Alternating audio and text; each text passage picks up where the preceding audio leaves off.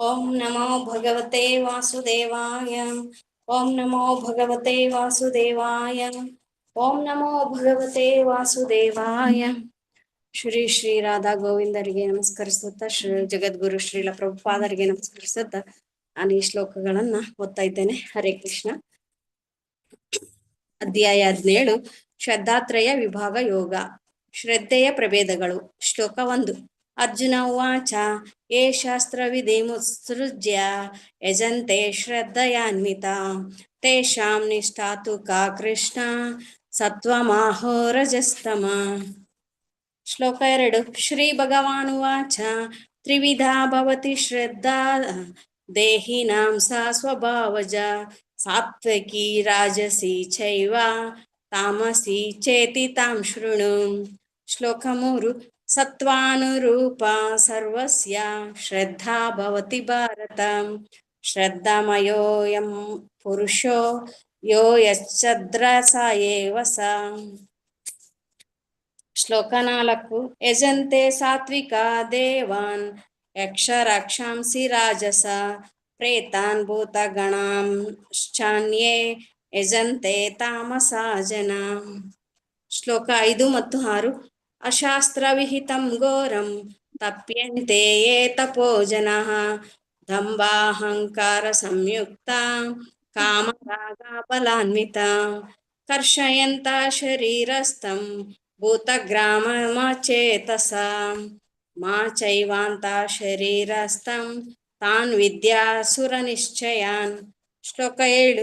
ಆಹಾರಸ್ತ್ವಪಿ ಸರ್ವಸ್ಯ ತ್ರಿವಿಧೋ ಭವತಿ ಪ್ರಿಯಃ ಯಜ್ಞಸ್ತಪಾ ತಥಾ ದಾನಂ ತೇಷಾಂ ವೇದಮಿಮಂ ಶೃಣು.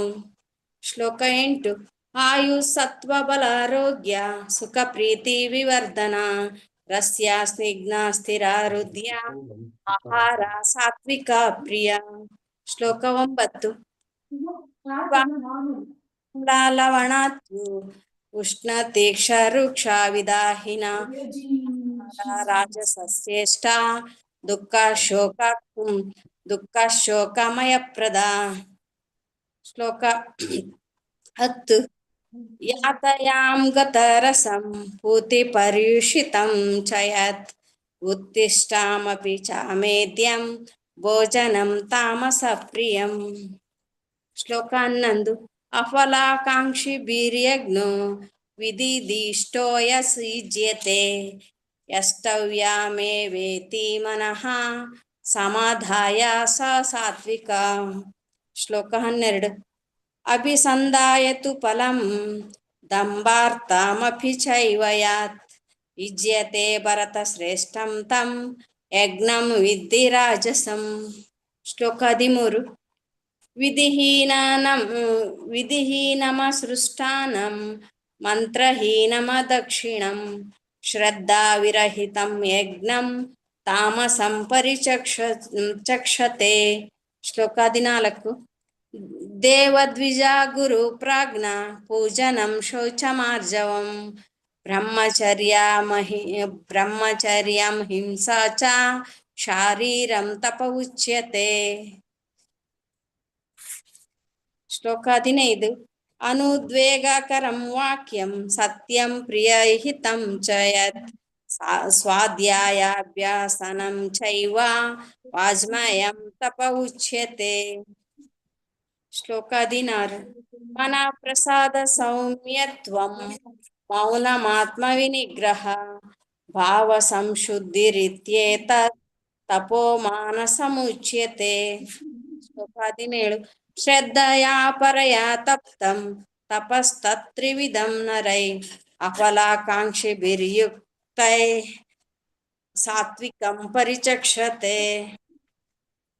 ಶ್ಲೋಕ 18. ಸತ್ಕಾರಮಾನ ಪೂಜಾರ್ಥಂ ತಪೋದಂಬೇನ ಚೈವ ಯತ್ ಕ್ರಿಯತೆ ತದಿಹ ಪ್ರೋಕ್ತಂ ರಾಜಸಂ ಚಲಮಧ್ರುವಂ. ಶ್ಲೋಕ 19.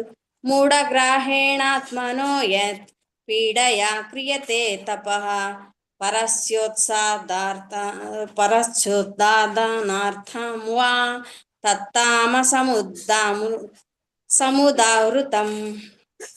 ಶ್ಲೋಕ 20.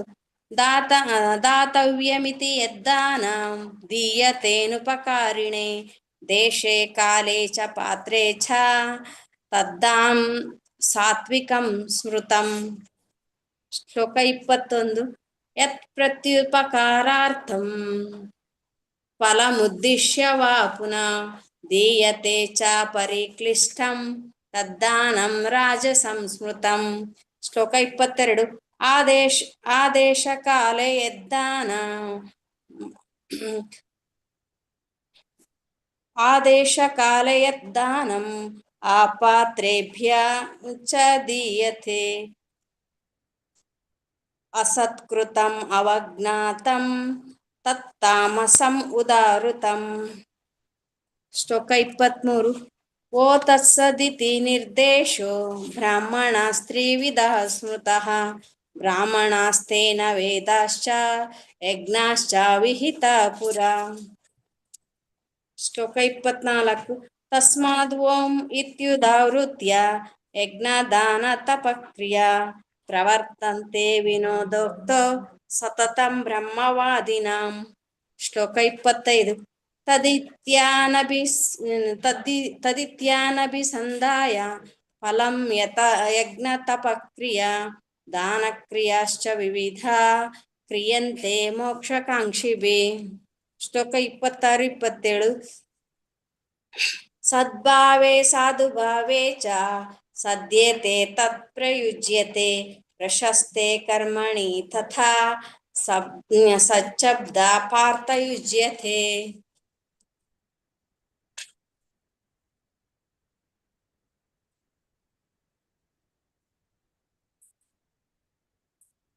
ಶ್ಲೋಕ 28 ಇನ್ನೈತಲ್ಲ ಯಜ್ಞೆ ತಪಸಿ ದಾನೆ ಚ ಸ್ಥಿತಿ ಸದಿತಿ ಚೋಚ್ಯತೆ ಕರ್ಮ ಚೈವ ತದರ್ಥೀಯಂ ಸದ್ಯತೆ ವಾಭಿಧೀಯತೆ ಶ್ಲೋಕ 28 ಅಶ್ರದ್ಧಯಾ ಹುತಂ ದತ್ತಂ ತಪಸ್ತಪಕೃತಂ ಚ ಯತ್ ಅಸದ್ದಿತ್ಯುಚ್ಯತೆ ಪಾರ್ಥ ನ ಚ ತತ್ಪ್ರೇತ್ಯನೋ ಇಹ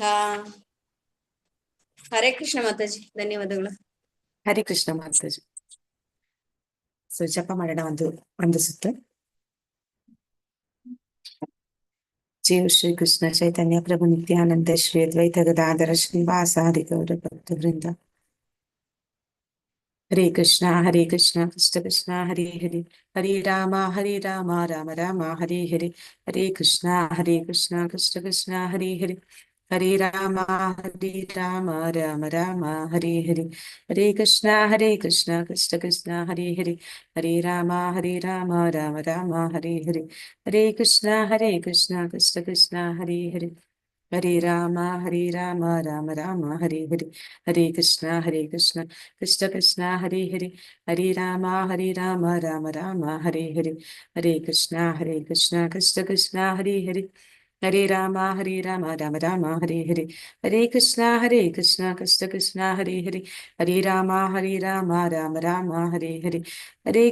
ಹರೇ ಕೃಷ್ಣ ಕೃಷ್ಣ ಹರೇ ಹರಿ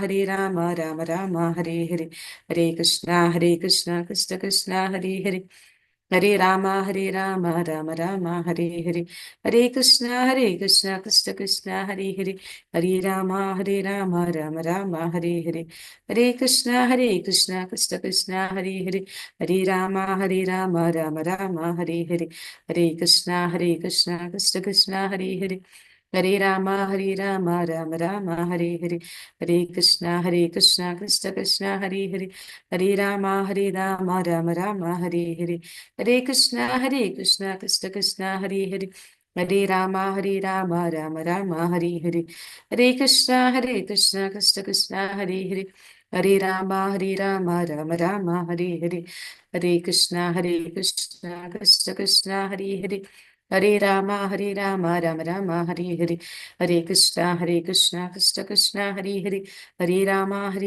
ರಾಮ ರಾಮ ಹರೇ ಹರಿ ಹರೇ ಕೃಷ್ಣ ಕೃಷ್ಣ ಹರೇ ಹರಿ ಹರೇ ರಾಮ ರಾಮ ರಾಮ ಹರೇ ಹರಿ ಹರೇ ಕೃಷ್ಣ ಕೃಷ್ಣ ಹರೇ ಹರಿ Hare Rama, Hare Rama, Rama Rama, Hare Hare, Hare Krishna, Krishna Krishna, Hare Hare, Hare Rama, Hare Rama, Rama Rama, Hare Hare, Hare Krishna, Krishna Krishna, Hare Hare, Hare Rama, Hare Rama, Rama Rama, Hare Hare, Hare Krishna, Krishna Krishna, Hare Hare, Hare Rama, Hare Rama, Rama Rama, Hare Hare, Hare Krishna, Krishna Krishna, Hare Hare, Hare Rama, Hare Rama, Rama Rama, Hare Hare, Hare Krishna, Krishna Krishna, Hare Hare, Hare Rama, Hare Rama, Rama Rama, Hare Hare, Hare Krishna, Krishna Krishna, Hare Hare, Hare Rama, Hare Rama, Rama Rama, Hare Hare, Hare Krishna, Krishna Hare Hare, Hare Rama, Hare Rama, Rama Rama, Hare Hare,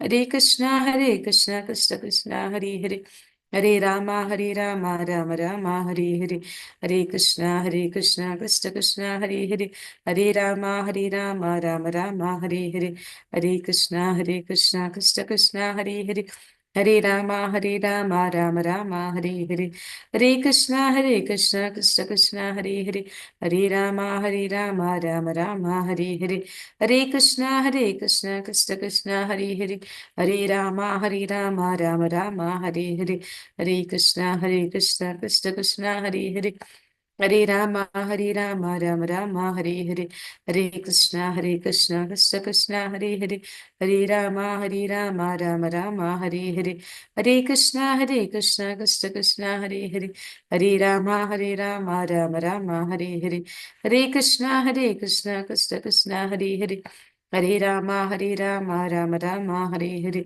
Hare Krishna, Krishna Hare Hare, Hare Rama, Hare Rama, Rama Rama, Hare Hare, Hare Krishna, Krishna Hare Hare, Hare Rama, Hare Rama, Rama Rama, Hare Hare, Hare Krishna, Krishna Hare Hare, Hare Rama, Hare Rama, Rama Rama, Hare Hare, Hare Krishna, Krishna Hare Hare, Hare Rama, Hare Rama, Rama Rama, Hare Hare, Hare Krishna, Krishna Hare Hare, Hare Rama, Hare Rama, Rama Rama, Hare Hare, Hare Krishna, Krishna Hare Hare, Hare Rama, Hare Rama, Rama Rama, Hare Hare, Hare Krishna, Krishna Hare Hare, Hare Rama, Hare Rama, Rama Rama, Hare Hare, Hare Krishna, Krishna Hare Hare, Hare Rama, Hare Rama, Rama Rama, Hare Hare, Hare Krishna, Krishna Hare Hare, Hare Rama, Hare Rama, Rama Rama, Hare Hare, Hare Krishna, Krishna Hare Hare, Hare Rama, Hare Rama, Rama Rama, Hare Hare, Hare Krishna, Krishna Hare Hare, Hare Rama, Hare Rama, Rama Rama, Hare Hare, Hare Krishna, Krishna Hare Hare, Hare Rama, Hare Rama, Rama Rama, Hare Hare, Hare Krishna, Krishna Hare Hare, Hare Rama, Hare Rama, Rama Rama, Hare Hare, Hare Krishna, Krishna Hare Hare, Hare Rama, Hare Rama, Rama Rama, Hare Hare, Hare Krishna, Krishna Hare Hare, Hare Rama, Hare Rama, Rama Rama, Hare Hare, Hare Krishna, Krishna Hare Hare,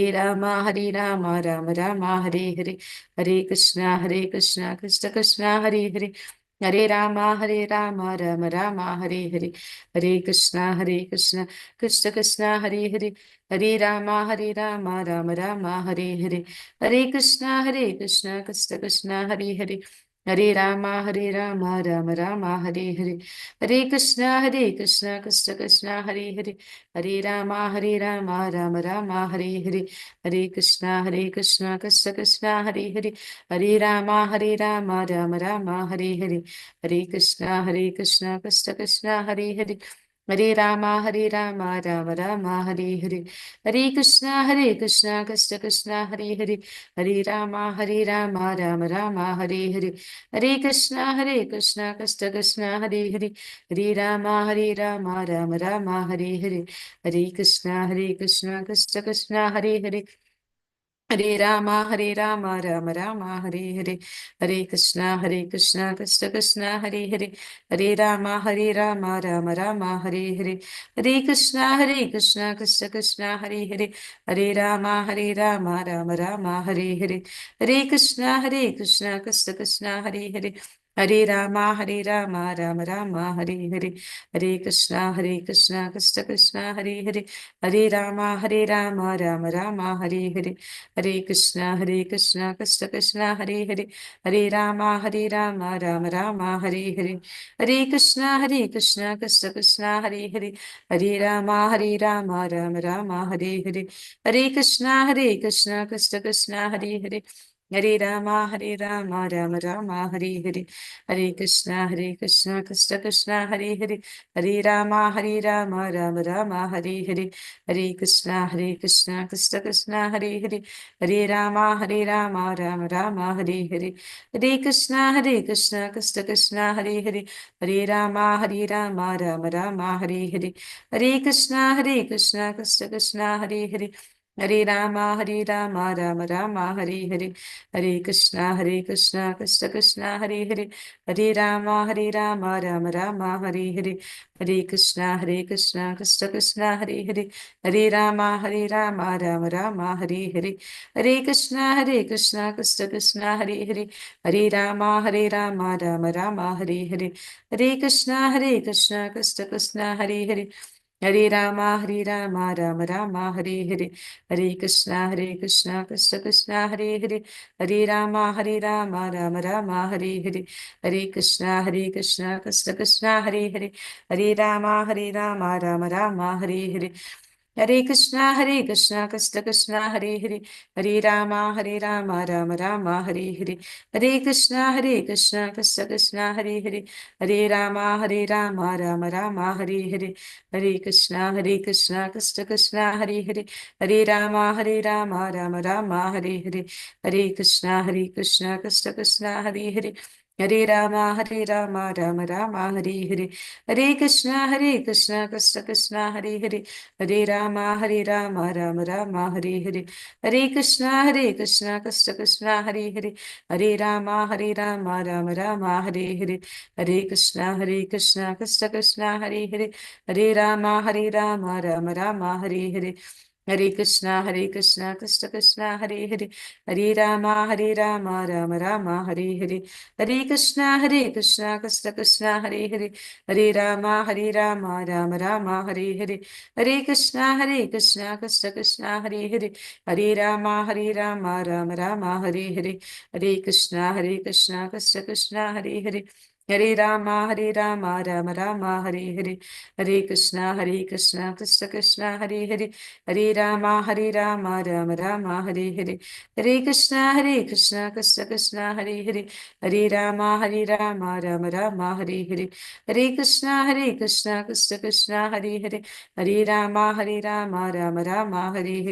Hare Krishna, Krishna Hare Hare, Hare Rama, Rama Rama, Hare Hare, Hare Krishna, Krishna Krishna, Hare Hare, Hare Rama, Rama Rama, Hare Hare, Hare Krishna, Krishna Hare Hare, Hare Rama, Rama Rama, Hare Hare,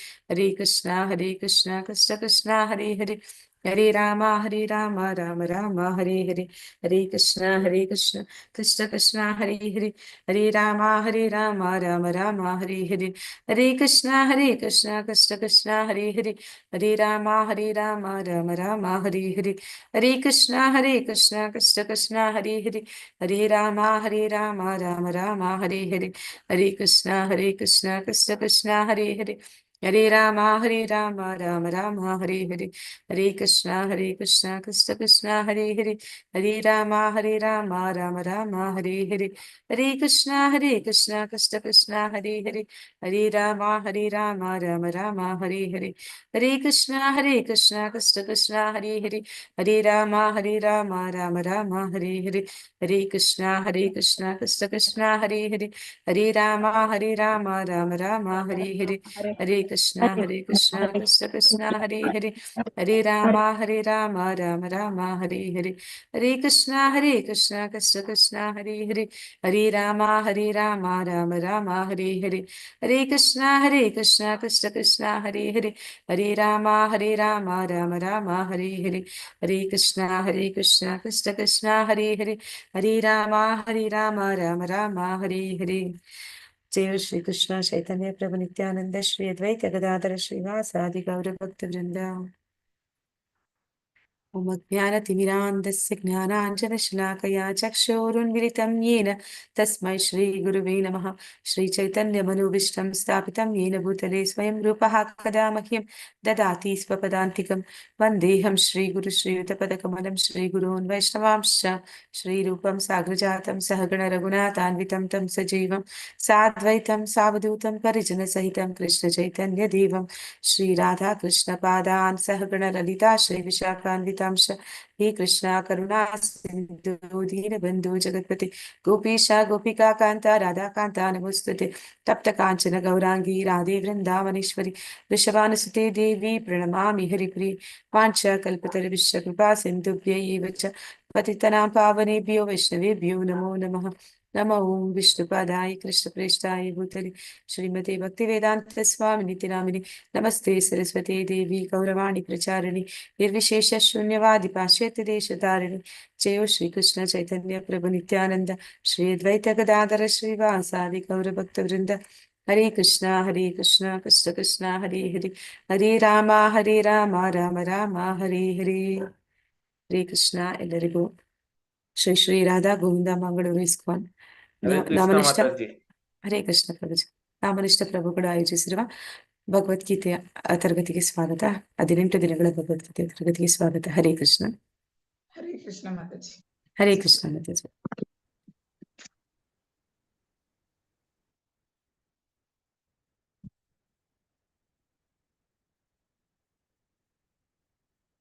ಇವತ್ತಿನ ಅಧ್ಯಾಯ 17 ಶ್ರದ್ಧಾತ್ರಯ ವಿಭಾಗ ಇರುವಂತ ಇದ್ರ ಹೆಸರು. ನಿನ್ನೆಯ ಅಧ್ಯಾಯವನ್ನ ಒಂದು ಸತಿ ಪುನರಾವರ್ತನೆ ಮಾಡಿ ನಂತರ ಮುಂದುವರ್ಸೋಣ. ನಿನ್ನೆಯ ಅಧ್ಯಾಯದ ಹೆಸರು ಏನಿತ್ತು, ಯಾರಾದ್ರೂ ಹೇಳ್ತೀರಾ? ಹರೇ ಕೃಷ್ಣ.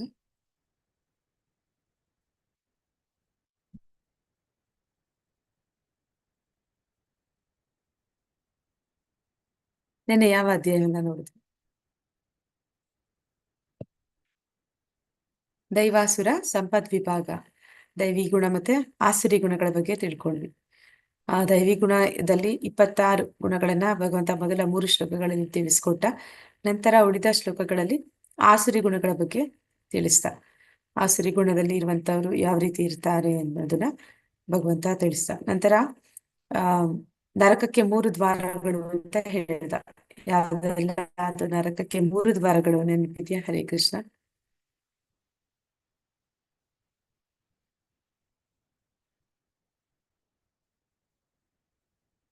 ಕಾಮ, ಕ್ರೋಧ, ಲೋಭ ಅನ್ನುವಂಥದ್ದು ನರಕಕ್ಕೆ 3 ದ್ವಾರಗಳು ಅಂತ ಹೇಳ್ದ.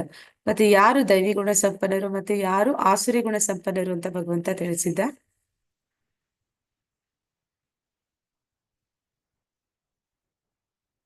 ಯಾರು ಶಾಸ್ತ್ರಗಳಿಗೆ ಅನುಗುಣವಾಗಿ ನಡ್ಕೋತಾರೆ ಅವರು ಶಾಸ್ತ್ರವನ್ನು ಅನುಸರಣೆ ಮಾಡುವಂತವ್ರು ದೈವಿ ಗುಣ ಸಂಪನ್ನರು. ಮನಸ್ಸು ಇಚ್ಛೆ ತಮ್ಮ ಇಷ್ಟ ಬಂದ ಹಾಗೆ ಮಾಡುವಂತವ್ರು ಆಸುರಿ ಗುಣದವರು ಅಂತ ತಿಳಿಸ್ತ. 15ನೇ ಅಧ್ಯಾಯ ಪುರುಷೋತ್ತಮ ಯೋಗದಲ್ಲಿ ಅವನು ಹೇಳಿದ ಕ್ಷರರು ಮತ್ತೆ ಅಕ್ಷರರು. ಆಧ್ಯಾತ್ಮಿಕ ಜಗತ್ತಿನಲ್ಲಿ ಇರುವಂತವರೆಲ್ಲ ಅಕ್ಷರರು, ಮತ್ತೆ ಈ ಒಂದು ಭೌತಿಕ ಜಗತ್ತಿನಲ್ಲಿ ಇರುವಂತವರೆಲ್ಲ ನಾಶ ಹೊಂದುವಂತವರೆಲ್ಲ ಕ್ಷರರು ಅಂತ.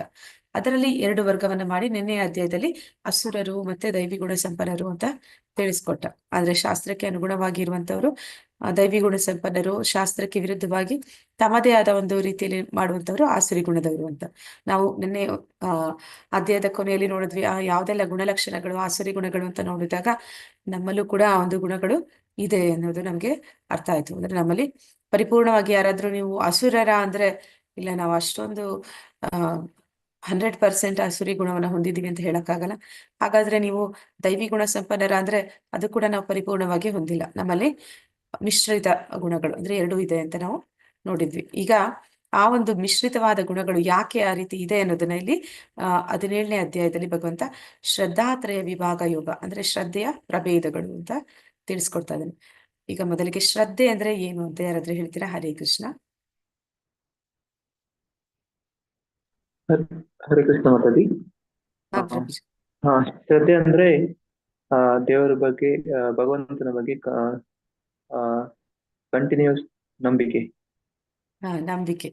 ಶ್ರದ್ಧೆ ಅಂದ್ರೆ ನಂಬಿಕೆ. ಪ್ರಭುಪಾದರು ಏನಂತ ಹೇಳ್ತಾರೆ ಅಂದ್ರೆ, ಈಗಿನ ಒಂದು ಸಮಾಜದಲ್ಲಿ ಭಗವಂತನ ಮೇಲೆ ಶ್ರದ್ಧೆ ಇರೋದಕ್ಕಿಂತ ಹೆಚ್ಚಾಗಿ ಜನರಿಗೆ ಎಲ್ಲರ ಮೇಲೆ ಸಾಧಾರಣವಾಗಿ ತುಂಬಾ ಶ್ರದ್ಧೆ, ನಂಬಿಕೆ ಇದೆ ಅಂತ ಹೇಳ್ತಾರೆ.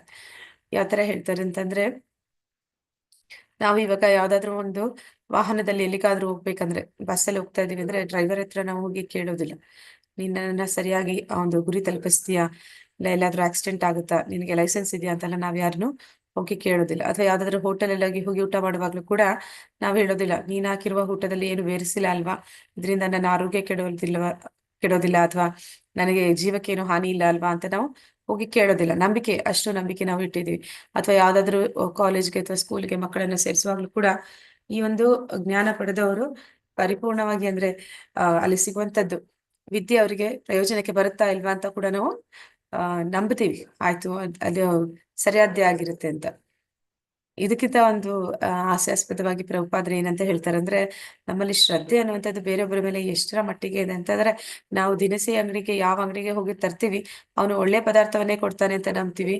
ನಂತರ ಗಂಡಸರು ಕ್ಷೌರ ಮಾಡಿಸ್ಕೊಳ್ಳೋದಕ್ಕೆ ಅಂತ ಒಂದು ಬಾರ್ಬರ್ ಶಾಪ್ಗೆ ಹೋದ್ರೆ ಅವರು ಏನ್ ಮಾಡ್ತಾರೆ, ನಮ್ಮ ಕುತ್ತಿಗೆ, ಗಂಡಸರ ಕುತ್ತಿಗೆಗೆ ಒಂದು ಬಟ್ಟೆನ ಕಟ್ಟಿ ಮತ್ತೆ ಅವರು ಒಂದು ಬ್ಲೇಡ್ ತಗೊಂಡು ಹಿಂದೆಗಡೆ ಅವರಿಗೆ ಶೇವ್ ಮಾಡ್ತಾರೆ. ಅವಾಗ ಎಷ್ಟು ನಂಬಿಕೆ ಆ ಬಾರ್ಬರ್ ಶಾಪ್ನವನ ಮೇಲೆ ಇದೆ ಅಂತಂದ್ರೆ, ಅವನನ್ನ ಸುಲಭವಾಗಿ ಕುತ್ತಿಗೆನ ಕತ್ತರಿಸಬಹುದು, ಆದ್ರೆ ಅವನ ಆ ರೀತಿ ಮಾಡೋದಿಲ್ಲ ಅನ್ನುವಂತಹ ನಂಬಿಕೆ ನಮ್ಗೆ ಇರುತ್ತೆ. ಅಂದ್ರೆ ನಾವು ಯಾರ ಮೇಲೆ ಸಿಕ್ಕವರ ಮೇಲೆಲ್ಲ ನಾವು ತುಂಬಾ ಶ್ರದ್ಧೆನ ಇಟ್ಕೊಂಡಿದೀವಿ, ಆದ್ರೆ ಗುರುಗಳ ಮೇಲಾಗ್ಲಿ ಅಥವಾ ಭಗವಂತನ ಮೇಲಾಗ್ಲಿ ಶ್ರದ್ಧೆ ಅನ್ನುವಂಥದ್ದು ಈ ಭೌತಿಕ ಜಗತ್ತಿನಲ್ಲಿ ತುಂಬಾ ಕಡಿಮೆ ಅಂತ ಹೇಳ್ತಾರೆ. ಈಗ ಯಾರು ಶಾಸ್ತ್ರಕ್ಕೆ ಅನುಗುಣವಾಗಿ ಮಾಡ್ತಾರೆ ಅವರು ದೇವೋತ್ತಮ ಪರಮ ಪುರುಷನಲ್ಲಿ ಶ್ರದ್ಧೆಯನ್ನ ಇಟ್ಕೊಳ್ತಾರೆ. ಆದ್ರೆ ಈ ಶಾಸ್ತ್ರಕ್ಕೆ ಅನುಗುಣವಾಗಿ ಮಾಡದೇ ಇರೋರ ಪರಿಸ್ಥಿತಿ ಏನು, ಅವರು ಯಾವ ರೀತಿ ಒಂದು ಶ್ರದ್ಧೆಯನ್ನ ಇಟ್ಕೊಂಡಿದ್ದಾರೆ, ಇದು ಇವತ್ತಿನ ಅಧ್ಯಾಯದಲ್ಲಿ ಅರ್ಜುನನ ಪ್ರಶ್ನೆ ಆಗಿರುತ್ತೆ. ಯಾವ ರೀತಿ ಶ್ರದ್ಧೆಯಲ್ಲಿ ಅಂದ್ರೆ ದೇವೋತ್ತಮ ಪರಮ ಪುರುಷನನ್ನ ಸುಪ್ರೀತಗೊಳಿಸುವಂತದ್ದೇ ನಿಜವಾದ ಒಂದು ಶ್ರದ್ಧೆ. ಆದ್ರೆ ಇಲ್ಲಿ ಜನ ಅವರದೇ ಆದ ಒಂದು ಗುಣಗಳ, ಸ್ವಭಾವಗಳ ಅನುಗುಣವಾಗಿ ತಮ್ಮದೇ ಆದ ರೀತಿಯಲ್ಲಿ ಶಾಸ್ತ್ರದಲ್ಲಿ ಹೇಳಿರುವಂತಹ ತಪಸ್ಸು, ದಾನ, ಯಜ್ಞ, ಪೂಜೆ ಎಲ್ಲವನ್ನೂ ಮಾಡ್ತಾ ಇದ್ದಾರೆ. ಆದ್ರೆ ಅವರು ದೇವೋತ್ತಮ ಪರಮ ಪುರುಷನಿಗೆ ಮಾಡ್ತಿಲ್ಲ. ಅವರದೇ ಆದ ಒಂದು ರೀತಿಯ ಒಂದು ಕ್ರಮ ಅನ್ನೋದು ಇದೆ. ಅವರದೇ ಆದ ಒಂದು ರೀತಿಯಲ್ಲಿ ಅವರು ಅವರ ಶ್ರದ್ಧೆಯನ್ನ ತೋರಿಸ್ಕೋತಾರೆ. ಅವರೆಲ್ಲರೂ ಯಾವ ಗುಣಕ್ಕೆ ಸೇರಿದ್ದಾರೆ ಮತ್ತೆ ಯಾಕೆ ಅವರು ಆ ರೀತಿ ಮಾಡ್ತಾರೆ ಅನ್ನೋದನ್ನ ಇಲ್ಲಿ ಈ ಅಧ್ಯಾಯದ ಮೂಲಕ ನಾವು ತಿಳಿತೀವಿ. ಈ ಒಂದು ಅಧ್ಯಾಯದಲ್ಲಿ ಬರುವಂತ ವಿಚಾರಗಳನ್ನ ಕೊಟ್ಟಿದ್ದಾರೆ. ಅನಧಿಕೃತ ಪೂಜೆಯ ಬಗ್ಗೆ ಅರ್ಜುನನ ವಿಚಾರಣೆ. ಅಧಿಕೃತ ಪೂಜೆ ಅಂತಂದ್ರೆ ಭಗವಂತನ ಆರಾಧನೆ ಮಾಡುವಂಥದ್ದು. ಅನಧಿಕೃತ ಅಂದ್ರೆ ಭಗವಂತನನ್ನ ಹೊರತುಪಡಿಸಿ ಅವರದೇ ಆದ ರೀತಿಯಲ್ಲಿ ಬೇರೆ ಬೇರೆ ಪೂಜೆಗಳನ್ನ ಮಾಡುವಂಥದ್ದು. ನಂತರ ಶ್ರೀಕೃಷ್ಣನು ಉತ್ತರಿಸ್ತಾನೆ. ಏನಂತ ಉತ್ತರ ಕೊಡ್ತಾನೆ? 3 ಗುಣಗಳು ಒಬ್ಬರ ಶ್ರದ್ಧೆ ಮತ್ತು ಆರಾಧನೆಯನ್ನ ನಿರ್ಧರಿಸುತ್ತದೆ. ಅಂದ್ರೆ ನಮ್ಮಲ್ಲಿ ನಾವು ನೋಡ್ತೀವಿ, ಆಸುರಿ ಗುಣ ಮತ್ತೆ ದೈವಿ ಗುಣ ಎರಡೂ ಯಾಕೆ ಇದೆ ಅಂತಂದ್ರೆ, ನಮ್ಮಲ್ಲಿ ಸತ್ವಗುಣ ಇದ್ದಾಗ ದೈವಿ ಗುಣ ಬರುತ್ತೆ, ನಮ್ಮಲ್ಲಿ ರಜೋಗುಣ ತಮೋಗುಣ ಹೆಚ್ಚಿದಾಗ ನಾವು ಆಸುರಿ ಗುಣಗಳನ್ನ ಪ್ರದರ್ಶಿಸ್ತೀವಿ. ಈ 3 ಗುಣಗಳ ಒಂದು ಆಧಾರದ ಮೇಲೆ ನಮ್ಮ ಒಂದು ಆರಾಧನೆ ಅನ್ನುವಂಥದ್ದು, ಪೂಜೆ ಅನ್ನುವಂಥದ್ದು ಕೂಡ ಬೇರೆ ಬೇರೆ ರೀತಿಯದ್ದಾಗಿರುತ್ತೆ ಅಂತ ಹೇಳಿ ಹೇಳ್ತಾನೆ.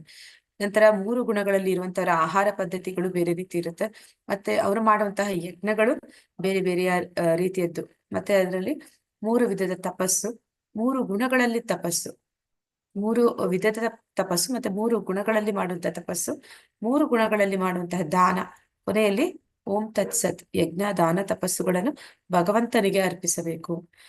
ಈ ರೀತಿ ಈ 8 ವಿಚಾರಗಳನ್ನಲ್ಲಿ ಭಗವಂತ ನಮ್ಗೆ ಹೇಳ್ತಾ ಇದ್ದಾನೆ. ಅರ್ಜುನನ ಪ್ರಶ್ನಿಸಿದ್ದಾನೆ. ಅರ್ಜುನ ಏನಂತ ಪ್ರಶ್ನೆ ಮಾಡ್ತಾ ಇದ್ದಾನೆ? ಕೃಷ್ಣ, ಧರ್ಮಶಾಸ್ತ್ರಗಳ ತತ್ವಗಳನ್ನು ಅನುಸರಿಸದೆ ತಮ್ಮ ಕಲ್ಪನೆಗೆ ಅನುಗುಣವಾಗಿ ಪೂಜೆ ಮಾಡುವವರ ಸ್ಥಿತಿ ಏನು? ಅವರು ಸತ್ವಗುಣದವರೇ, ರಜೋಗುಣದವರೇ, ತಾಮಸ ಗುಣದವರೇ? ಅಂದ್ರೆ ಅವರು ಶಾಸ್ತ್ರಗಳಲ್ಲಿ ಏನು ಹೇಳ್ತಾ ಇದ್ದಾರೆ ಪದ್ಧತಿಗಳು, ಅದನ್ನ ಅನುಸರಣೆ ಮಾಡ್ತಿದ್ದಾರೆ, ಆದ್ರೆ ಅದನ್ನ ಮನಸ್ಸು ಇಚ್ಛೆ ಮಾಡ್ತಾ ಇದ್ದಾರೆ, ಅವ್ರಿಗೆ ಇಷ್ಟ ಬಂದ ಹಾಗೆ ಮಾಡ್ತಾ ಇದ್ದಾರೆ. ಅದರಲ್ಲಿ ಶಾಸ್ತ್ರದಲ್ಲಿ ಭಗವಂತನ ಆರಾಧನೆ ಮಾಡಿ ಅಂತ ನೇರವಾಗಿ ಹೇಳಿದ್ರು ಕೂಡ ಅವರು ದೇವತೆಗಳನ್ನ ಆರಾಧನೆ ಮಾಡುವಂಥದ್ದು ಅಥವಾ ಅವರದೇ ಆದ ಸೃಷ್ಟಿಸಿಕೊಂಡಂತಹ ಒಂದು ಆ ರೀತಿಯಲ್ಲಿ ಒಂದು ಶ್ರದ್ಧೆಯನ್ನ, ನಂಬಿಕೆಯನ್ನ ಅವರು ಮುಂದುವರಿಸಿಕೊಂಡು ಹೋಗುವಂಥದ್ದು. ಅವರು ಯಾವ ಗುಣದವರು ಅಂತ ಇಲ್ಲಿ ಕೇಳ್ತಾ ಇದ್ದಾರೆ. ಅದಕ್ಕೆ ಭಗವಂತನ ಉತ್ತರ ಶ್ರೀ ಭಗವಾನ್ ವಾಚ ತ್ರಿವಿಧಾ ಭವತಿ ಶ್ರದ್ಧಾ ದೇಹಿನಾಂ ಸಾ ಸ್ವಭಾವಜ ಸಾತ್ವಿಕಿ ರಾಜಸಿ ಚೈವ ತಾಮಸಿ ಚೇತಿ ತಾಂ ಶೃಣು. ದೇವೋತ್ತಮ ಪರಮಪುರುಷನು ಹೀಗೆ ಹೇಳಿದನು, ದೇಹಧಾರಿಯಾದ ಆತ್ಮನು ಪಡೆದ ಪ್ರಕೃತಿ ಗುಣಗಳಿಗೆ ಅನುಗುಣವಾಗಿ ಮನುಷ್ಯನ ಶ್ರದ್ಧೆಯು 3 ಬಗೆಗಳದ್ದು ಆಗಿರಬಹುದು. ಸಾತ್ವಿಕ, ರಾಜಸ, ತಾಮಸ. ಈಗ ಆ ಬಗ್ಗೆ ಕೇಳು. ಇಲ್ಲಿ ಸಾತ್ವಿಕ, ರಾಜಸ, ತಾಮಸ ಅಂತ ಹೇಳ್ತಾ ಇದ್ದಾರೆ. ಅದರಲ್ಲಿ ನಾವು ನೋಡ್ತಾ ಇರೋದು ಒಂದು ಚಾರ್ಟ್ ನಲ್ಲಿ ಯಾವ ರೀತಿ ಕೊಟ್ಟಿದ್ದಾರೆ ಅಂದ್ರೆ ತಮೋಗುಣದನ್ನ ಕೊಟ್ಟಿಲ್ಲ. ಯಾಕಂದ್ರೆ ತಮೋಗುಣದ ಶ್ರದ್ಧೆ ಅನ್ನುವಂಥದ್ದು ಅದನ್ನ ಶ್ರದ್ಧೆ ಅಂತಲೇ ನಾವು ಕರೀಲಿಕ್ಕೆ ಸಾಧ್ಯ ಇಲ್ಲ. ಅಂದ್ರೆ ಅವರು ಪರಿಪೂರ್ಣವಾಗಿ ನಂಬಿಕೆಯಿಂದ ಅವರು ಆರಾಧನೆ ಮಾಡೋದಿಲ್ಲ.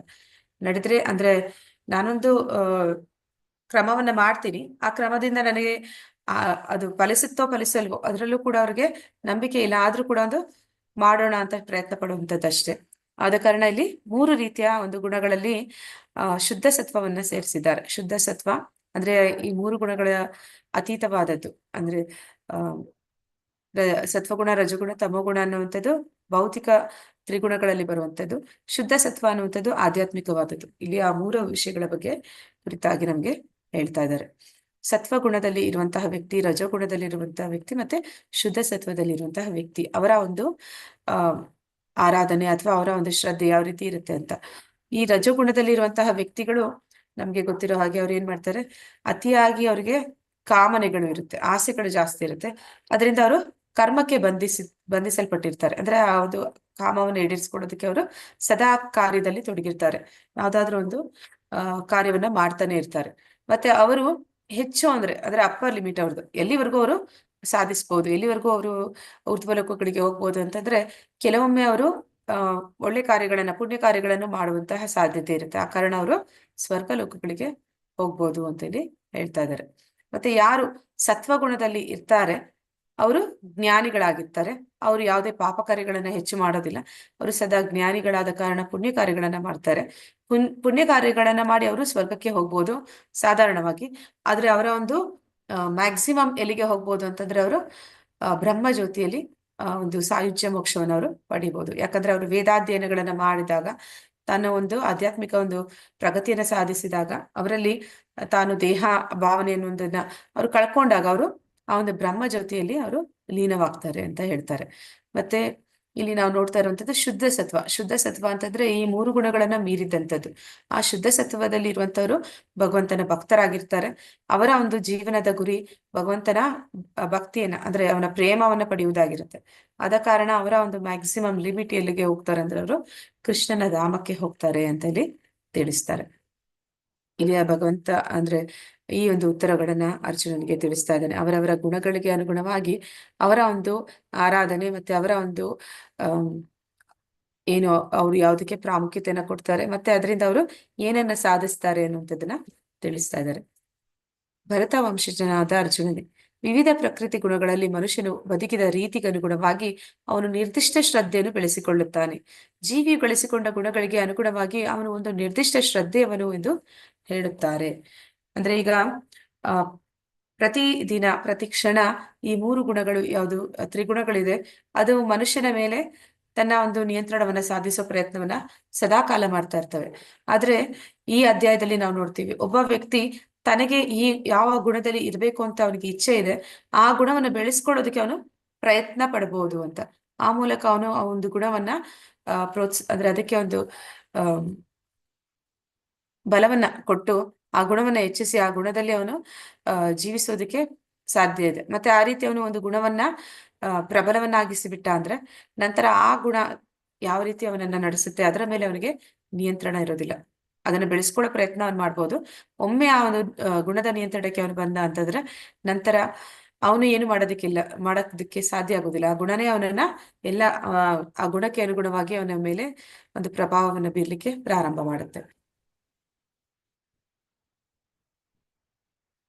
ಯಜಂತೆ ಸಾತ್ವಿಕ ಯಜಂತೆ ಸಾತ್ವಿಕ ದೇವಾನ್ ಯಕ್ಷ ರಾಕ್ಷಾಂಸಿ ರಾಜಸಃ ಪ್ರೇತಾನ್ಭುತ ಗಣಾಂಶ್ಚಾನ್ಯೇ ಯಜಂತೆ ತಾಮಸ ಜನ.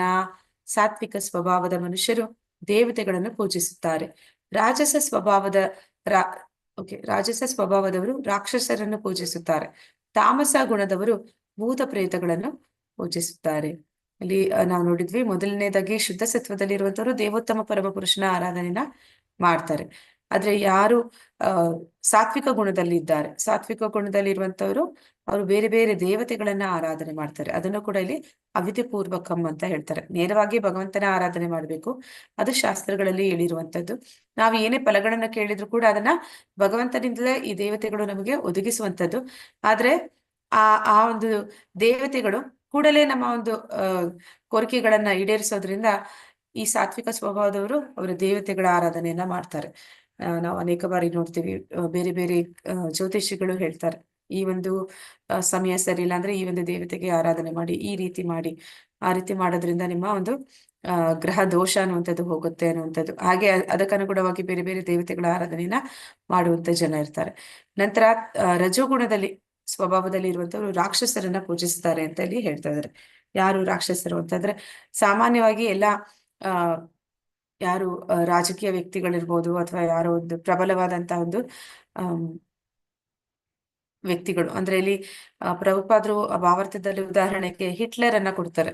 ಅಂದ್ರೆ ಹಿಟ್ಲರ್ ಅವನು ಒಂದು ಯುದ್ಧದ ಸಮಯದಲ್ಲಿ, ಎರಡನೇ ಮಹಾಯುದ್ಧದ ಸಮಯದಲ್ಲಿ ಅವನಿಂದ ಒಬ್ಬ ಕೋಲ್ಕತ್ತಾದಲ್ಲಿ ಇದ್ದಂತ ವ್ಯಕ್ತಿಗೆ ಒಂದು ಶೇರ್ ಮಾರ್ಕೆಟ್ ಅಂದ್ರೆ ಕಾಳಸಂತೆಯಲ್ಲಿ ಅವನಿಗೆ ಹೆಚ್ಚು ಲಾಭ ಸಿಗ್ತದೆ. ಅದಕ್ಕೆ ಅವನು ಹಿಟ್ಲರ್ನನ್ನ ಪೂಜಿಸ್ತಾ ಇದ್ದಂತೆ. ಹಾಗೆ ಅನೇಕ ಜನ ಇರ್ತಾರೆ, ರಾಜಕೀಯ ವ್ಯಕ್ತಿಗಳನ್ನ ಆರಾಧನೆ ಮಾಡುವಂತವ್ರು ಇರ್ತಾರೆ. ಮತ್ತೆ ಈ ಒಂದು ಏನಂತ ಹೇಳ್ತಾರೆ, ಚಲನಚಿತ್ರಗಳಲ್ಲಿ ಅಭಿನಯಿಸುವವರನ್ನ ಆರಾಧನೆ ಮಾಡುವಂತವ್ರು ಕೂಡ ಇರ್ತಾರೆ. ಅವರನ್ನೆಲ್ಲ ಇಲ್ಲಿ ರಜೋಗುಣದಲ್ಲಿ ಇರುವಂತವ್ರು, ಮತ್ತೆ ಅವರು ಯಾರನ್ನ ಪೂಜಿಸ್ತಾ ಇದ್ದಾರೆ ಅವರು ದೇವತೆಗಳೆಲ್ಲ ರಾಕ್ಷಸರು ಅಂತ ಇಲ್ಲಿ ಹೇಳ್ತಾ ಇದ್ದಾರೆ. ಮತ್ತೆ ತಾಮಸ ಗುಣದವರು ಭೂತ ಪ್ರೇತಗಳನ್ನ ಪೂಜಿಸ್ತಾರೆ. ಭೂತ ಪ್ರೇತಗಳು ಅಂತಂದ್ರೆ ಈಗ ರಾತ್ರಿಯ ಸಮಯದಲ್ಲಿ ಅಂದ್ರು ತಮೋಗುಣ ಹೆಚ್ಚಿರುವಂತಹ ಸಮಯದಲ್ಲಿ ಆ ಒಂದು ದೇವತೆಗೆ ತಮೋಗುಣದ ಒಂದು ಅರ್ಪಣೆಗಳನ್ನ ಮಾಡ್ತಾರೆ. ಅಂದ್ರೆ ಒಂದು ಬಲಿಗಳನ್ನ ಕೊಡುವಂಥದ್ದು. ಮತ್ತೆ ಯಾವ್ದೋ ಒಂದು ಕಾಡಿನಲ್ಲೋ ಯಾವ್ದೋ ಒಂದು ಮರದಲ್ಲೋ ಒಂದು ಭೂತ ಪ್ರೇತ ಇದೆ ಅಂತ ಹೇಳಿದ್ರೆ ಆ ಒಂದು ಭೂತವನ್ನ ಉಳಿಸ್ಕೊಳ್ಳೋದಕ್ಕೆ ಅವರು ಅದಕ್ಕೆ ಕೆಲವು ಬಲಿಗಳನ್ನ ಕೊಡುವಂಥದ್ದು. ಮತ್ತೆ ಅಲ್ಲಿಂದ ಅವರು ಏನು ಪಡಿತಾರೆ ಅಂತಂದ್ರೆ ಆ ಒಂದು ಭೂತಗಳ ಸಹಾಯದಿಂದ ಇನ್ನೇನೋ ಸಾಧಿಸ್ಬೇಕು ಅನ್ನುವಂಥ ಪ್ರಯತ್ನ ಮಾಡ್ತಾರೆ. ಅಂದ್ರೆ ಈ ಹಿಂದಿನ ಕಾಲದಲ್ಲಿ ಯಾವ ರೀತಿ ಇತ್ತು ಅಂತಂದ್ರೆ ಹೆಚ್ಚು ಹೊಲ ಗದ್ದೆಗಳಿದ್ವು. ಆ ಸಂದರ್ಭದಲ್ಲಿ ಈ ಒಂದು ಮನೆ ದೇವರುಗಳು ಅಂತ ಅವರು ಮಾಡ್ಕೋತಿದ್ರು. ಅಂದ್ರೆ ಅವುಗಳು ಕೂಡ ಹೆಚ್ಚು ಕಡಿಮೆ ಈ ರೀತಿ ತಮೋಗುಣದ ದೇವತೆಗಳು. ಆ ದೇವತೆಗಳು ಏನಂತ ಆ ರೀತಿ ಅವರು ಸಂಬಂಧ ಅಂತಂದ್ರೆ ಅದು ಅವರ ಒಂದು ಜಾಗವನ್ನ ರಕ್ಷಣೆ ಮಾಡ್ತೀನಿ, ನಿನ್ನ ಶತ್ರುಗಳು ಆಕ್ರಮಣ ಮಾಡದೇ ಇರುವಂತೆ ನಿನ್ನ ನೋಡ್ಕೋತೀನಿ, ಆದ್ರೆ ನನಗೆ ವರ್ಷಕ್ಕೊಮ್ಮೆ ನೀನು ಇಂತಹ ಒಂದು ಬಲಿ ಕೊಡ್ಬೇಕು ಅಂತ ಹೇಳಿ ಆ ಒಂದು ಏನಂತಾರೆ ಅಂದ್ರೆ ಆ ರೀತಿ ಒಂದು ಮಾತಿಗೆ ಅವರು ಮಾತು ಕೊಟ್ಟು ಆ ರೀತಿ ಆರಾಧನೆಗಳನ್ನ ಮಾಡ್ತಾ ಇದ್ರು. ಅದನ್ನೆಲ್ಲ ಇಲ್ಲಿ ಭೂತ ಆರಾಧನೆ ಇವೆಲ್ಲವನ್ನು ಕೂಡ ತಮೋಗುಣದ ಪೂಜೆ ಅಂತೇಳಿ ಹೇಳ್ತಾರೆ. ಹರೇ ಕೃಷ್ಣ. ಯಾರಾದ್ರೂ ಹೇಳ್ಬೋದಾ ಇನ್ನ ಯಾವ್ಯಾವ ರೀತಿಯಲ್ಲಿ ಪೂಜೆಗಳನ್ನ ಮಾಡುವಂತವ್ರು ಇದ್ದಾರೆ ದೇವೋತ್ತಮ ಪರಮ ಪುರುಷನನ್ನ ಆರಾಧನೆ ಬಿಟ್ಟು? ಹಾ ಮಾತಾಜಿ, ಎಲ್ಲರೂನು ಇವಾಗ ನಮ್ಮ ಒಂದು ಪದ್ಧತಿಗಳನ್ನ ಬಿಡಬಾರ್ದು ಅಂತ ಹೇಳ್ಬಿಟ್ಟು ನಮ್ಮ ಒಂದು ಹಿರಿಯರು ಹೇಳ್ತಾ ಹೋಗ್ತಾರೆ. ಹಾಗಾದ್ರೆ ನಾವ್ ಇದನ್ನ ತಿಳ್ಕೊಂಡು ಇವಾಗ ನಮ್ ಹಿರಿಯರು ಹೇಳ್ಕೊಟ್ಟಿರೋ ಪದ್ಧತಿಗಳನ್ನ ರೂಢಿಸ್ಕೋಬೇಕಾ ಅಥವಾ ಇದನ್ನ ನಾವು ತಿಳ್ಕೊಬೇಕಾ? ಅರ್ಥನೇ ಆಗ್ತಿಲ್ಲ ಮಾತಾಜಿ ನಮ್ಗೆ. ಆದ್ರೆ ಮಾತಾಜಿ, ನೀವು ಅದನ್ನ ಬಿಡ್ಬೇಕು ಅಂತ ನಾವು ಹೇಳೋದಿಲ್ಲ, ಆದ್ರೆ ಒಮ್ಮೆಲೆ ಯಾರಿಂದಲೂ ಬಿಡೋದಿಕ್ ಆಗೋದಿಲ್ಲ. ಆದ್ರೆ ಅದನ್ನ ತಿಳ್ಕೊಂಡು ಇದನ್ನ ರೂಢಿಸ್ಕೋಬೇಕು ಕ್ರಮೇಣ. ಅದನ್ನ ನೀವು ಬಿಡೋದಕ್ಕೂ ಆಗೋದಿಲ್ಲ ಜೊತೆಯಲ್ಲಿ. ಅಂದ್ರೆ ಅದಕ್ಕೆ ಹೇಳ್ತಾರೆ ಕೃಷ್ಣ ಪ್ರಜ್ಞೆ ಅನ್ನುವಂಥದ್ದು ಜೋಡಿಸುವಂಥದ್ದು, ಬಿಡುವಂಥದ್ದಲ್ಲ ಅಂತ. ಹಾಗೆ ಇಲ್ಲಿ ಆ ರೀತಿ ಅಂದ್ರೆ ನಾವು ನೋಡ್ತೀವಿ ತುಂಬಾ ಬೇರೆ ಬೇರೆ ರೀತಿಯ ಒಂದು ಏನಂತಾರೆ, ಈಗ ಜಾತ್ರೆಗಳು ಪ್ರಾರಂಭ ಆಗುತ್ತೆ. ಆ ಸಮಯದಲ್ಲಿ ಒಂದು ಬೆಂಕಿಯ ಮೇಲೆ ಹೋಗುವಂಥದ್ದು, ಅಥವಾ ಒಂದು ಬಾಯಿ ಬೀಗ ಅಂತ ಹೇಳ್ತಾರೆ.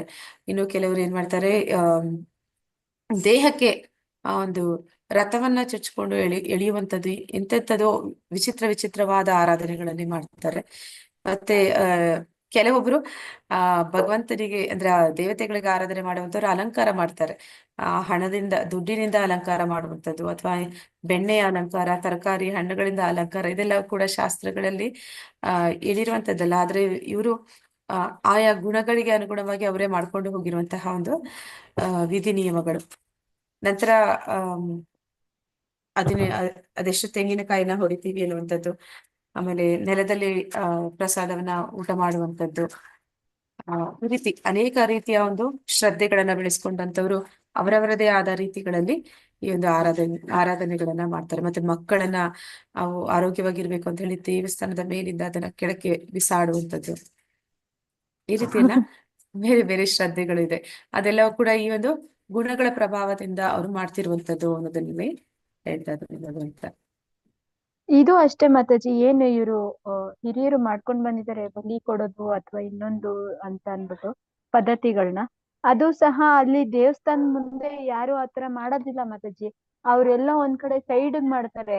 ಕಾರಣ ಕೇಳಿದಾಗ ದೇವ್ರಿಗಲ್ಲ ಅದು, ಅವ್ರು ಸುತ್ತ ಇರುತ್ತಲ್ಲ ರಾಕ್ಷಸರು, ಅದಕ್ಕೆ ಕೊಡೋದು ಅಂತ ಹೇಳ್ತಾರೆ. ಆದ್ರೆ ಅವ್ರಿಗೆ ಗೊತ್ತಿದೆ ಅವ್ರು ಮಾಡ್ತಾ ಇರೋದು ರಾಕ್ಷಸರಿಗೋಸ್ಕರ ಅಂತ. ಬಟ್ ರಾಕ್ಷಸರಿಗೋಸ್ಕರ ಮಾಡ್ಬೇಕಾ ಅಂತ ನನಗೆ ಎಷ್ಟೋ ಪ್ರಶ್ನೆಗಳನ್ನ ಕೇಳ್ಕೊಳ್ತೀನಿ ಮಾತಾಜಿ. ಅದನ್ನ ಅವ್ರ ಹತ್ರ ಇಟ್ಟಾಗ ನಿನ್ಗೆ ಅದೇನು ಗೊತ್ತಾಗಲ್ಲ, ನಾವೇನ್ ಬೆಳೆಸ್ಕೊಂಡ್ ಬಂದಿದೀವಿ ಅದನ್ನ ಮಾಡು ಅಂತಾರೆ. ಅದೇ ಇದು ನಮ್ಮಲ್ಲಿ ಇರುವಂತದ್ದು ಅಂದ್ರೆ ಅದನ್ನೇ ಎಲ್ಲಾರು ಕೂಡ ಅನುಸರಣೆ ಮಾಡ್ಕೊಂಡು ಹೋಗುವಂಥದ್ದು. ಅಂದ್ರೆ ಅವ್ರು ಮಾಡ್ತಾ ಇರುವಂತದ್ದು ಯಾರು ಪ್ರಶ್ನೆ ಮಾಡೋ ಹಾಗಿಲ್ಲ, ಮಾಡಿದ್ರೆ ಅದಕ್ಕೆ ಉತ್ತರನೂ ಸಿಗೋದಿಲ್ಲ. ಮತ್ತೆ ಇಲ್ಲಿ ಮುಂದೆ ಹೋಗೋಣ. ಅವರು ಶಾಸ್ತ್ರಗಳಲ್ಲಿ ವಿಧಿಸಿರುವ ಘೋರ ತಪಸ್ಸುಗಳನ್ನು ಆಚರಿಸುತ್ತಾರೆ. ಇವನ್ನು ಅವರು ಜಂಬ ಮತ್ತು ಅಹಂಕಾರಗಳಿಂದ ಮಾಡುತ್ತಾರೆ. ಕಾಮ ಮತ್ತು ಮೋಹಗಳೇ ಅವರಿಗೆ ಪ್ರೇರಣೆ. ಅವರು ಮೂರ್ಖರು ಮತ್ತು ದೇಹದ ಭೌತಿಕ ಅಂಶಗಳನ್ನು ಒಳಗೆ ವಾಸಿಸುವ ಪರಮಾತ್ಮನನ್ನು ಹಿಂಸಿಸುತ್ತಾರೆ. ಇಂಥವರು ನಿಶ್ಚಯವಾಗಿ ಅಸುರರು. ಅಂದ್ರೆ ಈಗ ತಪಸ್ಸಿನ ಬಗ್ಗೆ ಹೇಳ್ತಾ ಇದ್ದಾರೆ. ತಪಸ್ಸು ಅಂತಂದ್ರೆ ಏನು ಅಂತಂದ್ರೆ ವಾಲಂಟಿಯರ್ ಆಗಿ, ಅಂದ್ರೆ ಸ್ವಇಚ್ಛೆಯಿಂದ ಒಂದು ಶ್ರಮವನ್ನ ತಗೊಳ್ಳುವಂಥದ್ದು. ಆ ಒಂದು ಶ್ರಮವನ್ನ ತಗೊಂಡು ಯಾವುದೋ ಒಂದು ಉನ್ನತ ಒಂದು ವಿಚಾರವನ್ನ ಸಾಧಿಸುವಂಥದ್ದು. ಅಂದ್ರೆ ಈಗ ಇನ್ನೇನು ಎಕ್ಸಾಮ್ ಟೈಮ್ ಬಂತು, ಎಲ್ಲರೂ ಕೂಡ ಮಕ್ಕಳೆಲ್ಲ ಏನ್ ಮಾಡ್ತಾರೆ, ಜಾಸ್ತಿ ಓದೋದಕ್ಕೆ ಶುರು ಮಾಡ್ತಾರೆ. ಯಾವ ತರ ಓದ್ತಾರೆ ಅಂದ್ರೆ ಬೆಳಿಗ್ಗೆ ಬೇಗ ಎದ್ದೇಳ್ತಾರೆ, ರಾತ್ರಿ ಲೇಟ್ ಆಗಿ ಮಲಗ್ತಾರೆ, ಮತ್ತೆ ಊಟ ಆ ಕಡೆ ಬೇರೆ ಯಾವುದೋ ವಿಚಾರಗಳಲ್ಲಿ ಹೆಚ್ಚು ಗಮನ ಕೊಡೋದಿಲ್ಲ. ಯಾವ ಸಮಯ ನೋಡಿದ್ರು ಹೆಚ್ಚು ಓದೋದಕ್ಕೆ ಪ್ರಯತ್ನ ಪಡ್ತಾರೆ. ಅದು ಅವರು ಒಂದು ರೀತಿಯ ತಪಸ್ಸು. ಯಾಕೆ ಅದನ್ನ ಮಾಡ್ತಾರೆ? ಒಳ್ಳೆ ಮಾರ್ಕ್ಸ್ ಬರ್ಬೇಕು ಅಂತ ಹೇಳಿ ಮಾಡ್ತಾರೆ. ಅದೇ ರೀತಿ ಅನೇಕ ಜನ ತಪಸ್ಸುಗಳನ್ನ ಮಾಡುವಂತವ್ರು ಇರ್ತಾರೆ. ಅಂದ್ರೆ ಕೆಲವೊಬ್ರು ಈ ಅಷ್ಟಾಂಗ ಯೋಗಿಗಳು ಅವ್ರು ಮಾಡುವಂತಹ ತಪಸ್ಸು ಒಂದು ರೀತಿಯದ್ದಾಗಿರುತ್ತೆ. ಮತ್ತೆ ಈ ಭಕ್ತರು ಯಾವ ರೀತಿ ತಪಸ್ಸುಗಳನ್ನ ಮಾಡ್ತಾರೆ ಅಂತಂದ್ರೆ ಅವರು ಬೆಳಿಗ್ಗೆ ಬ್ರಾಹ್ಮಿ ಮುಹೂರ್ತದಲ್ಲಿ ಏಳೋದಕ್ಕೆ ಪ್ರಯತ್ನ ಪಡುವಂಥದ್ದು, ಮತ್ತೆ ಆರತಿಯನ್ನ ನೋಡುವಂಥದ್ದು, ಒಂದು ಭಗವಂತನ ಹರೇ ಕೃಷ್ಣ ಮಹಾಮಂತ್ರ ಜಪವನ್ನ ಮುಗಿಸುವಂಥದ್ದು, ನಂತರ ಭಗವದ್ಗೀತೆ ಭಾಗವತ ಪ್ರವಚನಗಳನ್ನ ದಿನ ಕೇಳುವಂಥದ್ದು, ಮತ್ತೆ ಈ ಒಂದು ಭಗವಂತನ ನೈವೇದ್ಯ ಪ್ರಸಾದ ಆದಂತಹ ಒಂದು ಆಹಾರವನ್ನ ಮಾತ್ರನೇ ಸ್ವೀಕಾರ ಮಾಡುವಂಥದ್ದು. ಇವೆಲ್ಲವೂ ಕೂಡ ಒಂದು ರೀತಿಯ ತಪಸ್ಸು. ಅದರ ಹಿಂದೆ ಒಂದು ಕಾರಣ ಇರುತ್ತೆ, ಯಾವುದೋ ಒಂದು ಆ ಒಂದು ವಿಚಾರ ಇರುತ್ತೆ. ಅಂದ್ರೆ ನಾನು ಆ ಒಂದು ಭಕ್ತಿಯಲ್ಲಿ ಮುಂದುವರಿಬೇಕು ಅನ್ನುವಂತಹ ಒಂದು ಮತ್ತೆ ಗುರುಗಳ ಒಂದು ಏನು ನಿಯಂತ್ರಕ ತತ್ವಗಳನ್ನ ತಿಳಿಸಿದ್ದಾರೆ ಅದನ್ನ ಪಾಲನೆ ಮಾಡಬೇಕು ಅನ್ನುವಂಥದ್ದು ಇರುತ್ತೆ. ಅದರಿಂದ ನನಗೆ ಆಧ್ಯಾತ್ಮಿಕವಾಗಿ ಉನ್ನತಿಯನ್ನ ಹೊಂದೋದು ಆ ಒಂದು ಅದರ ಫಲ ಸಿಹಿಯಾಗಿರುತ್ತೆ. ಆದ್ರೆ ಅದರ ಪ್ರಾರಂಭದಲ್ಲಿ ಸ್ವಲ್ಪ ಕಷ್ಟ ಅನ್ಸುತ್ತೆ. ಅದನ್ನೇ ಇಲ್ಲಿ ತಪಸ್ಸು ಅಂತ ಕರೀತಾರೆ. ಆದ್ರೆ ಈ ಒಂದು ರಜೋಗುಣ ತಮೋ ಗುಣದಲ್ಲಿ ಇರುವಂತವ್ರು ಮಾಡುವಂತ ತಪಸ್ಸು ಯಾವ ರೀತಿಯದಾಗಿರುತ್ತೆ ಅಂತೇಳಿ ಹೇಳ್ತಾ ಇದ್ದಾರೆ. ಹರೇ ಕೃಷ್ಣ.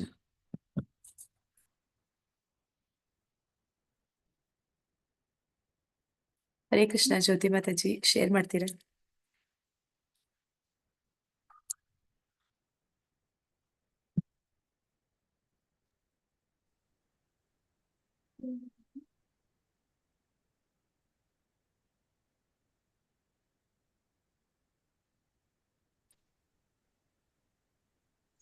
ಹರೇ ಕೃಷ್ಣ ಮಾತಾಜಿ.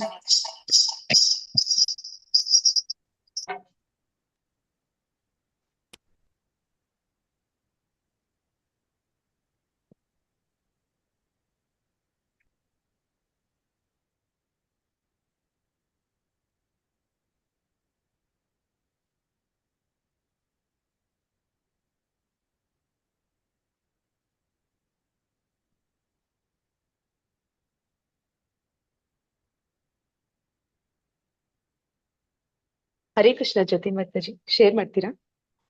ಹರೇ ಕೃಷ್ಣ ಮಾತಾಜಿ, ಒಂದ್ ನಿಮಿಷ.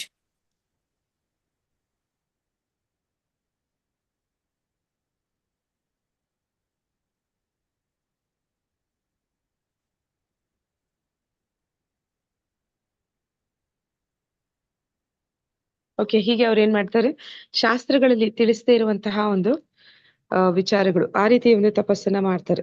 ಅವ್ರಿಗೆ ಈ ಪ್ರೇರಣೆ ಎಲ್ಲಿಂದ ಸಿಗ್ತಿದೆ ಅಂತಂದ್ರೆ, ಅವರು ಯಾವುದೋ ಒಂದು ಅವರ ಒಂದು ಐಹಿಕ ಇಚ್ಛೆಗಳನ್ನ ಈಡೇರಿಸ್ಕೊಳ್ಳೋದಕ್ಕಾಗಿ, ಐಹಿಕ ಲಾಭಗಳನ್ನ ಪಡೆಯೋದಕ್ಕೋಸ್ಕರ ಅವರು ಇಂತಹ ತಪಸ್ಸುಗಳನ್ನ ಮಾಡ್ತಾರೆ. ಅಂದ್ರೆ ಇಲ್ಲಿ ನಾವು ಚಿತ್ರದಲ್ಲಿ ನೋಡಿದ್ವಿ ಆಗ್ಲೇ ಯಾವ ರೀತಿ ಇತ್ತು ಅಂತಂದ್ರೆ, ಅವರು ಘೋರವಾದ ತಪಸ್ಸುಗಳನ್ನ ಮಾಡ್ತಾರೆ. ಅಂದ್ರೆ ಆ ಭೂಮಿಯಲ್ಲಿ ತಲೆಯನ್ನ ಇಟ್ಟಿರುವಂತದ್ದು. ಆಮೇಲೆ ಆ ಹಿರಣ್ಯಕಶಿಪು ಅವನು ತಪಸ್ಸು ಮಾಡಿದಾಗ ಯಾವ ರೀತಿ ಇತ್ತು ಅಂತಂದ್ರೆ, ಅವನ ದೇಹದ ಅರ್ಧ ಭಾಗವನ್ನ ಒಂದು ಗೆದ್ದಿಲು ಅಂತ ಹೇಳ್ತಾರೆ, ಹುತ್ತವನ್ನ ಮಾಡುವಂತಹ ಗೆದ್ದಿಲು, ಆ ಹುಳ ಅವನನ್ನ ತಿಂದು ಬಿಟ್ಟಿರುತ್ತೆ. ಅಂದ್ರೆ ಅವನ ಅರ್ಧ ದೇಹ ಅದು ಆಗ್ಲೇ ನಾಶ ಹೊಂದಿರುತ್ತೆ. ಅಂತಹ ಒಂದು ಘೋರ ತಪಸ್ಸುಗಳು ಆ ರೀತಿ ಮಾಡೋದ್ರಿಂದ ಏನಾಗುತ್ತೆ, ಅದು ಶಾಸ್ತ್ರದಲ್ಲಿ ತಿಳಿಸಿರುವಂತಹ ತಪಸ್ಸಲ್ಲ. ಅದರಿಂದ ಅವನ ದೇಹಕ್ಕೆ ನೋವಾಗುತ್ತೆ, ಅವನ ದೇಹದಲ್ಲಿರುವಂತಹ ಪರಮಾತ್ಮನಿಗೂ ಅದು ಸಂತೋಷವನ್ನ ಕೊಡೋದಿಲ್ಲ. ಹೀಗೆ ಅಂತ ಘೋರ ತಪಸ್ಸುಗಳನ್ನ ಈ ಒಂದು ರಜೋಗುಣ ತಮೋಗುಣದಲ್ಲಿ ಇರುವಂತವ್ರು ಮಾಡ್ತಾರೆ ಅನ್ನೋದನ್ನ ಅಲ್ಲಿ ತಿಳಿಸ್ತಾ ಇದ್ದಾನೆ. ಏನ್ ಬರ್ತಾ ಇಲ್ಲ ಮಾತಾಜಿ? ಮಾತಾಜಿ ಒಂದ್ ನಿಮಿಷ ಬರ್ತಾ ಇದ್ದಾರೆ.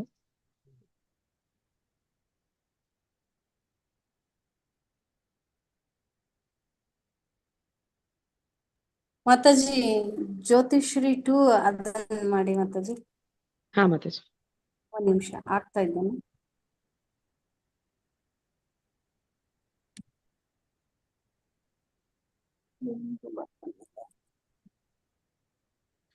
ಮಾತಾಜಿ ಎಲ್ಲಿದೆ ಮಾತಾಜಿ?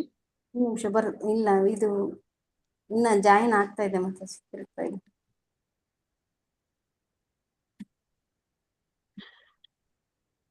ಅಂದ್ರೆ ತುಂಬಾ ಈ ರೀತಿ ಆರಾಧನೆಗಳನ್ನ ನಾವು ನೋಡಿರ್ತೀವಿ, ದಿನಂಪ್ರತಿ ನೋಡ್ತಾ ಇರ್ತೀವಿ. ಅಂದ್ರೆ ತುಂಬಾ ವಿಚಿತ್ರವಾದ ರೀತಿಯಲ್ಲಿ ನಾವೆಲ್ಲರೂ ಕೂಡ ಅದು ನಾವು ಮಾಡಿರ್ತೀವಿ. ಅಂದ್ರೆ ಈ ಬೆಂಕಿಯ ಮೇಲೆ ನಡೀತಾರೆ, ಅಂದ್ರೆ ಹರಕೆ ಅಂತ ಹೇಳ್ತಾರೆ. ಮತ್ತೆ ಒಂದು ಏನಂತ ಹೇಳ್ತಾರೆ, ಜಾತ್ರೆಗಳು ನಡೆಯೋ ಸಂದರ್ಭದಲ್ಲಿ ಆ ಊರಿನಿಂದ ಹೊರಗಡೆ ಯಾರು ಹೋಗ್ಬಾರ್ದು, ಆ ಜಾತ್ರೆ ಮುಗಿಯೋವರೆಗೂ ಆ ಊರು ಬಿಟ್ಟು ಹೋಗ್ಬಾರ್ದು, ಅಥವಾ ಯಾರಾದ್ರೂ ಹೊರಗಡೆ ಹೋಗಿದ್ರೆ ಅವರು ಒಳಗಡೆ ಬರಬಾರ್ದು ಅಂತ ಕೂಡ ಅಲ್ಲಿ ಒಂದು ನಿಬಂಧನೆಗಳನ್ನ ಮಾಡಿರ್ತಾರೆ. ಅಂದ್ರೆ ಅವರು ಮಾಡುವಂತಹ ಆರಾಧನೆಗಳು ಆ ರೀತಿ ಬೇರೆ ಬೇರೆ ದೇವತೆಗಳಿಗೆ, ಮತ್ತೆ ಆ ದೇವತೆಗಳಿಗೆ ಬಲಿ ಕೊಡುವಂತದ್ದು, ಅಂತಹ ಒಂದು ಕ್ರಮಗಳು ಕೂಡ ಇರುತ್ತೆ. ಹಿಂದಿನ ಕಾಲದಲ್ಲಿ ಶಾಸ್ತ್ರಗಳಲ್ಲಿ ಯಾವ ರೀತಿ ಬಲಿ ಎನ್ನುವಂಥದ್ದನ್ನ ವೇದಗಳಲ್ಲಿ ತಿಳಿಸಿದ್ರು ಅಂತಂದ್ರೆ, ಅವರು ಬಲಿ ಕೊಡುವುದಕ್ಕೆ ಮುಂಚೆ ಅವರು ಒಂದು ಮಂತ್ರವನ್ನ ಜಪಿಸಬೇಕು. ಏನಂತ ಮಂತ್ರವನ್ನ ಹೇಳ್ಬೇಕು ಅಂತಂದ್ರೆ, ಇವತ್ತು ನೀನು ನನ್ನ ಆಹಾರ ಆಗ್ತಾ ಇದೆಯಾ, ನಾಳೆ ನಾನು ನಿನಗೆ ಆಹಾರ ಆಗ್ತೀನಿ ಅನ್ನುವಂಥದ್ದು ಆ ಒಂದು ಮಂತ್ರದ ಅರ್ಥ ಆಗಿರುತ್ತೆ. ಅದನ್ನ ಹೇಳಿ ಒಂದು ಬಲಿಯನ್ನ ಕೊಡಬೇಕು, ಆದ್ರೆ ಅದನ್ನ ತಿಂಗಳಿಗೆ ಒಮ್ಮೆ ಮಾಡಬೇಕು ಅಂತ ವಿಧಿಸಿದ್ದಾರೆ ವೇದಗಳಲ್ಲಿ. ಅಂದ್ರೆ ಯಾರಿಗೆ ಈ ಒಂದು ಮಾಂಸ ಭಕ್ಷಣೆಯನ್ನ ಬಿಡ್ಲಿಕ್ಕೆ ಸಾಧ್ಯ ಇಲ್ಲ ಅಂತವರಿಗೋಸ್ಕರ. ಆದ್ರೆ ಇವ್ರೇನ್ ಮಾಡ್ತಾರೆ, ಆ ಒಂದು ಮಂತ್ರವನ್ನ ಹೇಳುವಂಥದ್ದು, ಅದರ ಮಂತ್ರದ ಅರ್ಥವನ್ನ ತಿಳಿಯುವಂಥದ್ದು ಆ ರೀತಿ ಏನು ಮಾಡೋದಿಲ್ಲ. ಅವರು ಸುಮ್ಮನೆ ಆ ಒಂದು ಬಾಯಿ ಚಪಲಕ್ಕಾಗಿ ಬೇರೆ ಜೀವಿಗಳನ್ನ ಕೊಂದು ತಿನ್ನುವಂತಹ ಕಾರ್ಯವನ್ನ ಮಾಡ್ತಾರೆ. ಆದ್ರೆ ಇದು ಯಾವುದು ಕೂಡ ವೇದಗಳಲ್ಲಿ ಹೇಳಿರುವಂತದ್ದು ಅಲ್ಲ, ಅಂದ್ರೆ ಶಾಸ್ತ್ರಕ್ಕೆ ಅನುಗುಣವಾದ್ದು ಅಲ್ಲ. ಮತ್ತೆ ಇನ್ನು ಅನೇಕ, ಆದ್ರೆ ಕೃಷ್ಣ ಪ್ರಜ್ಞೆಯಲ್ಲಿ ಯಾವ ರೀತಿ ಇರುತ್ತೆ ಅಂತ ನಾವು ನೋಡಿದ್ವಿ ಅಂತಂದ್ರೆ, ಇಲ್ಲಿ ಆರಾಧನೆ ಮಾಡುವಂತ ರೀತಿ ಅದು ಬೇರೆ ರೀತಿಯಾಗಿರುತ್ತೆ. ಅಂದ್ರೆ ಬೆಳಗಿನ ಜಾವ ಆರತಿಯನ್ನ ಮಾಡುವಂಥದ್ದು. ಮತ್ತೆ ಬೇರೆ ದೇವಸ್ಥಾನಗಳಿಗೂ ಮತ್ತೆ ಇಸ್ಕಾನ್ಗೂ ಏನು ವ್ಯತ್ಯಾಸ ಅಂತಂದ್ರೆ, ಇಲ್ಲಿ ನಾವು ಪ್ರತಿದಿನ ಒಂದು ಶಾಸ್ತ್ರದ ಮೂಲಕ ಏನು ತಿಳಿಸಿದೆ ಅದನ್ನ ಮೊದಲು ಎಲ್ಲರಿಗೂ ಹೇಳುವಂತಹ ಕಾರ್ಯವನ್ನ ತೊಡಗ್ತೀವಿ. ಅಂದ್ರೆ ಇಲ್ಲಿ ಭಗವದ್ಗೀತೆ ಭಾಗವತಗಳನ್ನ ಒಂದು ಪ್ರವಚನ ಮಾಡುವ ಮೂಲಕ ಶಾಸ್ತ್ರದಲ್ಲಿ ಏನಿದೆ ಅದನ್ನ ಮೊದಲು ಆ ಜ್ಞಾನವನ್ನ ಕೊಡ್ತೀವಿ. ಬೇರೆ ದೇವಸ್ಥಾನಗಳಿಗೆ ಹೋಲಿಸಿದಾಗ ಅಂದ್ರೆ ಅಲ್ಲಿ ಏನ್ ಮಾಡ್ತಾರೆ, ಅವರು ದೇವಸ್ಥಾನಕ್ಕೆ ನಾವು ಹೋಗ್ತೀವಿ, ಭೇಟಿ ಕೊಡ್ತೀವಿ, ಭಗವಂತನ ಹತ್ರ ನಮ್ಮ ಒಂದು ಇಚ್ಛೆಗಳನ್ನ ಹರಿಕೆಗಳನ್ನ ಒಪ್ಪಿಸ್ತೀವಿ, ನಂತರ ಒಂದು ಕಾಯಿ ಪೂಜೆಗೆ ಕೊಟ್ಟು ಆರತಿ ತಗೊಂಡು ಪ್ರಸಾದ ತಗೊಂಡು ಬಂದು ಬಿಡ್ತೇವೆ. ಅಂದ್ರೆ ನಾವು ಆ ಒಂದು ಜ್ಞಾನವನ್ನ ತಿಳ್ಕೊಳ್ಳೋ ಪ್ರಯತ್ನವನ್ನ ಅಲ್ಲಿ ನಾವು ಮಾಡೋದಿಲ್ಲ. ಮತ್ತೆ ಅಲ್ಲಿರೋರು ಕೂಡ ಯಾರು ನಮ್ಗೆ ಆ ಒಂದು ದೇವಸ್ಥಾನದ ಬಗ್ಗೆ, ದೇವರ ಬಗ್ಗೆ ಯಾವುದೇ ಒಂದು ವಿಚಾರವನ್ನ ನಮ್ಗೆ ತಿಳಿಸ್ಕೊಡೋದಿಲ್ಲ. ಆದ್ರೆ ಇಸ್ಕಾನ್ ಅಲ್ಲಿ ಆ ರೀತಿ ಇರೋದಿಲ್ಲ. ಇಲ್ಲಿ ನಾವು ಏನ್ ಮಾಡ್ತೀವಿ, ದೇವಸ್ಥಾನದ ರೀತಿಯಲ್ಲಿ ತುಂಬಾ ವ್ಯತ್ಯಾಸ ಇದೆ. ಅಂದ್ರೆ ಇಲ್ಲಿ ನಾವು ಆರತಿಯನ್ನ ಮಾಡುವಂಥದ್ದು, ಕೀರ್ತನೆಗಳನ್ನ ಹಾಡುವಂಥದ್ದು, ಆ ಕೀರ್ತನೆಗಳ ಮೂಲಕ ಭಗವಂತನ ಒಂದು ವಿಷಯಗಳನ್ನ ಕುರಿತು ತಿಳ್ಕೊಳ್ಳುವಂಥದ್ದು, ಮತ್ತೆ ಆ ಒಂದು ಶಾಸ್ತ್ರಗಳಲ್ಲಿ ಏನಿದೆ ಅದನ್ನ ತಿಳಿಯುವಂತದ್ದು. ಮಾತಾಜಿ ಸ್ಕ್ರೀನ್ ಶಾಟ್ ಇಲ್ಲ. ಬಂದಿಲ್ಲ ಮಾತಾಜಿ. ಹರೇ ಕೃಷ್ಣ. ಜ್ಯೋತಿ ಮಾತಾಜಿ. ಬಂದಿಲ್ಲ. ಇದ್ದೀನಿ ಮಾತಾಜಿ, ಒಂದು ನಿಮಿಷ ಮಾಡ್ತಾ ಇದ್ದೇನೆ ಮುಂದೆ ಓಪನ್ ಆಗ್ತಾ ಇದೆ.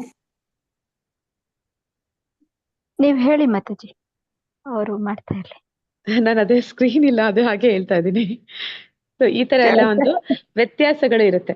ಮತ್ತೆ ಅಲ್ಲಿ ನಡೆಯುವಂತಹ ಒಂದು ದಾನ ಅನ್ನುವಂಥದ್ದು, ಸರಿಯಾದ ವ್ಯಕ್ತಿಗೆ ದಾನ ಕೊಡಬೇಕು, ಸರಿಯಾದ ಒಂದು ಅದು ಮುಂದೆ ಬರುವಂತಹದ್ದು ಟಾಪಿಕ್ ಬರುತ್ತೆ. ಯಾರಿಗೆ ನಾವು ದಾನ ಕೊಡಬೇಕು, ಯಾವಾಗ ಕೊಡಬೇಕು, ಯಾಕೆ ಕೊಡಬೇಕು, ನಾವು ಕೊಡುವಂತ ದಾನದಿಂದ ಏನೆಲ್ಲ ಆಗುತ್ತೆ ಅನ್ನುವಂಥದ್ದು, ಅಂದ್ರೆ ನಮಗೆ ಅದರಿಂದ ಏನು ಪ್ರಯೋಜನ, ಮತ್ತೆ ಪಡೆದವರಿಗೆ ಅದರಿಂದ ಏನು ಪ್ರಯೋಜನ ಅನ್ನುವಂಥದ್ದು, ಇವೆಲ್ಲವೂ ಕೂಡ ನಾವಿಲ್ಲಿ ಸಾಧಾರಣವಾಗಿ ಲೌಕಿಕವಾಗಿ ಜನರು ಮಾಡುವಂತಹ ಒಂದು ಕಾರ್ಯಗಳಿಗೂ ಮತ್ತೆ ಕೃಷ್ಣನಿಗೋಸ್ಕರ ಮಾಡುವಂತಹ ಕಾರ್ಯಗಳಿಗೂ ಇರುವ ವ್ಯತ್ಯಾಸಗಳನ್ನ ನಾವು ನೋಡ್ತೀವಿ. ಮತ್ತೆ ಅಲ್ಲಿ ಒಂದು ಯಾವುದೋ ಒಂದು ಪ್ರಸಾದ ನೈವೇದ್ಯಗಳನ್ನ ಮಾಡ್ತಾರೆ, ಅದು ಕೂಡ ಬೇರೆ ಬೇರೆ ರೀತಿಯದ್ದಾಗಿರುತ್ತೆ. ಅಂದ್ರೆ ಸತ್ವಗುಣದ ಒಂದು ಆಹಾರವನ್ನೇ ಭಗವಂತನಿಗೆ ಅರ್ಪಣೆ ಮಾಡಬೇಕು. ಕೆಲವೊಂದು ದೇವಸ್ಥಾನಗಳಲ್ಲಿ ಅದನ್ನು ಕೂಡ ಅವರು ಫಾಲೋ ಮಾಡ್ತಾರೆ ಅಂತ ಹೇಳಕ್ಕಾಗಲ್ಲ. ಅಂದ್ರೆ ಈ ಒಂದು ಆನಿಯನ್ ಗಾರ್ಲಿಕ್ ಇಲ್ಲದೆ ಇರುವಂತದ್ದನ್ನ ಭಗವಂತನಿಗೆ ಅರ್ಪಣೆ ಮಾಡ್ಬೇಕು ಅಂತ. ಆದ್ರೆ ಅದನ್ನ ಸ್ಟ್ರಿಕ್ಟ್ ಆಗಿ ಎಲ್ಲಾ ಕಡೆ ಫಾಲೋ ಮಾಡೋದಿಲ್ಲ. ಎಲ್ಲರೂ ಏನ್ ಮಾಡ್ತಾರೆ, ರಜಗುಣ ತಮಗುಣದು ಇದ್ರೂ ಕೂಡ ಪರವಾಗಿಲ್ಲ ಅನ್ನೋ ರೀತಿಯಲ್ಲಿ ಕೆಲವೊಂದು ಕಡೆ ನಮ್ಗೆ ಒಂದು ನೈವೇದ್ಯ ಪ್ರಸಾದಗಳು ಸಿಗುತ್ತೆ. ಆದ್ರೆ ಇಲ್ಲಿ ತುಂಬಾ ನಿಯಮ ನಿಬಂಧನೆಗಳು ಇದೆ. ನಂತರ ಇಲ್ಲಿ ಒಂದು ಸಂಕೀರ್ತನೆಗಳನ್ನು ಕೂಡ ಮಾಡ್ತಾರೆ. ಅಂದ್ರೆ ದೇವಸ್ಥಾನಗಳಲ್ಲಿ ಯಾವ ರೀತಿ ಒಂದು ರಥೋತ್ಸವಗಳು ನಡೆಯುತ್ತೆ, ಆ ಸಂದರ್ಭದಲ್ಲಿ ಅವ್ರು ಮಾಡುವಂತಹ ಸಂಕೀರ್ತನೆಗಳು, ಆ ಸಂಕೀರ್ತನೆಯ ಮಹತ್ವವನ್ನ ತಿಳಿಸ್ಕೊಡ್ತಾರೆ.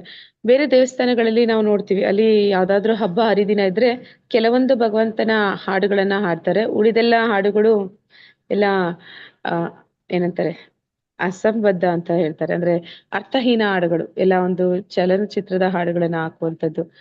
ಮತ್ತೆ ಕೆಲವೊಂದು ಕಡೆ ಯಾವ ರೀತಿ ಮಾಡ್ತಾರೆ ಅಂದ್ರೆ ಗಣೇಶ ಹಬ್ಬ ಇದೆಲ್ಲವೂ ಕೂಡ ದೇವತೆಗಳ ಆರಾಧನೆ, ಆದ್ರೆ ಅಲ್ಲಿ ಕೂಡ ಶ್ರದ್ಧೆಯಿಂದ ಮಾಡ್ಬೇಕು.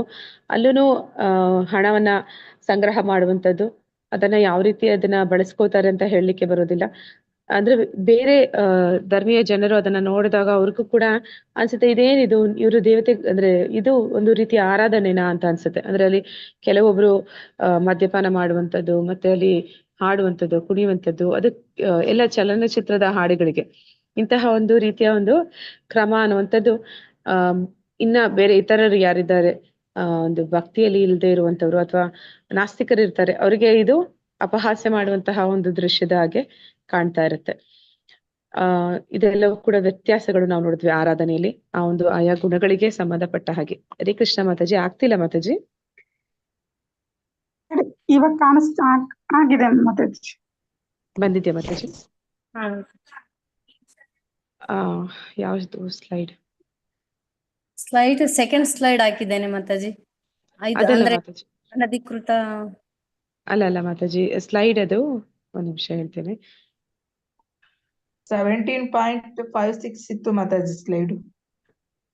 17.56 ಇತ್ತು ಮಾತಾಜಿ, ತಪಸ್ಸಿನ ಬಗ್ಗೆ ಇತ್ತು. ಒಂದ್ ನಿಮಿಷ ಮಾತಾಜಿ. ಅವರ ಶಾಸ್ತ್ರದಲ್ಲಿ ವಿಧಿಸಿರುವ ಘೋರ ತಪಸ್ಸುಗಳನ್ನ ವಿಧಿಸದಿರುವ, ಶಾಸ್ತ್ರಗಳಲ್ಲಿ ಎಳೆದಿರುವಂತಹ ಘೋರ ತಪಸ್ಸುಗಳನ್ನ ಆಚರಣೆ ಮಾಡ್ತಾರೆ.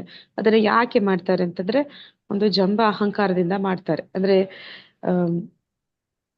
ಆ ಒಂದು ಏನಂತಾರೆ, ತೋರಿಕೆಗಾಗಿ ಮಾಡುವಂಥದ್ದು, ಒಂದು ಹೆಸರು ಬರಬೇಕು ಅನ್ನೋ ರೀತಿಯಲ್ಲಿ ಮಾಡುವಂಥದ್ದು. ಮತ್ತೆ ಅವರ ಒಂದು ಉದ್ದೇಶ ಏನಾಗಿರುತ್ತೆ, ಕಾಮ ಮತ್ತು ಮೋಹಗಳಿಗೆ ಅವರ ಪ್ರೇರಣೆ, ಅಂದ್ರೆ ಏನೋ ಒಂದು ಭೌತಿಕವಾದದನ್ನ ಪಡಿಬೇಕು, ಆ ಒಂದು ಕಾರಣಕ್ಕಾಗಿ ಅವ್ರು ಮಾಡುವಂತಹ ತಪಸ್ಸು ಅಂತ.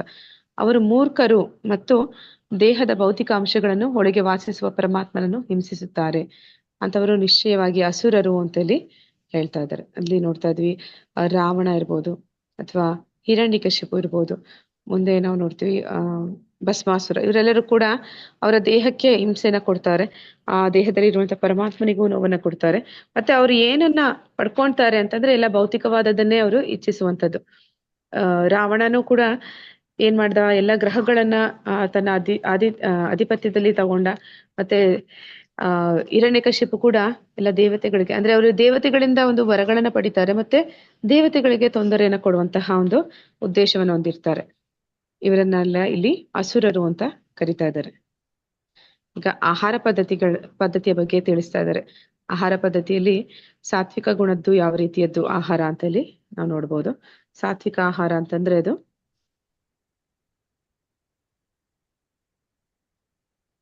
ಮಾತಾಜಿ ಹೋಯ್ತು ಮತ್ತೆ. ಹಾ ಮತ್ತೆ ಮಾಡ್ತಾ ಇದ್ದೇನೆ, ಒಂದ್ ನಿಮಿಷ. ಅಲ್ಲೇ ಶೇರ್ ಮಾಡಿದ್ದೆ.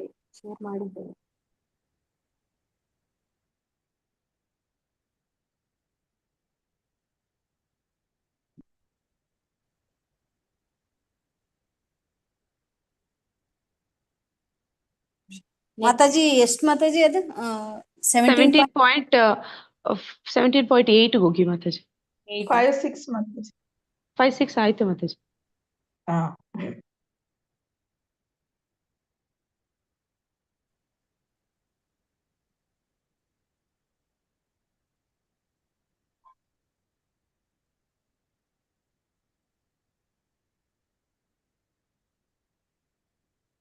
ಆಹಾರಗಳ ಬಗ್ಗೆ ಬರ್ತಾ ಇತ್ತು ಮಾತಾಜಿ, ಬೇರೆ ಬೇರೆ ರೀತಿಯ ಆಹಾರ ಪದ್ಧತಿಯ ಬಗ್ಗೆ. ಒಂದ್ ನಿಮಿಷ ಅದಿದು. ಅದಾದ್ಮೇಲೆ ನೆಕ್ಸ್ಟ್ ಇದಾದ್ಮೇಲೆ ಇದು. ಮಾತಾಜಿ ಅದೇ ಮಾತಾಜಿ. ಈಗ ಸಾತ್ವಿಕ ಆಹಾರ ಅಂದ್ರೆ ಯಾವ ರೀತಿ ಇರುತ್ತೆ, ರಜೋಗುಣದವರು ಬಯಸುವ ಆಹಾರ ಎಂತದ್ದು, ಮತ್ತೆ ತಮೋಗುಣದವರು ಇಚ್ಛಿಸುವ ಆಹಾರ ಎಂತದ್ದು ಅನ್ನೋದನ್ನಲ್ಲಿ ತಿಳಿಸ್ತಾ ಇದ್ದಾನೆ ಭಗವಂತ. ಮೊದಲಿಗೆ ಸಾತ್ವಿಕ ಗುಣದವರು ಇಷ್ಟಪಡುವಂತ ಆಹಾರ ಅದು ಅವರ ಒಂದು ಆಯಸ್ಸನ್ನ ಇಚ್ಛಿಸುವಂತದ್ದಾಗಿರುತ್ತೆ, ಮತ್ತು ಅದು ಅವರ ಬದುಕನ್ನ ಕೂಡ ಪರಿಶುದ್ಧಗೊಳಿಸುತ್ತೆ. ಅಂದ್ರೆ ಅಲ್ಲಿ ಯಾವುದೇ ಒಂದು ಪ್ರಾಣಿ ಹಿಂಸೆ ಅನ್ನುವಂಥದ್ದು ಇರಲ್ಲ. ಅಂದ್ರೆ ಇಲ್ಲಿ ಏನಂತ ಹೇಳ್ತಾರೆ ಅಂದ್ರೆ ಜೀವೋ ಜೀವಸ್ಯ ಜೀವನ ಅಂತ ಹೇಳ್ತಾರೆ. ಒಂದು ಜೀವಿ ಇನ್ನೊಂದು ಜೀವಿಯನ್ನ ತಿಂದು ಬದುಕುವಂಥದ್ದು ಈ ಒಂದು ಭೌತಿಕ ಜಗತ್ತಿನಲ್ಲಿ ನಡೆಯುವಂಥದ್ದು. ಆದ್ರೆ ಆ ಒಂದು ಏನಂತಾರೆ ಪ್ರಜ್ಞೆ ಅನ್ನುವಂಥದ್ದು ಮುಖ್ಯ ಆಗುತ್ತೆ, ಕಾನ್ಶಿಯಸ್ನೆಸ್ ಅನ್ನುವಂಥದ್ದು ಮುಖ್ಯ ಆಗುತ್ತೆ. ಅಂದ್ರೆ ಪ್ರಾಣಿ ಹಿಂಸೆ ಮಾಡುವಂಥದ್ದು ಅದು ತಪ್ಪು ಅಂತಾನೆ ಅಂದ್ರೆ ಹೇಳುವಂಥದ್ದು. ಆದ್ರೆ ನಾವು ಸಸ್ಯಾಹಾರಿಗಳು ಯಾರಿದ್ದಾರೆ ಅವರು ಕೂಡ ಒಂದು ಸಸ್ಯದಲ್ಲೂ ಕೂಡ ಜೀವ ಇದೆ ಅಂತ ನಾವು ನೋಡಿದ್ವಿ. 84 ಲಕ್ಷ ಯೋನಿಗಳಲ್ಲಿ ಈ ಒಂದು ಪ್ರಾಣಿಗಳ ಹಾಗೆ ಈ ಸಸ್ಯಗಳು ಕೂಡ ಬರುತ್ತೆ. ಆದ್ರೆ ಆ ಜೀವ ಇದೆ ಅಂತ ಗೊತ್ತಿದ್ರು ಕೂಡ ನಾವು ಅದನ್ನ ತಿಂತೀವಿ. ಯಾಕೆ ಅಂದ್ರೆ ಅದು ಅದರಲ್ಲಿ ಒಂದು ಪ್ರಜ್ಞೆ ಅನ್ನುವಂಥದ್ದು ಅತಿ ಯಾವ ರೀತಿ ನಮ್ಗೆ ಅಲ್ಲಿ ಜೀವ ಇದೆ ಅನ್ನುವಂತಹ ಒಂದು ಭಾವನೆ ಬರೋದಿಲ್ಲ. ಆ ಪ್ರಾಣಿಗಳಿಗೂ ಸಸ್ಯಗಳಿಗೂ ವ್ಯತ್ಯಾಸ ಇದೆ. ಪ್ರಾಣಿಗಳನ್ನ ಕೊಂದಾಗ ಅದರ ಒಂದು ರಕ್ತ ಆ ಒಂದು ಮಾಂಸ ನಾವು ನೋಡಿದಾಗ ಅದು ನಮ್ಮನ್ನೇ ಹೋಲುವಂತೆ ಅದು ಅನ್ಸುತ್ತೆ. ಆದ್ರೆ ಈ ಒಂದು ಸಸ್ಯಗಳನ್ನ ನಾವು ಕತ್ತರಿಸಿದಾಗ ಏನಾಗುತ್ತೆ ಅಂತಂದ್ರೆ ಅದರ ಒಂದು ಬೇರಿತ್ತು ಅಂತಂದ್ರೆ ಅಲ್ಲಿ ಮತ್ತೆ ಚಿಗುರಿ ಬರುತ್ತೆ. ಆದ್ರೆ ಮನುಷ್ಯರ ಅಥವಾ ಪ್ರಾಣಿಗಳನ್ನ ನಾವು ಕತ್ತರಿಸಿದ್ರೆ ಮತ್ತೆ ಅವರ ಒಂದು ದೇಹದ ಭಾಗ ಮತ್ತೆ ಬರುವಂತದ್ದಲ್ಲ. ಆದ್ರೆ ಈ ಒಂದು ಗಿಡ ಮರಗಳಲ್ಲಿ ಅದು ಮತ್ತೆ ಬರುವಂತದ್ದು. ಮತ್ತೆ ಅದು ಏನು ನಾವು ಧಾನ್ಯಗಳನ್ನ ತಿಂತೀವಿ ಅದು ವಾಸ್ತವದಲ್ಲಿ ಆ ಗಿಡ ಮರಗಳಿಗೂ ಬೇಡದೇ ಇರೋದು ಆಗಿರುತ್ತೆ. ಅಂದ್ರೆ ಅದು ಅದಕ್ಕೆ ಬೇಡವಾದದನ್ನ ಏನು ತ್ಯಜಿಸುತ್ತೆ. ಹಣ್ಣುಗಳು, ಬೀಜಗಳು ಇವೆಲ್ಲವೂ ಕೂಡ ನಮ್ಮ ಆಹಾರ ಆಗುತ್ತೆ. ಮತ್ತೆ ಇದು ಶಾಸ್ತ್ರಗಳಲ್ಲಿ ಕೂಡ ಇದಕ್ಕೆ ಸಮ್ಮತಿ ಇದೆ. ಆದ್ರೆ ಯಾವ ರೀತಿ ಇದಕ್ಕೆ ಸಮ್ಮತಿ ಇದೆ ಅಂದ್ರೆ ಇಲ್ಲಿ ನಾವು ಅದನ್ನ ಸ್ವಲ್ಪ ಪ್ರಮಾಣದ ಒಂದು ಪಾಪವನ್ನ ನಾವು ಕೂಡ ಮಾಡ್ತೀವಿ ಅದನ್ನ ಸೇವಿಸುವಾಗ. ಆದ್ರೆ ಆ ಒಂದು ಪಾಪ ನಮಗೆ ಬರಬಾರ್ದು ಅಂತಂದ್ರೆ ಅದನ್ನ ನಾವು ಮೊದಲು ಭಗವಂತನಿಗೆ ಅರ್ಪಿಸಿ ಸ್ವೀಕಾರ ಮಾಡಬೇಕು ಅಂತ ಹೇಳ್ತಾರೆ. ಆ ರೀತಿ ಒಂದು ಆಹಾರ ಅದು ನಮ್ಮ ಅಸ್ತಿತ್ವದ ಒಂದು ಶುದ್ಧಿಯನ್ನ ಮಾಡುತ್ತೆ, ನಮ್ಮ ಆಯಸ್ಸನ್ನ ಹೆಚ್ಚಿಸುತ್ತೆ. ಮತ್ತೆ ಅದು ಬಲ, ನಮಗೆ ಬಲವನ್ನ, ಆರೋಗ್ಯವನ್ನ, ನಂತರ ಆರೋಗ್ಯವಾಗಿರುವಂತವ್ರು ಸುಖವಾಗಿರ್ತಾರೆ. ಮತ್ತೆ ಅವರಲ್ಲಿ ತೃಪ್ತಿಯನ್ನು ಹೆಚ್ಚಿಸುತ್ತೆ. ಮತ್ತೆ ಈ ಒಂದು ಆಹಾರದಲ್ಲಿ ಏನಿರುತ್ತೆ ಅಂದ್ರೆ ಹೆಚ್ಚು ಜಿಡ್ಡಿನಿಂದ ಕೂಡಿರುತ್ತೆ. ಅಂದ್ರೆ ಒಂದು ಹಾಲಿನ ಪದಾರ್ಥಗಳು, ತುಪ್ಪ, ಬೆಣ್ಣೆ ಅಂತದ್ದೆಲ್ಲ ಕೂಡ, ಅಥವಾ ಬೀಜಗಳ ಒಂದು ಎಣ್ಣೆ, ಇವೆಲ್ಲವೂ ಕೂಡ ಜಿಡ್ಡಿನಿಂದ ಕೂಡಿರ್ತವೆ. ಮತ್ತೆ ಅದು ಆರೋಗ್ಯಕರವಾಗಿಯೂ ಇರುತ್ತೆ. ಮತ್ತೆ ಹೃದಯಕ್ಕೆ ತೃಪ್ತಿಯನ್ನು ಅಥವಾ ಪ್ರಿಯವಾಗಿ ಕೂಡ ಇರುತ್ತೆ. ಅಂದ್ರೆ ಇಲ್ಲಿ ನಾವು ತಿನ್ನುವಂತ ಆಹಾರ ಅಂದ್ರೆ ಇದು ಹೇಳ್ತಿರುವಂತದ್ದು ಭಗವಂತನ ನೈವೇದ್ಯ ಪ್ರಸಾದ ಆದಂತಹ ಆಹಾರ. ಅಂತ ಆಹಾರದಲ್ಲಿ ಹೆಚ್ಚು ಉಪ್ಪು, ಹುಳಿ, ಖಾರ ಅನ್ನುವಂಥದ್ದು ಇರೋದಿಲ್ಲ. ಯಾರು ರಜಗುಣದಲ್ಲಿ ಇರ್ತಾರೆ ಅಂತವ್ರು ಮೊದಲ ಬಾರಿಗೆ ದೇವಸ್ಥಾನಕ್ಕೆ ಹೋದಾಗ ಅವ್ರಿಗೆ ಅದು ರುಚಿಸದೆ ಹೋಗ್ಬೋದು. ಆದ್ರೆ ಯಾರು ಸತ್ವಗುಣದಲ್ಲಿ ಇರ್ತಾರೆ ಅವರಿಗೆ ಅದರಲ್ಲಿ ನಿಜವಾದ ಒಂದು ಸತ್ವ ಅಂದ್ರೆ ಒಂದು ರುಚಿ ಅನ್ನುವಂಥದ್ದು, ಅಂದ್ರೆ ಅವರು ಮನೆಯಲ್ಲಿ ಮಾಡಿದ ಆಹಾರಕ್ಕಿಂತ ಹೆಚ್ಚು ರುಚಿ ಆ ಒಂದು ದೇವಸ್ಥಾನದ ಪ್ರಸಾದದಲ್ಲಿ ಸಿಗುವಂಥದ್ದು ಅವರು ಅನುಭವಿಸ್ತಾರೆ. ಆದ್ರೆ ಯಾರು ರಜೋಗುಣದಲ್ಲಿದ್ದಾರೆ ಅಂತವರು ಸೇವಿಸುವಂತ ಆಹಾರ ಅದು ಯಾವ ರೀತಿಯದ್ದಾಗಿರುತ್ತೆ ಅಂತಂದ್ರೆ ಇಲ್ಲಿ ಅವರು ತಿನ್ನುವಂತ ಆಹಾರ ಅತಿಯಾಗಿ ಕಹಿ ಇರ್ಬೋದು, ಹುಳಿ ಇರ್ಬೋದು, ಅಥವಾ ಉಪ್ಪಿರ್ಬೋದು, ಅಥವಾ ಬಿಸಿ, ತುಂಬಾ ಉಷ್ಣ, ತೀಕ್ಷ್ಣ, ಮತ್ತೆ ಒಣಕಲಾದ ಸುಡುತ್ತಿರುವ ಆಹಾರ ಇವು ರಾಜಸ ಗುಣದವರಿಗೆ ಪ್ರಿಯವಾದಂತಹ ಆಹಾರಗಳು. ಅವು ಏನ್ ಮಾಡುತ್ತೆ ಅಂತ ಆಹಾರಗಳು ದುಃಖ ಮತ್ತೆ ಶೋಕ, ರೋಗವನ್ನು ಕೂಡ ಆಮಯಪ್ರದ ಅಂತ ಹೇಳ್ತಾನೆ ಭಗವಂತ. ಅಂದ್ರೆ ರೋಗವನ್ನು ನೀಡುವಂತಹ ಒಂದು ಆಹಾರಗಳು. ಅಂದ್ರೆ ಈಗ ನಾವು ನೋಡ್ತೀವಿ ಏನಂತ ಹೇಳ್ತಾರೆ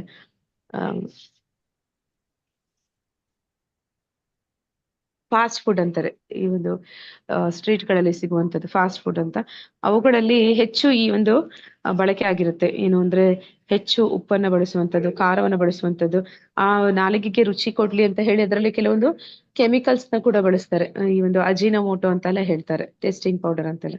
ಅವೆಲ್ಲ ಒಂದು ಮೆದುಳಿನ ಮೇಲೆ ಪ್ರಭಾವವನ್ನ ಬೀರುತ್ತೆ ಅಂತ ಹೇಳ್ತಾರೆ. ಅಂದ್ರೆ ಆ ವ್ಯಕ್ತಿ ಆ ಆಹಾರವನ್ನ ಸೇವಿಸಿದಾಗ ಆ ಒಂದು ರಾಸಾಯನಿಕ ಒಂದು ಕ್ರಿಯೆ ಯಾವ ರೀತಿ ಆಗುತ್ತೆ ಅಂದ್ರೆ ಅವನ ಮೆದುಳಿನ ಮೇಲೆ ಪ್ರಭಾವ ಬೀರುತ್ತೆ. ಅವನು ಆ ವ್ಯಕ್ತಿ ತಿಂತಾ ಇರುವಂತ ವ್ಯಕ್ತಿಗೆ ಅವನು ಎಂತದೇ ತಿಂತಾ ಇದ್ರು ಕೂಡ ಅದು ತುಂಬಾ ರುಚಿಯಾಗಿದೆ ಅನ್ನುವಂತಹ ಒಂದು ಅನುಭವವನ್ನ ಅದು ಕೊಡ್ತಾ ಇರುತ್ತೆ. ಇವೆಲ್ಲವೂ ಕೂಡ ಮನುಷ್ಯನನ್ನ ಅಂದ್ರೆ ಅದು ಆಕರ್ಷಣೆ ತುಂಬಾ ಆಕರ್ಷಿಸುವಂತೆ ಇರ್ಬೇಕು ಅಂತ ಹೇಳಿ ಬೇರೆ ಬೇರೆ ಬಣ್ಣಗಳನ್ನು ಕೂಡ ಅದಕ್ಕೆ ಬಳಸಿರ್ತಾರೆ. ತುಂಬಾ ಅಟ್ರಾಕ್ಟಿವ್ ಕಲರ್ಸ್ ಕೊಡ್ತಾರೆ. ಅದೆಲ್ಲವೂ ಕೂಡ ಕ್ಯಾನ್ಸರ್ ಬರ್ಸುವಂತದ್ದು. ಮತ್ತೆ ಈ ಒಂದು ಕೆಮಿಕಲ್ಸ್ ಬಳಸೋದ್ರಿಂದ ಏನಾಗುತ್ತೆ, ಅದರಿಂದಲೂ ಕ್ಯಾನ್ಸರ್ ಅಥವಾ ಡಯಾಬಿಟಿಕ್ ಅಥವಾ ಅವರು ಥೈರಾಯ್ಡ್ ಬರುವಂತದ್ದು ಅಥವಾ BP ಬರುವಂತದ್ದು, ಇವೆಲ್ಲವೂ ಕೂಡ ಕಾಯಿಲೆಗಳು ಈ ಒಂದು ಕಾರಣದಿಂದ ಇಂಥ ಒಂದು ಆಹಾರವನ್ನ ಸೇವನೆ ಮಾಡೋದ್ರಿಂದ ಬರುವಂತದ್ದು. ಆದ್ರೆ ಈ ರಜೋಗುಣದಲ್ಲಿ ಇರುವಂತವರಿಗೆ ಅಂಥದೇ ಆಹಾರ ತುಂಬಾ ಪ್ರಿಯವಾದದ್ದು. ಅಂದ್ರೆ ಅವ್ರಿಗೆ ಹೆಚ್ಚು ಹುಳಿ, ಉಪ್ಪು, ಖಾರ ಅಥವಾ ಅದರಲ್ಲಿ ಒಂದು ಬಿಸಿ ಬಿಸಿಯಾಗಿ ಇರ್ಬೇಕು, ಈ ರೀತಿ ಸುಡ್ತಾ ಇರುವಂತಹ ಆಹಾರ ಅದನ್ನ ಈ ರಜೋಗುಣದಲ್ಲಿ ಇರುವಂತವ್ರು ಇಷ್ಟಪಡ್ತಾರೆ. ಆದ್ರೆ ಅದರಿಂದ ಅವರು ಅನಾರೋಗ್ಯವನ್ನ ಪಡ್ಕೊಂಡ್ ಬರುತ್ತೆ ಅವ್ರಿಗೆ ಅಂತ ಹೇಳಿ ಹೇಳ್ತಾ ಇದ್ದಾರೆ. ಮತ್ತೆ ಇಲ್ಲಿ ತಮೋಗುಣದ ಆಹಾರ ಎಂತದ್ದು ಅಂತಂದ್ರೆ, ತಮೋಗುಣದ ಆಹಾರ 3 ಗಂಟೆಗಳಿಗೂ ಮೊದಲು ಸಿದ್ಧ ಮಾಡಿ, ಅಂದ್ರೆ ಯಾವ್ದಾದ್ರು ಒಂದು ಆಹಾರವನ್ನ ಮಾಡಿಗೆ ಮಾಡಿ 3 ಗಂಟೆ ಒಳಗಡೆ ಅದನ್ನ ಭಗವಂತನಿಗೆ ನೈವೇದ್ಯ ಮಾಡಿ ಅದನ್ನ ಸ್ವೀಕಾರ ಮಾಡ್ಬೇಕು. 3 ಗಂಟೆಗಳಾದ್ಮೇಲೆ ಸಿದ್ಧ ಮಾಡಿದ ಆಹಾರ, ಅಂದ್ರೆ ಸಿದ್ಧ ಮಾಡಿ ಅದು 3 ಗಂಟೆ ಆಗೋಯ್ತು ಅಂದ್ರೆ ಅದನ್ನ ತಮೋಗುಣದ ಆಹಾರ ಅಂತ ಇಲ್ಲಿ ಕರಿತಾ ಇದ್ದಾರೆ. ಅದರಲ್ಲಿ ರುಚಿ ಅನ್ನುವಂಥದ್ದು ಇರೋದಿಲ್ಲ. ಅಂದ್ರೆ ಈಗಾಗ್ಲೇ ಆ ಒಂದು ಆಹಾರ ಅನ್ನುವಂಥದ್ದು ಕೆಡ್ತಾ ಇದೆ ಅಂತ ಹೇಳ್ತಾರೆ. ಅಂದ್ರೆ ಈ ಒಂದು ಪಾಶ್ಚಾತ್ಯ ದೇಶಗಳನ್ನ ಅನುಕರಣೆ ಮಾಡುವಂತವ್ರು ಏನ್ ಮಾಡ್ತಾರೆ, ಆ ಪಾಶ್ಚಾತ್ಯ ದೇಶಗಳಲ್ಲಿ ಯಾವ ರೀತಿ ಇರುತ್ತೆ ಅಂತಂದ್ರೆ ಅವರು ವಾರಕ್ಕೆ ಒಮ್ಮೆ ಅಡಿಗೆ ಮಾಡಿ ಫ್ರಿಡ್ಜ್ ತುಂಬಾ ಇಟ್ಬಿಟ್ರೆ ಅದನ್ನ ವಾರ ಪೂರ್ತಿ ಬಳಸ್ತಾರೆ ಅಂತ ಹೇಳ್ತಾರೆ. ಹಾಗೆ ಅದು ಅಷ್ಟು ತಮೋಗುಣದ ಆಹಾರ ಅಂತ ಹೇಳ್ತಾರೆ. ಅಲ್ಲಿ ಕೆಲವೊಂದು ಸಲ ಕೆಡ್ತಾ ಇರುವಂತ ಆಹಾರ ಆಗಿರುತ್ತೆ ಅದು. ಮತ್ತೆ ಅದನ್ನ ಇಲ್ಲಿ ಉಚ್ಚಿಷ್ಟಾನು ಅಂತ ಹೇಳ್ತಾರೆ. ಉಚ್ಚಿಷ್ಟ ಅಂತಂದ್ರೆ ಈ ಒಂದು ಒಬ್ಬರ ಎಂಜಿಲನ್ನು ಇನ್ನೊಬ್ಬರು ಸ್ವೀಕಾರ ಮಾಡಬಾರ್ದು, ಅದನ್ನು ಕೂಡ ತಮೋಗುಣದ ಆಹಾರ ಅಂತ ಹೇಳ್ತಾರೆ. ಇದು ತುಂಬಾ ಸಾಮಾಜಿಕವಾಗಿ ಒಂದು ಏನಂತ ಹೇಳ್ತಾರೆ, ಮಾತಾಡುವಂತ ವಿಷಯ. ಎಲ್ಲಾದ್ರೂ ಯಾವ್ದಾದ್ರು ಒಂದು ಆಫೀಸಲ್ಲಿ ಅಥವಾ ಮಕ್ಕಳು ಸ್ಕೂಲಲ್ಲಿ ಅಂದ್ರೆ ಶೇರಿಂಗ್ ಇಸ್ ಕೇರಿಂಗ್ ಅಂತ ಹೇಳಿ ಎಲ್ಲರೂ ಕೂಡ ಒಂದೇ ಬಾಕ್ಸ್ ಅಲ್ಲಿ ಊಟ ಮಾಡುವಂಥದ್ದು, ಇವೆಲ್ಲ ಕೂಡ ತಮೋಗುಣದ ಆಹಾರ ಅಂತ ಇಲ್ಲಿ ಹೇಳ್ತಾ ಇದ್ದಾರೆ. ಮತ್ತೆ ಅಸ್ಪೃಶ್ಯವಾದ ಆಹಾರ ಯಾವ್ದಿಲ್ಲ ಅಂತಂದ್ರೆ ಯಾವ್ದನ್ನ ಮುಟ್ಟೋದಕ್ಕೂ ಕೂಡ ಅದು ಅಂದ್ರೆ ಮುಟ್ಟೋದು ಕೂಡ ಅದು ಅಶುದ್ಧಿ ಅಂತ ಹೇಳ್ತಾರೆ. ಅಂದ್ರೆ ಈ ಮಾಂಸದ ಆಹಾರ ಅಂತದನ್ನ ಮುಟ್ಟೋದಕ್ಕೂ ಕೂಡ ಅಸಹ್ಯ ಪಟ್ಕೊಳ್ಳುವಂತ ಆಹಾರ. ಅಂದ್ರೆ ಅದು ಮನುಷ್ಯ ಸತ್ರೆ ಅದನ್ನ ಹೆಣ ಅಂತ ಕರೀತಾರೆ. ಇಲ್ಲಿ ಒಂದು ಪ್ರಾಣಿಗಳನ್ನ ಸಾಯಿಸಿ ಅವರ ಒಂದು ಹೊಟ್ಟೆಯನ್ನ ಏನಂತ ಹೇಳ್ತಾರೆ, ಅದನ್ನ ಒಂದು ಸ್ಮಶಾನವನ್ನಾಗಿಸಿ ಅದನ್ನ ಹೊಟ್ಟೆಯಲ್ಲಿ ಸಮಾಧಿ ಮಾಡ್ತಾರೆ ಅಂತ ಹೇಳ್ತಾರೆ. ಹಾಗೆ ಅದನ್ನ ಅಸ್ಪೃಶ್ಯ ಅನ್ನುವಂಥದ್ದು, ಅದನ್ನ ಇಷ್ಟಪಟ್ಟು ತಿನ್ನುವಂತವ್ರು ಇರ್ತಾರೆ. ಮತ್ತೆ ಈ ಒಂದು ಇನ್ನೂ ಅಸ್ಪೃಶ್ಯವಾದ ಆಹಾರಗಳನ್ನ ತಮೋಗುಣದಲ್ಲಿ ಇರುವಂತಹ ಪ್ರಾಣಿಗಳು ತಿಂತವೆ. ಈ ನಾಯಿಗಳು, ಹಂದಿಗಳು, ಈ ಒಂದು ತಮೋಗುಣದ ಪ್ರಭಾವದಿಂದ ಅವರಿಗೆ ಅದು ರುಚಿಸುತ್ತೆ. ಈ ಒಂದು ಬೆಕ್ಕು ಇವೆಲ್ಲವೂ ಕೂಡ ಏನ್ ಮಾಡುತ್ತೆ ಅಂದ್ರೆ ಅವುಗಳಿಗೆ ಬಿಸಿ ಬಿಸಿ ಆಹಾರ ಕೊಟ್ರೆ ಅದು ಅದನ್ನ ಎತ್ಕೊಂಡೋಗಿ ಬಚ್ಚಿಟ್ಟು ಅದನ್ನ ಅಳಿಸಿದ ಮೇಲೆ ಅದನ್ನ ಇಷ್ಟಪಟ್ಟು ತಿಂತವೆ. ಹಾಗೆ ತಮೋಗುಣದ ಯಾರು ಇರ್ತಾರೆ ಅಂತವ್ರಿಗೆ ಅಂತ ಆಹಾರ ಅದು ರುಚಿಸುತ್ತೆ ಅಂತ ಹೇಳಿ ಹೇಳ್ತಾ ಇದ್ದಾನೆ ಭಗವಂತ. ಯಜ್ಞಗಳಲ್ಲಿ ಧರ್ಮಗ್ರಂಥಗಳ ಆದೇಶಕ್ಕೆ ಅನುಗುಣವಾಗಿ ಕರ್ತವ್ಯ ದೃಷ್ಟಿಯಿಂದ ಫಲಾಪೇಕ್ಷೆ ಇಲ್ಲದವರು ಮಾಡುವ ಯಜ್ಞವು ಸಾತ್ವಿಕವಾದದ್ದು. ಈಗ ಯಜ್ಞಗಳ ಬಗ್ಗೆ ತಿಳಿಸ್ಕೊಡ್ತಾ ಇದ್ದಾನೆ. ಯಜ್ಞ ಅಂತಂದ್ರೆ ಏನು ಅಂದ್ರೆ ಯಜ್ಞ ಪುರುಷನನ್ನ ಸಂತೃಪ್ತಿಗೊಳಿಸುವಂತದ್ದು. ಈ ಕಲಿಯುಗಕ್ಕೆ ಹೇಳಿರುವಂತಹ ಯಜ್ಞ ಹರೇ ಕೃಷ್ಣ ಯಾವುದು? ಜಪಯಜ್ಞ, ಸಂಕೀರ್ತನ ಯಜ್ಞ ಅನ್ನುವಂಥದ್ದು ಈ ಒಂದು ಶಾಸ್ತ್ರದಲ್ಲಿ ತಿಳಿಸಿರುವಂತದ್ದು. ಆ ಮೂಲಕ ನಾವು ಭಗವಂತನನ್ನ ಸಂತೃಪ್ತಿಗೊಳಿಸ್ಲಿಕ್ಕೆ ಸಾಧ್ಯ ಇದೆ.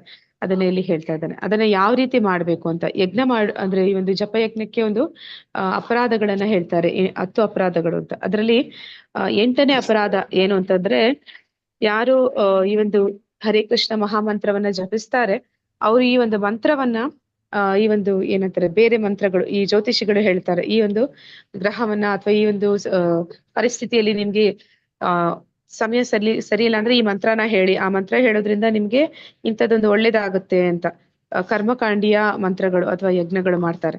ಆ ರೀತಿ ಮಂತ್ರ ಅಲ್ಲ. ಇದನ್ನ ಮಾಡೋದ್ರಿಂದ ನಿಮ್ಗೆ ಇನ್ನೇನೋ ಭೌತಿಕವಾಗಿ ಇನ್ನೇನನ್ನ ಪಡ್ಕೋತೀರಾ ಅಥವಾ ಇನ್ಯಾವುದೋ ಕಷ್ಟದಿಂದ ನಿವಾರಣೆ ಆಗುತ್ತೆ ಅಂತ ಒಂದು ಮನಸ್ಥಿತಿಯಿಂದ ಈ ಜಪವನ್ನ ಮಾಡಬಾರ್ದು ಅಂತ ಹೇಳ್ತಾರೆ. ಇದನ್ನ ಕರ್ತವ್ಯ ದೃಷ್ಟಿಯಿಂದ ಮಾಡ್ಬೇಕು ಅಂತ ಹೇಳ್ತಾರೆ. ಅಂದ್ರೆ ಈ ಕಲಿಯುಗಕ್ಕೆ ಹೇಳಿರುವಂತಹ ಯುಗ ಧರ್ಮ ಅನ್ನುವಂತಹ ಒಂದು ರೀತಿ, ಮತ್ತೆ ಅದು ನನ್ನ ಕರ್ತವ್ಯ, ಯಜ್ಞ ಪುರುಷನನ್ನ ಸಂತೃಪ್ತಿಗೊಳಿಸುವಂತದ್ದು ನನ್ನ ಕರ್ತವ್ಯ. ಆ ದೃಷ್ಟಿಯಿಂದ ಇದನ್ನ ಫಲಾಪೇಕ್ಷೆ ಇಟ್ಕೊಳ್ದಿರ, ಅಂದ್ರೆ ಯಾವುದೇ ಒಂದು ಕಾಮ್ಯ ಕರ್ಮಗಳು, ಕರ್ಮಕಾಂಡಿಯ ಒಂದು ಇಚ್ಛೆಗಳನ್ನ ಇಟ್ಕೊಂಡ್ದಿರ ಈ ಒಂದು ಯಜ್ಞವನ್ನ ಮಾಡ್ಬೇಕು. ಅಂತಹ ಯಜ್ಞವನ್ನ ಇಲ್ಲಿ ಸಾತ್ವಿಕ ಯಜ್ಞ ಅಂತ ಇಲ್ಲಿ ಕರೀತಾ ಇದ್ದಾರೆ. ರಜೋಗುಣದಲ್ಲಿ ಮಾಡುವಂತ ಯಜ್ಞ ಎಂತದಾಗಿರುತ್ತೆ ಅಂದ್ರೆ ಭರತ ವಂಶದ ಶ್ರೇಷ್ಠನೇ ಐಹಿಕ ಲಾಭಕ್ಕಾಗಿ ಅಥವಾ ಅಹಂಕಾರದಿಂದಾಗಿ ಮಾಡುವ ಯಜ್ಞವು ರಾಜಸ ಎಂದು ತಿಳಿದುಕೋ. ಆದ್ರೆ ಅನೇಕ ಜನ ಭೌತಿಕವಾದಿಗಳು ಇಂತಹ ಯಜ್ಞಗಳನ್ನೇ ಆಚರಣೆ ಮಾಡ್ತಾರೆ. ಅಂದ್ರೆ ಅವರೊಂದು ಗಣೇಶ ಹವನವನ್ನ ಅಥವಾ ಒಂದು ಸತ್ಯನಾರಾಯಣ ಪೂಜೆನ ಈ ರೀತಿ ದೇವತೆಗಳನ್ನ ಕುರಿತಾಗಿ ಅವರು ಯಜ್ಞಗಳನ್ನ ಮಾಡ್ತಾರೆ. ಮಾಡಿದಾಗ ಅದರ ಉದ್ದೇಶ ಏನಿರುತ್ತೆ ಅಂದ್ರೆ ಅವ್ರಿಗೆ ಆ ಒಂದು ಯಜ್ಞದ ಒಂದು ತಿಳುವಳಿಕೆ, ಜ್ಞಾನ ಅನ್ನುವಂಥದ್ದು ಏನೂ ಇರೋದಿಲ್ಲ. ಅವರು ಆ ಯಜ್ಞವನ್ನ ಮಾಡಿದ ಉದ್ದೇಶ ಏನಂದ್ರೆ ಅವರಲ್ಲಿ ಇವಾಗ ಒಂದು ಸಂಪತ್ತಿದೆ, ಅದರ ಒಂದು ಪ್ರದರ್ಶನಕ್ಕಾಗಿ ಆ ಒಂದು ಯಜ್ಞವನ್ನ ಆಚರಣೆ ಮಾಡ್ತಾರೆ. ಅಂದ್ರೆ ಅವರ ಒಂದು ಆಡಂಬರ ಅದನ್ನ ತೋರಿಸ್ಕೋಬೇಕು ಅನ್ನೋದಕ್ಕಾಗಿ, ಇಲ್ಲ ಅಂತಂದ್ರೆ ಇನ್ನೇನಾದ್ರೂ ಐಹಿಕ ಇಚ್ಛೆಗಳನ್ನ ಇಟ್ಕೊಂಡಿರ್ತಾರೆ. ಅಂದ್ರೆ ನಾ ಈ ಒಂದು ಯಜ್ಞವನ್ನ ಮಾಡಿದ್ರೆ ನನಗೆ ಇಂತಹ ಒಂದು ಕೆಲಸ ಆಗ್ಬೇಕು, ಇಂತಹ ಒಂದು ಲಾಭ ಸಿಗ್ಬೇಕು, ಆ ಒಂದು ಉದ್ದೇಶ ಇಟ್ಕೊಂಡು ಅಹಂಕಾರದಿಂದ ಯಾರು ಆ ಯಜ್ಞಗಳನ್ನ ಮಾಡ್ತಾರೆ ಅದನ್ನ ಇಲ್ಲಿ ರಜೋಗುಣದಿಂದ ಮಾಡಿದ ಯಜ್ಞ ಅಂತ ಇಲ್ಲಿ ಹೇಳ್ತಾ ಇದ್ದಾರೆ. ಧರ್ಮ ಗ್ರಂಥಗಳ ಆದೇಶಗಳನ್ನು ಲಕ್ಷ್ಯ ಮಾಡದೆ, ಪ್ರಸಾದವನ್ನು ಹಂಚದೆ, ವೇದ ಸ್ತೋತ್ರಗಳನ್ನು ಹೇಳದೆ, ಪುರೋಹಿತರಿಗೆ ಸಂಭಾವನೆ ಇಲ್ಲದೆ ಮತ್ತು ಶ್ರದ್ಧೆ ಇಲ್ಲದೆ ಮಾಡಿದ ಯಜ್ಞವನ್ನು ತಾಮಸ ಗುಣದ್ದು ಎಂದು ಪರಿಗಣಿಸಲಾಗುತ್ತದೆ. ಹರೇ ಕೃಷ್ಣ. ಒಂದ್ ನಿಮಿಷ.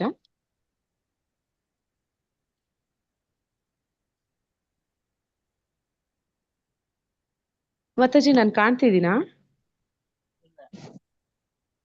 ಇಲ್ಲ ಅಲ್ಲ ಮಾತಾಜಿ? ಕಾಣಿಸ್ತಿಲ್ಲ. ಇಲ್ಲಿ ಬೆಳಕಿಲ್ಲ, ನಾನು ಏನ್ ಮಾಡ್ಲಿ?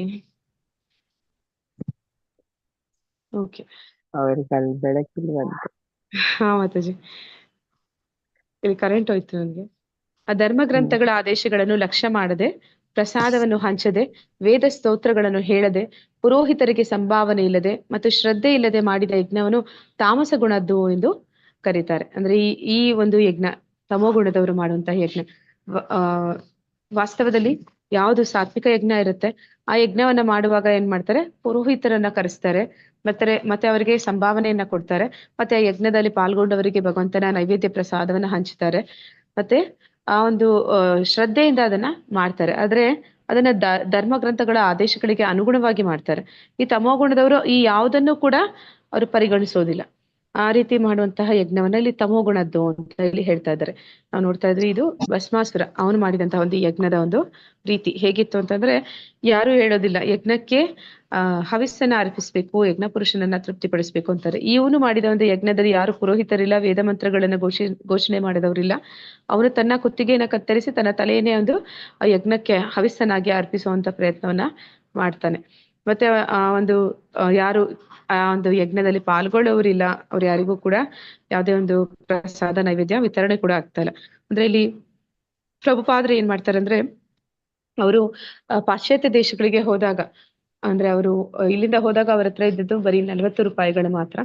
ಅವರು ಅಲ್ಲಿ ಒಂದು ಸಂಕೀರ್ತನೆ ಯಜ್ಞವನ್ನ ಮಾಡ್ತಿದ್ರು. ಅಂದ್ರೆ ಆ ಉದ್ಯಾನವನಗಳಲ್ಲಿ ಕೂತ್ಕೊಂಡು ಸಂಕೀರ್ತನೆ ಯಜ್ಞವನ್ನ ಮಾಡ್ತಿದ್ರು. ಮತ್ತೆ ಅಲ್ಲಿಗೆ ಯಾರು ಅಲ್ಲಿ ಬರ್ತಾರೆ ಆ ಒಂದು ಸಂಕೀರ್ತನೆ ಯಜ್ಞವನ್ನ ಕೇಳೋದಕ್ಕೆ, ಅವರೆಲ್ಲರಿಗೂ ಕೂಡ ಪ್ರಸಾದದ ರೂಪದಲ್ಲಿ ಆ ಒಂದು ಹಣ್ಣನ್ನ ಅದನ್ನ ಅಂದ್ರೆ ಭಗವಂತನಿಗೆ ನೈವೇದ್ಯವಾಗಿ ಅರ್ಪಿಸಿ ಅದನ್ನ ಸಣ್ಣ ಸಣ್ಣ ತುಂಡುಗಳಾಗಿ ಮಾಡಿ ಅದನ್ನೇ ಎಲ್ಲರಿಗೂ ಕೂಡ ಹಂಚ್ತಿದ್ರು. ಅಂದ್ರೆ ಅವ್ರ ಹತ್ರ ಒಂದು ಆರ್ಥಿಕವಾಗಿ ಯಾವುದೇ ಒಂದು ಸಾಧ್ಯತೆ ಮಾಡ್ಲಿಕ್ಕೆ ಆಗದೇ ಇರುವಂತ ಸಂದರ್ಭದಲ್ಲೂ ಕೂಡ ಅವರು ಈ ಒಂದು ಧರ್ಮ ಗ್ರಂಥಗಳ ಅನುಗುಣವಾಗಿ ಶಾಸ್ತ್ರಗಳನ್ನ ಅನುಸರಿಸುವಂತ ಕೆಲಸವನ್ನ ಅವರು ಮಾಡ್ತಿದ್ರು. ಆ ಒಂದು ಯಜ್ಞವನ್ನ ಸಾತ್ವಿಕ ಯಜ್ಞ ಅಂತ ಕರೀತಾರೆ. ಆದ್ರೆ ಇಲ್ಲಿ ಯಾರು ಅದನ್ನ ಮಾಡೋದಿಲ್ಲ, ಅದನ್ನ ತಮೋಗುಣದ ಯಜ್ಞ ಅಂತ ಕರಿತಾ ಇದ್ದಾನೆ ಭಗವಂತ. ಈಗ 3 ರೀತಿಯ ತಪಸ್ಸಿನ ಬಗ್ಗೆ ತಿಳಿಸ್ತಾ ಇದ್ದಾನೆ ಭಗವಂತ. ದೇವಾದ್ವಿಜ ಗುರುಪ್ರಾಜ್ಞಾ ಪೂಜನಂ ಶೌಚ ಮಾರ್ಜವಂ ಬ್ರಹ್ಮಚರ್ಯಂ ಅಹಿಂಸಾ ಚ ಶಾರೀರಂ ತಪ ಉಚ್ಯತೆ. ಪರಮಪ್ರಭುವಿನ ಪೂಜೆ, ಬ್ರಾಹ್ಮಣರ ಪೂಜೆ, ಗುರುವಿನ ಪೂಜೆ, ತಂದೆ ತಾಯಿಯಂತಹ ಹಿರಿಯರ ಪೂಜೆ, ಶುಚಿತ್ವ, ಸರಳತೆ, ಬ್ರಹ್ಮಚರ್ಯ ಮತ್ತು ಅಹಿಂಸೆ ಇವೆಲ್ಲ ಸೇರಿ ದೇಹದ ತಪಸ್ಸು ಎನಿಸಿಕೊಳ್ಳುತ್ತದೆ. ಇಲ್ಲಿ 3 ರೀತಿಯ ತಪಸ್ಸಿನ ಬಗ್ಗೆ ಹೇಳ್ತಾ ಇದ್ದಾನೆ. ಗುಣದ ತಪಸ್ಸಲ್ಲ, ಇದು ರೀತಿಯ ತಪಸ್ಸುಗಳು. ಅಂದ್ರೆ ದೈಹಿಕವಾದಂತ ತಪಸ್ಸು. ದೈಹಿಕವಾಗಿ ತಪಸ್ಸು ಅಂತಂದ್ರೆ ನಾವು ಬಾಗುವಂಥದ್ದು, ಹಿರಿಯರಿಗೆ ಬಾಗುವಂಥದ್ದು, ನಮಸ್ಕಾರ ಮಾಡುವಂಥದ್ದು, ಅಂದ್ರೆ ಗುರು ಹಿರಿಯರಿಗೆ ಮತ್ತೆ ತಂದೆ ತಾಯಿಗೆ ಮತ್ತೆ ಭಗವಂತನಿಗೆ ಅವರಿಗೆ ಒಂದು ದೀರ್ಘದಂಡ ನಮಸ್ಕಾರಗಳನ್ನ ಅಂದ್ರೆ ಗೌರವಗಳನ್ನ ಸೂಚಿಸುವಂತದ್ದು ಮತ್ತೆ ಅವರ ಒಂದು ಆರಾಧನೆ ಮಾಡುವಂಥದ್ದು ಅದು ದೈಹಿಕ ತಪಸ್ಸು ಅನ್ನಿಸ್ಕೊಡುತ್ತೆ. ಮತ್ತೆ ಶುಚಿತ್ವ ಅಂತಂದ್ರೆ ಅಂತರಂಗ ಬಹಿರಂಗವಾಗಿ ಎರಡು ರೀತಿಯ ಶುಚಿತ್ವ. ಬಹಿರಂಗವಾಗಿ ಅಂತಂದ್ರೆ ಶುಭ್ರವಾದ ಬಟ್ಟೆಯನ್ನು ಧರಿಸುವಂಥದ್ದು, ದಿನದಲ್ಲಿ 2 ಬಾರಿ ಸ್ನಾನ ಮಾಡುವಂಥದ್ದು, ನಂತರ ಏನಂತ ಹೇಳ್ತಾರೆ ಒಳ್ಳೆಯ ಒಂದು ಸಾತ್ವಿಕ ಆಹಾರವನ್ನ ಸೇವನೆ ಮಾಡುವಂಥದ್ದು, ಇವೆಲ್ಲವೂ ಕೂಡ ಶುಚಿತ್ವದಲ್ಲಿ ಬರುತ್ತೆ. ಈ ಅಂತರಂಗ ಶುಚಿತ್ವ ಅಂತಂದ್ರೆ 4 ನಿಯಂತ್ರಕ ತತ್ವಗಳನ್ನ ಪಾಲಿಸುವಂಥದ್ದು. ಮಾಂಸ ಭಕ್ಷಣೆ ಮಾಡಬಾರದು, ಜೂಜು ಆಡಬಾರದು, ಅನೈತಿಕ ಸಂಬಂಧಗಳನ್ನ ಹೊಂದಿರಬಾರದು, ನಂತರ ಮದ್ಯಪಾನ ಅಂದ್ರೆ ಮಾದಕ ದ್ರವ್ಯಗಳ ಒಂದು ವ್ಯಸನ ಅನ್ನುವಂಥದ್ದು ಇರಬಾರ್ದು. ಇವೆಲ್ಲವೂ ಕೂಡ ಶುಚಿತ್ವದಲ್ಲಿ ಬರುತ್ತೆ. ನಂತರ ಬರುವಂತದ್ದು ಸರಳತೆ ಅಂತಂದ್ರೆ ನಿನ್ನೆ ಅಧ್ಯಾಯದಲ್ಲಿ ನಾವು ನೋಡಿದ್ವಿ, ಯಾರು ದೈವಿ ಗುಣ ಸಂಪನ್ನರು ಇರ್ತಾರೆ ಅವರು ಸರಳವಾದ ಜೀವನವನ್ನ ಮಾಡ್ತಾರೆ ಅಂತ. ಅಂದ್ರೆ ಅವರಿಗೆ ಒಂದು ಅವಶ್ಯಕತೆ ಅಂದ್ರೆ ದೇಹದ ಪೋಷಣೆಗೆ ಎಷ್ಟು ಬೇಕು ಅಷ್ಟನ್ನೇ ಮಾತ್ರನೇ ಅವರು ಮಾಡುವಂಥದ್ದು. ಅದಕ್ಕಿಂತ ಹೆಚ್ಚಿನ ಒಂದು ಸಮಯವನ್ನ ಅಥವಾ ಅವರ ಒಂದು ಶಕ್ತಿಯನ್ನ ಆ ಒಂದು ಏನಂತ ಹೇಳ್ತಾರೆ ದೇಹದ ಅಲಂಕಾರಕ್ಕಾಗಿ ಅವರು ಬಳಸೋದಿಲ್ಲ ಅಂತ. ಮತ್ತೆ ಅವರು ಸರಳವಾದ ಜೀವನ ಮತ್ತೆ ಉನ್ನತ ಒಂದು ಧ್ಯೇಯಗಳನ್ನ ಇಟ್ಕೊಂಡಿರ್ತಾರೆ. ಅಂದ್ರೆ ಪ್ರಭುಪಾದರು ಯಾವ ರೀತಿ ಹೇಳ್ತಾರೆ ಅಂದ್ರೆ, ಒಂದು ಅಷ್ಟು ಜಾಗ ಕೃಷಿ ಭೂಮಿ 2 ಹಸು ಇದ್ರೆ ಒಬ್ಬ ವ್ಯಕ್ತಿ ಅವನು ಯಾರ ಮೇಲೂ ಕೂಡ ಅವಲಂಬಿತನಾಗದೆ ಅವನು ತುಂಬಾ ಸರಳವಾದ ಜೀವನದಲ್ಲಿ ಅವನ ಆಧ್ಯಾತ್ಮಿಕ ಉನ್ನತಿಯನ್ನು ಹೊಂದೋದಕ್ಕೆ ಸಾಧ್ಯ ಆಗುತ್ತೆ ಅಂತ ಹೇಳ್ತಾರೆ. ಆ ರೀತಿ ಸರಳವಾದ ಜೀವನವನ್ನ ಗೋಸ್ವಾಮಿಗಳು ಕೂಡ ಮಾಡ್ತಾರೆ. ಅಂದ್ರೆ ಅವರು ಮಧುಕರಿಯನ್ನ ಮಾಡ್ತಾರೆ. ಮತ್ತೆ ಅವರು ಯಾವ ರೀತಿ ಇರ್ತಾರೆ ಅಂದ್ರೆ, ಒಂದು ಮರದ ಕೆಳಗಡೆ ಒಂದು ರಾತ್ರಿ ಇದ್ರೆ ಇನ್ನೊಂದು ಮರದ ಕೆಳಗಡೆ ಅಂದ್ರೆ ಮತ್ತೆ ಅದೇ ಮರದ ಕೆಳಗಡೆ ಅವರು ಇನ್ನೊಂದು ರಾತ್ರಿ ಇರ್ತಾ ಇರ್ಲಿಲ್ಲ ಅಂತ ಹೇಳ್ತಾರೆ. ಅಂದ್ರೆ ಅವರು ಯಾವುದೇ ರೀತಿ ಅವ್ರಿಗೆ ಯಾವ ಜಾಗ ಅಂತ ಅಂದ್ರೆ ಅದರ ಮೇಲೆ ಒಂದು ಅಟ್ಯಾಚ್ಮೆಂಟ್ ಅಂತ ಹೇಳ್ತಾರೆ, ಆ ರೀತಿ ಇರ್ತಾ ಇರ್ಲಿಲ್ಲ ಅಂತ.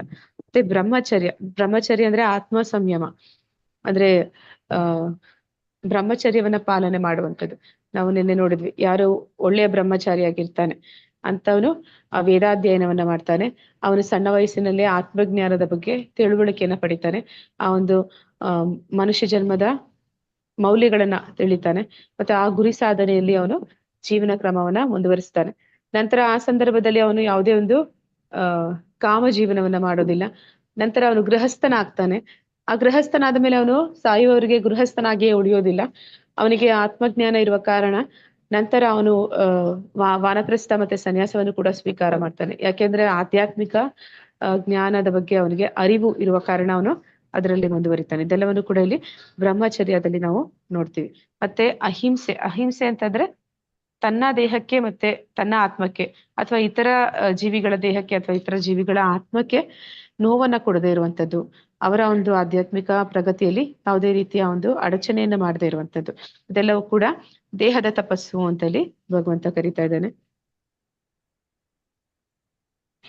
ಅನುದ್ವೇಗಾಕರಂ ವಾಕ್ಯಂ ಸತ್ಯಂ ಪ್ರಿಯಹಿತಂ ಚ ಯತ್ ಸ್ವಾಧ್ಯಾಯಾಭ್ಯಾಸನಂ ಚೈವ ವಾನ್ಮಯಂ ತಪ ಉಚ್ಯತೆ. ಸತ್ಯವಾದ, ಸಂತೋಷಕರವಾದ, ಹಿತವಾದ ಮತ್ತು ಇತರರ ಮನಸ್ಸನ್ನು ಕಲಕದ ಮಾತುಗಳಾಡುವುದು, ಕ್ರಮ ತಪ್ಪದೆ ವೇದ ಸಾಹಿತ್ಯವನ್ನು ವಾಚನ ಮಾಡುವುದು, ಇವೆಲ್ಲವೂ ಸೇರಿ ಮಾತಿನ ತಪಸ್ಸಾಗುತ್ತದೆ. ಅಂದ್ರೆ ಸತ್ಯವನ್ನ ಹೇಳುವಂಥದ್ದು. ಹರೇ ಕೃಷ್ಣ. ಯಾರಾದ್ರೂ ಹೇಳ್ತೀರಿ? ಯಾರಾದ್ರೂ ಎಕ್ಸಾಂಪಲ್ ಸತ್ಯವನ್ನ ನುಡಿದಂತವ್ರು? ಹರಿಶ್ಚಂದ್ರ. ಸತ್ಯಕ್ಕೆ ಹೆಸರಾದವನು ಹರಿಶ್ಚಂದ್ರ. ಮತ್ತೆ ಇಲ್ಲಿ ನಾವು ನೋಡ್ತಿದ್ವಿ ಚಿತ್ರದಲ್ಲಿ ಯುಧಿಷ್ಠಿರ ಮಹಾರಾಜ ಕೂಡ ಸತ್ಯವನ್ನ ಹೇಳ್ತಾ ಇದ್ದ ಅಂತ. ಅವನು ಎಷ್ಟು ಸತ್ಯವನ್ನ ಆಡ್ತಾ ಇದ್ದ ಅಂತಂದ್ರೆ ಯಾರು ನಂಬ್ತಾ ಇರ್ಲಿಲ್ಲ ಅಂತ, ಅವ್ನು ಸುಳ್ಳು ಹೇಳ್ತಾನಂತ. ಅಂದ್ರೆ ಯಾರಾದ್ರೂ ಯಾವ್ದಾದ್ರು ಖಾತ್ರಿ ಪಡಿಸ್ಕೋಬೇಕಂದ್ರೆ ಅವನು ಹೇಳಿ ಅಂತಂದ್ರಂತೆ. ಅಂದ್ರೆ ದ್ರೋಣಾಚಾರ್ಯರು ಒಂದು ಯುದ್ಧ ಕುರುಕ್ಷೇತ್ರದ ಸಮಯದಲ್ಲಿ ಎಲ್ಲರೂ ಕೂಡ ದ್ರೋಣಾಚಾರ್ಯರ ಮುಂದೆ ಯುದ್ಧವನ್ನು ಮಾಡೋದಕ್ಕೆ ಕಷ್ಟ ಆಗುತ್ತೆ. ಆಗ ಅವ್ರು ಏನ್ ಮಾಡ್ತಾರೆ, ಇವರನ್ನ ಅವರ ಏನಂತಾರೆ ಗಮನವನ್ನ ಬೇರೆ ಕಡೆಗೆ ಸೆಳಿಬೇಕು ಅಂತ ಹೇಳಿ ಅವ್ರು ಏನ್ ಮಾಡ್ತಾರೆ, ಅವರಿಗೆ ತುಂಬಾ ಪ್ರಿಯನಾದಂತಹ ಅಶ್ವತ್ಥಾಮ ಹತನಾದ ಅಂತ ಹೇಳಿದ್ರೆ ಅವರು ಒಂದು ಯುದ್ಧದಲ್ಲಿ ವಿಚಲಿತರಾಗ್ತಾರೆ. ಆ ಯುದ್ಧವನ್ನ ತುಂಬಾ ಘೋರವಾದ ಯುದ್ಧ ನಡೀತಾ ಇದೆ, ಅದನ್ನ ಅವರು ನಿಲ್ಲಿಸ್ತಾರೆ ಅಂತ ಹೇಳಿ ಅವ್ರು ಏನ್ ಮಾಡ್ತಾರೆ, ಅಶ್ವತ್ಥಾಮ ಸತ್ತ ಅಂತ ಹೇಳೋದಕ್ಕೆ ಹೋಗ್ತಾರೆ. ಆದ್ರೆ ದ್ರೋಣಾಚಾರ್ಯರು ಹೇಳ್ತಾರೆ, ನೀವ್ ಯಾರು ಹೇಳಿದ್ರು ನಾನು ನಂಬೋದಿಲ್ಲ, ಅದು ಯುಧಿಷ್ಠಿರ ಮಹಾರಾಜ ಅವನು ಹೇಳಿದ್ರೆ ನಾನು ನಂಬ್ತೀನಿ ಅಂತಾರೆ. ಅಂದ್ರೆ ಅವ್ರಿಗೆ ಅಷ್ಟು ನಂಬಿಕೆ ಇದೆ, ಯುಧಿಷ್ಠಿರ ಮಹಾರಾಜ ಎಂತದೇ ಸಂದರ್ಭದಲ್ಲೂ ಸುಳ್ಳು ಹೇಳೋದಿಲ್ಲ ಅಂತ. ಆವಾಗ ಕೃಷ್ಣ ಏನಂತ ಹೇಳ್ತಾನೆ, ಸರಿ ನೀನೇ ಹೇಳು ಅಂತ ಹೇಳ್ತಾನೆ. ಆದ್ರೆ ಯುಧಿಷ್ಠಿರ ಆಗ ಒಪ್ಪೋದಿಲ್ಲ. ಆಗ ಅವ್ರು ಏನ್ ಮಾಡ್ತಾರೆ, ಭೀಮನ ಕೈಯಿಂದ ಒಂದು ಅಶ್ವತ್ಥಾಮ ಅನ್ನುವಂತಹ ಒಂದು ಆನೆಯನ್ನ ಸಾಯಿಸ್ಬಿಟ್ಟು ಹೇಳ್ತಾರೆ, ಈಗ ಹೇಳು ಅಶ್ವತ್ಥಾಮ ಸತ್ತ ಅಂತ ಹೇಳು, ನೀನ್ ಹೇಳುವಂಥದ್ದು ಆನೆನೇ ಆಗಿರ್ಬೋದು, ಆದ್ರೆ ಹೇಳು ಅಂತ. ಆದ್ರೆ ಅವನು ಅದಕ್ಕೂ ಒಪ್ಪೋದಿಲ್ಲ. ಅವನೇನಂತಾನೆ, ಅಶ್ವತ್ಥಾಮ ಅನ್ನೋ ಆನೆ ಸಾಯ್ತು ಅಂತಾನೆ ಹೇಳಕ್ ಹೋಗ್ತಾನೆ. ಅಂದ್ರೆ ಅಶ್ವತ್ಥಾಮ ಆನೆ ಅಂತ ಹೇಳೋ ಟೈಮ್ಗೆ ಇವರೆಲ್ಲರೂ ಕೂಡ ಶಂಕನಾದ ಮಾಡ್ಬಿಡ್ತಾರೆ.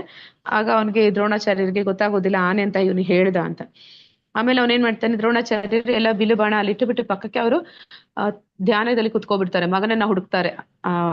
ಮಗ ಏನಾಗಿದ್ದಾನೆ ಅಂತ ಅವರು ಧ್ಯಾನ ಮಾಡಕ್ ಶುರು ಮಾಡ್ತಾರೆ. ಆ ಸಮಯದಲ್ಲಿ ಏನ್ ಮಾಡ್ತಾನೆ, ದೃಷ್ಟದ್ಯುಮ್ನ ದ್ರುಪದನ ಮಗ ದ್ರೋಣಾಚಾರ್ಯರ ಕುತ್ತಿಗೆಯನ್ನ ಕತ್ತರಿಸ್ತಾನೆ. ಹೀಗೆ ಒಂದು ಯುದ್ಧ ನಡೆಯುತ್ತೆ. ಅಂದ್ರೆ ಅಷ್ಟು ಸತ್ಯವನ್ನ ಆಡ್ತಾ ಇದ್ದಂತಹ ಜನ ಅಲ್ಲಿ ಯುಧಿಷ್ಠಿರ ಮಹಾರಾಜ ಅನ್ನೋದನ್ನ ನಾವು ನೋಡ್ತಾ ಇದ್ವಿ. ಮತ್ತೆ ಇಲ್ಲಿ ಸತ್ಯವನ್ನ ಹೇಳ್ಬೇಕು ಅಂತ ಹೇಳ್ತಾರೆ. ಸಂತೋಷಕರವಾದ, ಹಿತವಾದ ಮತ್ತು ಇತರರನ್ನು ಮನಸ್ಸನ್ನು ಕಲಕದ ಮಾತುಗಳನ್ನು ಆಡ್ಬೇಕು ಅಂತಾರೆ. ಸತ್ಯ ಅಂದ್ರೆ ಯಾವ ರೀತಿ ಇರ್ಬೇಕು, ಆ ಸತ್ಯ ಕಠೋರವಾದ ಸತ್ಯಗಳನ್ನ ಹೇಳಬಾರದು ಅಂತ ಹೇಳ್ತಾರೆ. ಎಲ್ಲರಿಗೂ ಪ್ರಿಯವಾದ ಸತ್ಯವನ್ನ ಹೇಳಿ ಅದನ್ನು ಹಿತವಾದ ರೀತಿಯಲ್ಲಿ ಹೇಳಿ ಅಂತ. ಆದ್ರೆ ಇಲ್ಲಿ ಒಂದು ಪ್ರಭುಪಾದರ ಭಾವಾರ್ಥದಲ್ಲಿ ಒಂದು ಏನಂತಾರೆ, ಎಕ್ಸೆಪ್ಷನಲ್ ಕೇಸಸ್ ಅಂತಾರೆ. ಅಂದ್ರೆ ತಂದೆ ತಾಯಿ ಮಕ್ಕಳಿಗೆ ಕಠೋರವಾದ ಸತ್ಯಗಳನ್ನ ಹೇಳ್ಬೇಕು, ಗುರುವಾದವನು ತನ್ನ ಶಿಷ್ಯನಿಗೆ ಕಠೋರವಾದ ಸತ್ಯವನ್ನ ಹೇಳ್ಬೇಕು. ಆ ಮೂಲಕ ಅವನಲ್ಲಿ ಒಂದು ಮಾರ್ಗದರ್ಶನವನ್ನ ನೀಡೋದಕ್ಕೆ ಸಾಧ್ಯ ಆಗತ್ತೆ ಅಂತ. ಅಲ್ಲಿ ನಾವು ಹಿತವಾದ ಸತ್ಯ ಅಂತ ಹೇಳ್ಬೇಕೆ ಹೊರತು ಅದು ಅವನಿಗೆ ನೋವನ್ನುಂಟು ಮಾಡುತ್ತೆ ಅಂತ ಹೇಳಿ ಸತ್ಯವನ್ನ ಅವನು ಮರೆಮಾಚುವಂತಿಲ್ಲ ಅಂತ.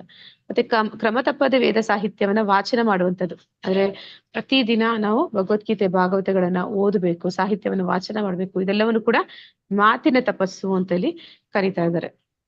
ಒಂದು ಹಿತವಾದ ಅಂದ್ರೆ ಸತ್ಯವನ್ನ ಹೇಳೋದು ಅಂತಂದ್ರೆ ಇಲ್ಲಿ ನಾವು ನೋಡ್ತೀವಿ ಭಾಗವತದಲ್ಲಿ ಬರುವಂತದ್ದು.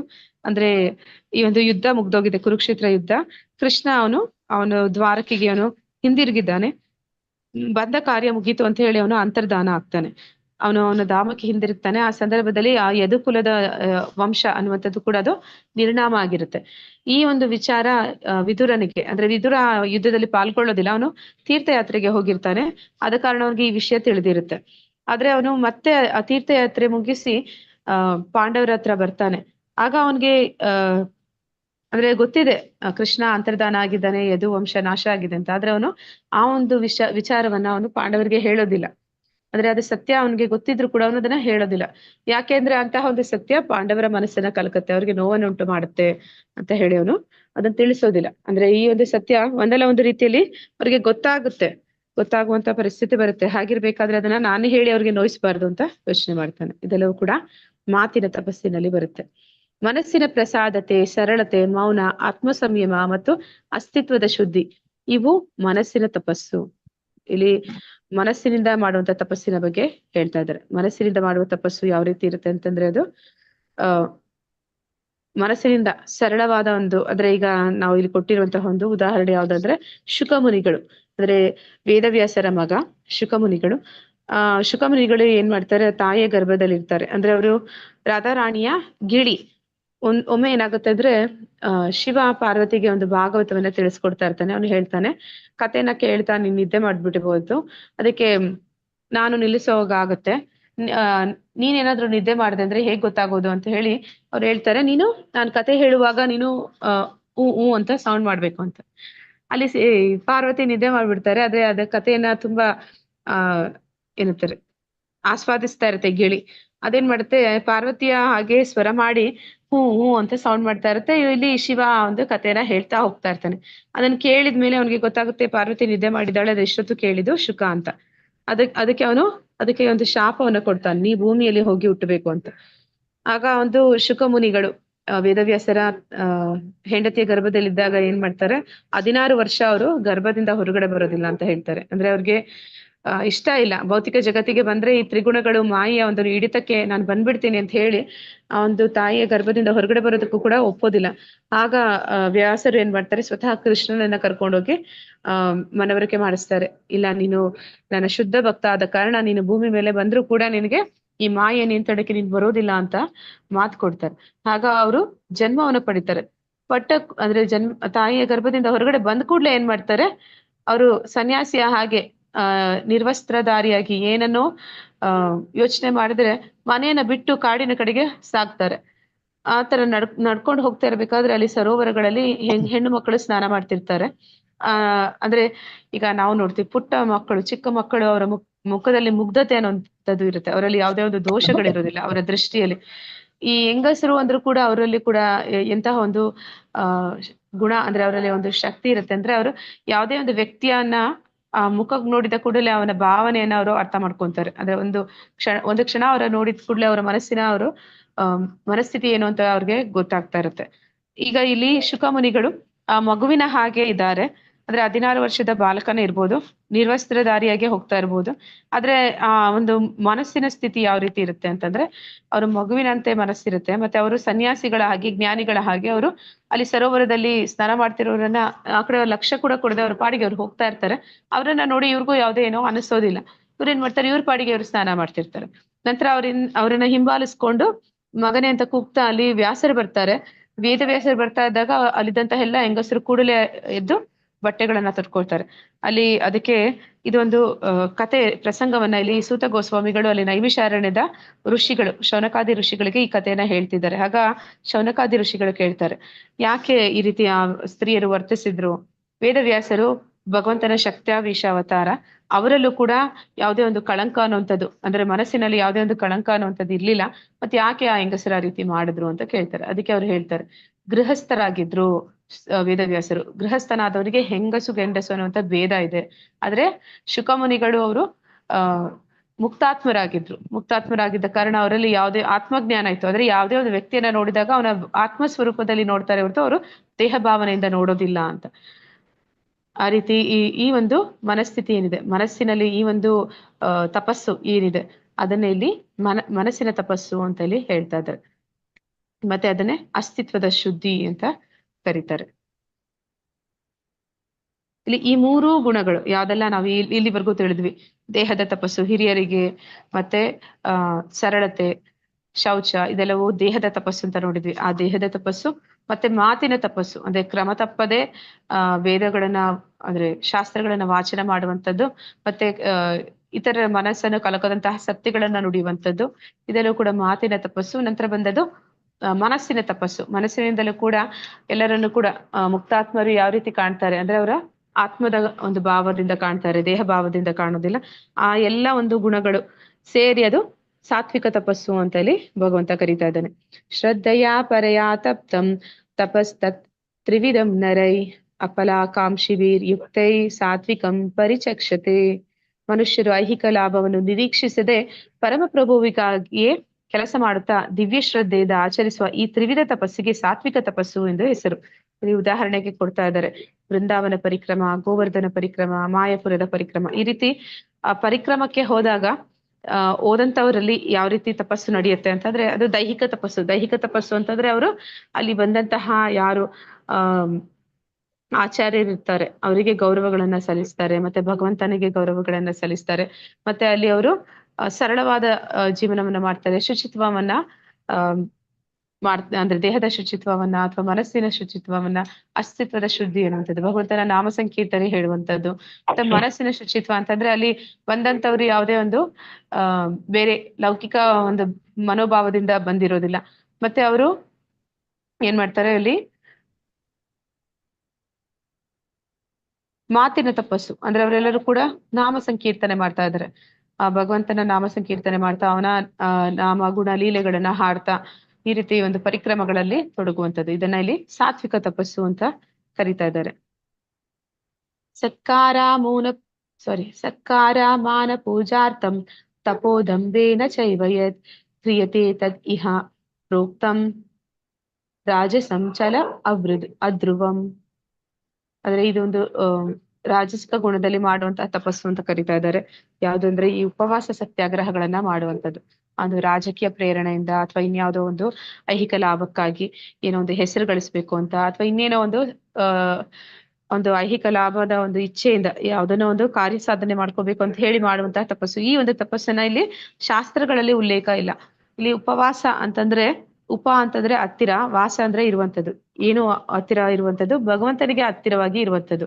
ಆ ದಿನ ನಾವು ಯಾವುದೇ ಒಂದು ನಮ್ಮ ಭೌತಿಕ ಕಾರ್ಯಗಳನ್ನ ಕಡಿಮೆ ಮಾಡಿ ಭಗವಂತನಿಗಾಗಿ ಆ ಒಂದು ಜಪವನ್ನ ಹೆಚ್ಚು ಮಾಡುವಂಥದ್ದು, ಅವನ ಒಂದು ಶಾಸ್ತ್ರಗಳನ್ನು ಏನ್ ಕೊಟ್ಟಿದ್ದಾನೆ ಭಗವದ್ಗೀತೆ ಭಾಗವತಗಳನ್ನ ಹೆಚ್ಚು ಓದುವಂಥದ್ದು, ಮತ್ತೆ ಅವನ ಒಂದು ಪೂಜಾ ಕೈಂಕರ್ಯಗಳಲ್ಲಿ ಹೆಚ್ಚು ತೊಡಗುವಂಥದ್ದು. ಅದನ್ನೇ ಇಲ್ಲಿ ಉಪವಾಸ ಅಂತ ಕರೀತಾರೆ. ಉಪವಾಸ ಅಂದ್ರೆ ಬರೀ ಆಹಾರ ಸೇವನೆ ಮಾಡದೇ ಇರುವಂತದ್ದು ಅಲ್ಲ.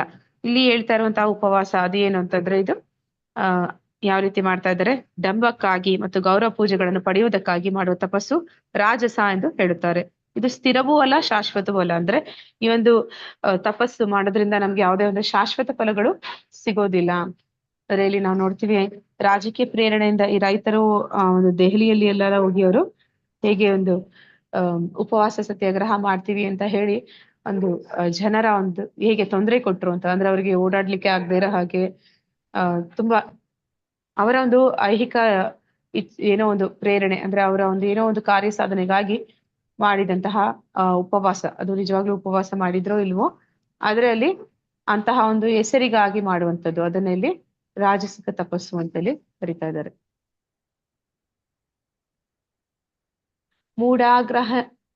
ಮೂಢಾಗ್ರಹೇಣಾತ್ಮನೋ ಯತ್ ಪೀಡಯಾ ಕ್ರಿಯತೆ ತಪಃ ಪರಸ್ಯೋತ್ಸಾದನಾರ್ಥಂ ವಾ ತತ್ತಾಮಸಂ ಉದಾಹೃತಂ. ಮೂರ್ಖತನದಿಂದ ತನ್ನನ್ನೇ ಹಿಂಸೆ ಮಾಡಿಕೊಂಡು ಅಥವಾ ಇತರರನ್ನು ನಾಶ ಮಾಡಲು ಅಥವಾ ಅವರಿಗೆ ತೊಂದರೆ ಮಾಡಲು ಮಾಡುವ ತಪಸ್ಸು ತಾಮಸ ತಪಸ್ಸು ಎಂದು ಹೇಳಲಾಗುತ್ತದೆ. ಈ ತಮೋಗುಣದಲ್ಲಿ ಮಾಡುವಂತಹ ತಪಸ್ಸಿನ ಬಗ್ಗೆ ಹೇಳ್ತಾ ಇದ್ದಾರೆ. ಇದು ಯಾರು ರಾಕ್ಷಸರಿರ್ತಾರೆ ಅವರು ಮಾಡುವಂತಹ ತಪಸ್ಸು. ಅವ್ರು ಯಾವ ರೀತಿ ತಪಸ್ಸನ್ನ ಮಾಡ್ತಾರೆ ಅಂತಂದ್ರೆ ಘೋರ ತಪಸ್ಸುಗಳನ್ನ ಆಚರಣೆ ಮಾಡ್ತಾರೆ. ಅವ್ರು ಮಾಡುವಂತಹ ತಪಸ್ಸಿನಿಂದ ಏನಾಗುತ್ತೆ ಅಂತಂದ್ರೆ ಅವರು ಅವರ ದೇಹಕ್ಕೆ ಹಿಂಸೆ ಕೊಟ್ಕೊಳ್ತಾರೆ, ಮತ್ತೆ ಅವರು ಅವರ ಒಂದು ಆತ್ಮಕ್ಕೂ ಹಿಂಸೆ ಕೊಡ್ತಾರೆ. ನಂತರ ಅವರು ತಪಸ್ಸು ಮಾಡಿ ಏನ್ ಮಾಡ್ತಾರೆ, ಬಂದ ಒಂದು ವರದಿಂದ ಅವರು ಲೋಕಕ್ಕೆ ಕಂಟಕರಾಗ್ತಾರೆ. ಅವರು ಪಡೆಯುವಂತಹ ವರಗಳನ್ನು ಪಡ್ಕೊಂಡು ಅವರು ಅವರ ಒಂದು ಆತ್ಮದ ಉದ್ಧಾರನು ಮಾಡ್ಕೊಳ್ಳೋದಿಲ್ಲ, ಇತರರಿಗೂ ಒಳ್ಳೇದನ್ನ ಮಾಡೋದಿಲ್ಲ.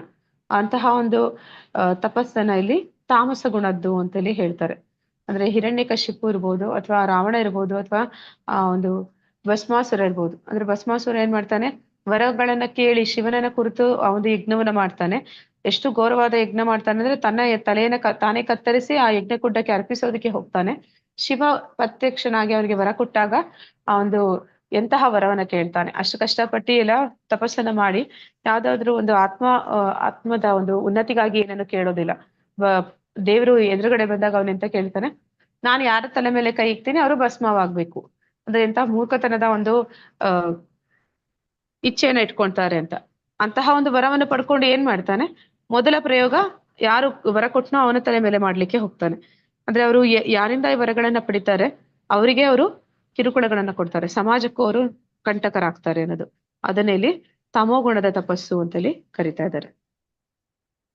ಈಗ ದಾನದ ಬಗ್ಗೆ ಹೇಳ್ತಾ ಇದ್ದಾರೆ.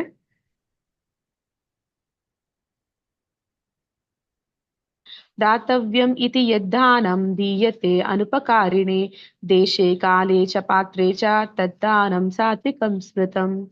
ಪ್ರತಿಫಲದ ನಿರೀಕ್ಷಣೆ ಇಲ್ಲದೆ ಯೋಗ್ಯನಾದವನಿಗೆ ಸರಿಯಾದ ಕಾಲ ಮತ್ತು ದೇಶಗಳಲ್ಲಿ ಕರ್ತವ್ಯವೆಂದು ಮಾಡಿದ ದಾನವು ಸಾತ್ವಿಕ ದಾನ. ಅಂದ್ರೆ ನಾವು ಸರಿಯಾದ ವ್ಯಕ್ತಿಗೆ ಸರಿಯಾದ ಸಮಯದಲ್ಲಿ ಸರಿಯಾದ ಉದ್ದೇಶದಿಂದ ಮಾಡಿದಂತ ದಾನವನ್ನ ಸಾತ್ವಿಕ ದಾನ ಅಂತ ಕರೀತಾರೆ. ನಾವು ನೋಡ್ತಿರುವಂತದ್ದು ಒಂದು ಪುಸ್ತಕ ವಿತರಣೆ ಮಾಡುವಂಥದ್ದು, ಅಂದ್ರೆ ಭಗವದ್ಗೀತೆ ಭಾಗವತ ಪುಸ್ತಕಗಳನ್ನ ವಿತರಣೆ ಮಾಡ್ತಿರುವಂಥದ್ದು. ಯಾರು ಅದನ್ನ ಕೊಡ್ತಾ ಇದ್ದಾರೆ ಅವರು ಪಡ್ಕೊಳ್ತಾ ಇರುವಂತಹ ವ್ಯಕ್ತಿಗೆ ಜ್ಞಾನದ ದಾನವನ್ನ ಮಾಡ್ತಾ ಇದ್ದಾರೆ. ಯಾರು ಅದನ್ನ ಕೊಂಡ್ಕೊಳ್ತಾ ಇದ್ದಾರೆ ಅವ್ರು ಕೊಡ್ತಾ ಇರುವಂತಹ ಹಣದಿಂದ ಅದು ಭಗವಂತನ ಸೇವೆ ಮಾಡ್ಲಿಕ್ಕೆ ಅದು ಉಪಯೋಗಕ್ಕೆ ಬರುತ್ತೆ.